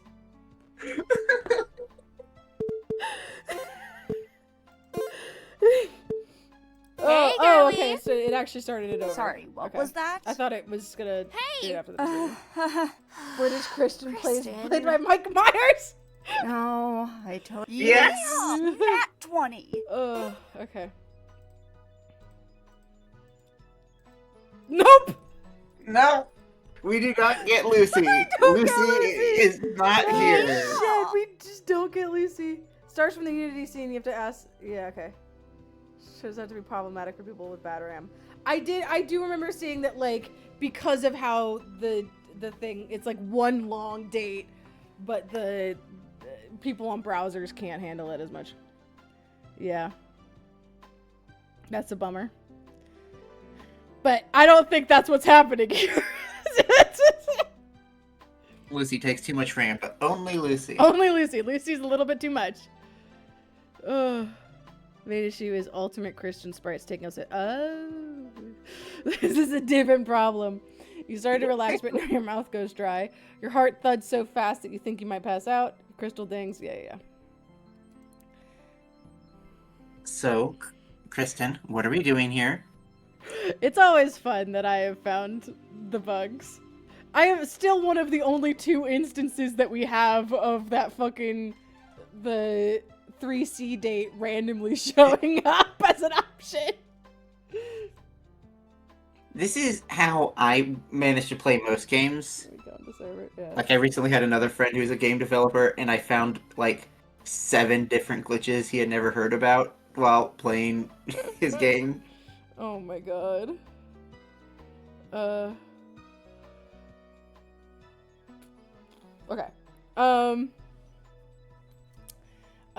You wanted to talk to us about something? Yeah, You're really special. I've been thinking a lot about our hangouts in the last couple of weeks, and us. There she is! She's here! We found her! Arrived! We found her! We found her! Kimberly's tail swishes faster when she watches you. Kimberly's eyes widen slightly. Lucy's also been a Twilight Domain cleric this entire time, and she's just been invisible. I know we all had kind of a rough start, but I've had an amazing time getting to know you. Both amazing and strong and brilliant and... You hesitate. Fuck it. You're gonna pull it all put it all on the line. And, like, you're both so hot. Oh. They both blush in unison. Lucy puts a hand on Kimberly's arm. I think about you both, like, all the time. I think we have something really special, so, wanted to ask you officially. She also, I don't think she's changed Sprite since she appeared. Let's make out or something. Let's make out or something. Would you both go to Spring Fleeing with me? There we go. Lucy's eyes widen and Kimberly blushes hard enough to turn bright pink. Kimberly leans forward immediately before she freezes and glances back at Lucy. Well, I know what I want to say, but why don't you go first, Lucy? She looks surprised by this offer. She blinks for a second at Kimberly before turning back to you with a heavy blush. Now she's flipping like crazy. she's all kinds of expressive. I've had an amazing time getting to know both of you too. You're both wonderful in ways I would have never anticipated. And hot. She smirks, teasing. Everyone's hot compared to me, though. One of the perks of being a Frostonasi. Kimberly groans at the joke and leans back on her hands as you and Lucy giggle. I promise I won't ghost. So I would love to go to the dance with you, Kristen. With both of you. I think it would be really fun.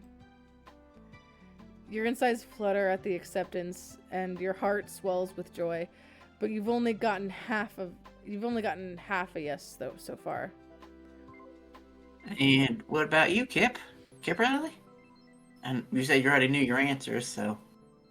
You don't know why you expected anything different, but Kimberly rolls her eyes as if this is the silliest thing you've ever said.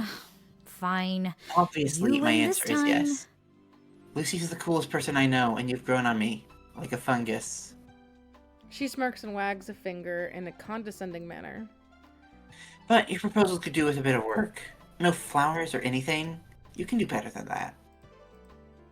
You've never felt more happy in your life. The two most amazing people you've ever met are going to go to the dance with you. Nat 20. I love you guys so much.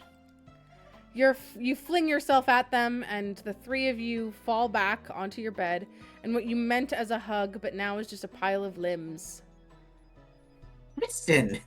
Kristen! Oops. Sorry.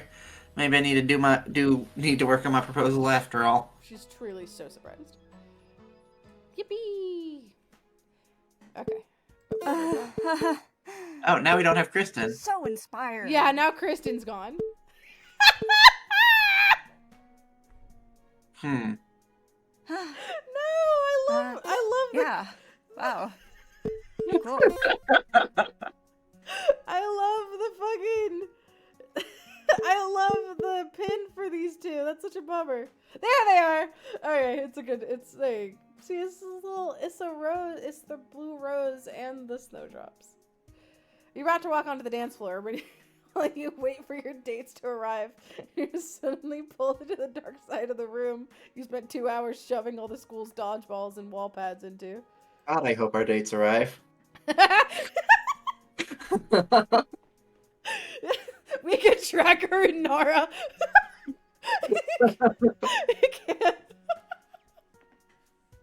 Can't I get at least 1 hour at a dance before getting kidnapped or whatever? Bye, Girlie. What the fuck are you talking about?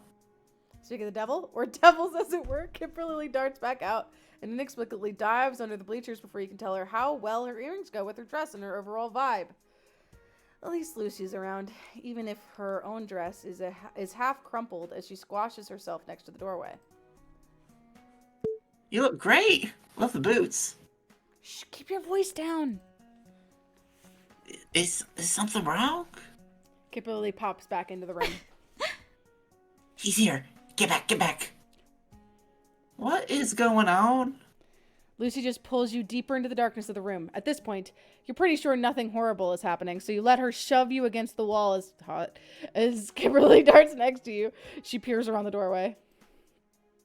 Good. He didn't see us. Lucy cautiously peeks around the corner. She's tall enough that she doesn't have to lean too far above Kimberly. Where's Adine? What does Adine have to do with anything? You join them at the doorway, sneaking your head between the two of theirs.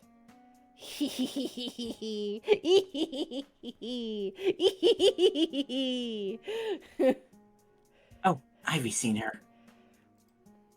You watch speechlessly as Ivy, standing at the side of the dance floor, rolls her eyes and shoves Oshin into it. He stumbles over his feet. I told her to let him make the first move. Why would she listen to that? It's Ivy. Okay, what am I missing? Oshin glares over his shoulder at Ivy, who smugly waves back from the fringe of the dance floor. Before turning to make eye contact with Adine, who's watching the whole exchange with her patented "what now" look. Oh, sorry, what now? Our beautiful Scooby stack. I remember extremely early on that being a we have to find a way to make this happen in a date because these girls are a fucking cell phone signal of a group. Machine visibly swallows before digging around for something in his pocket. Wait. He's so close. If he fucks this up somehow, I'm never talking to him again. Did you all plan this without me? It was a spur of the moment thing. Machine takes out something that sparkles in the lights. Adine suddenly looks like a deer in headlights. Is that from his grandma's hoard? I'm impressed that his mom let him take those. Adine gently takes the offered gift. It's a pair of earrings, which you can only tell because she immediately puts them on. Lucy quietly cheers above you. Kipperlily is physically vibrating now. And that's another point to Kipperlily Copperkettle. I'd say that's another point for the rat grinders, but sure. Mission success, motherfuckers.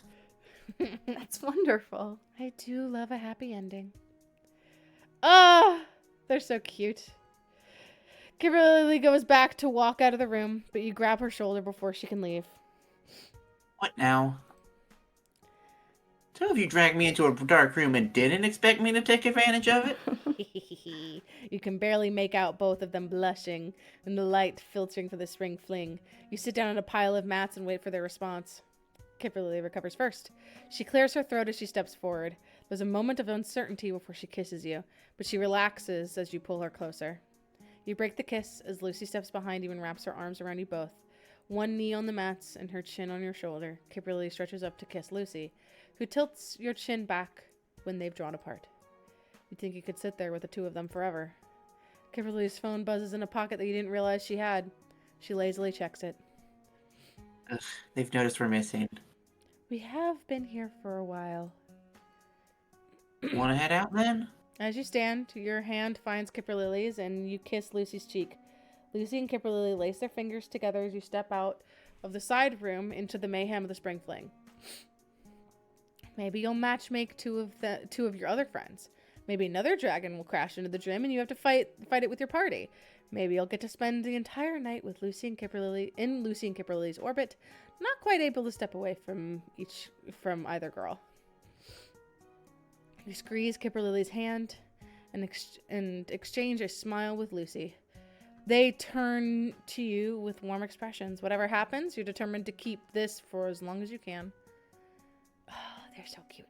I mean, the only party members who aren't matched up now is Fabian, who's got someone, and then Riz and Ivy. But also, I mean, Fig's not dating any rat grinder. Oh, true, but she's also not on the team anymore.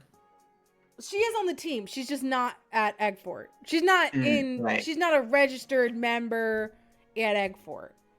Right. Oh, I guess Hop Clap too. Oh, Ruben, yeah. Secret Ivy Big Ida. That'd be so fun.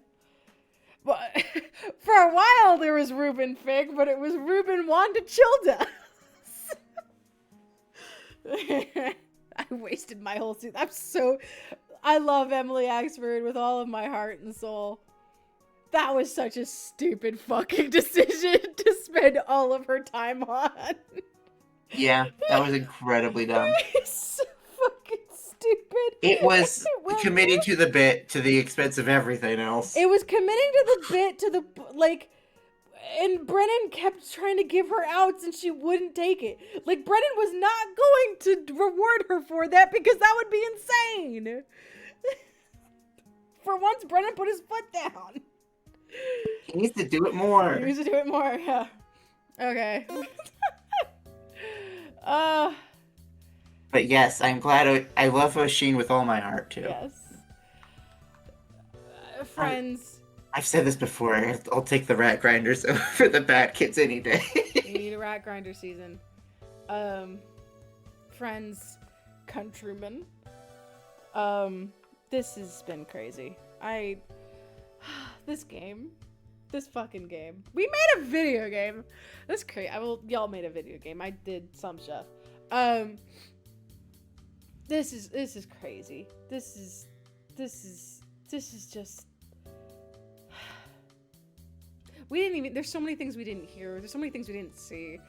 Unfortunately, fortunately. Bye, Girlie. Bye, Girlie.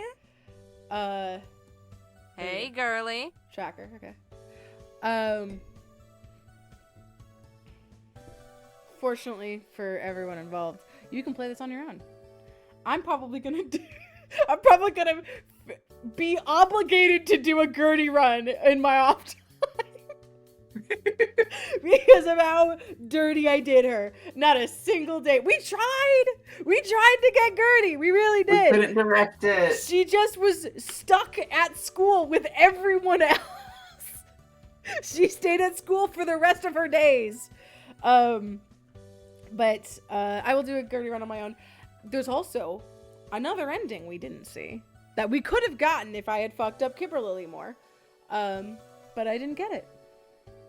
So that's something to do on your own time. Kip flop on your own time. You've seen it done, and I'm just better than everyone else, and you're not gonna be able to do it, so might as well just kip flop on your own time.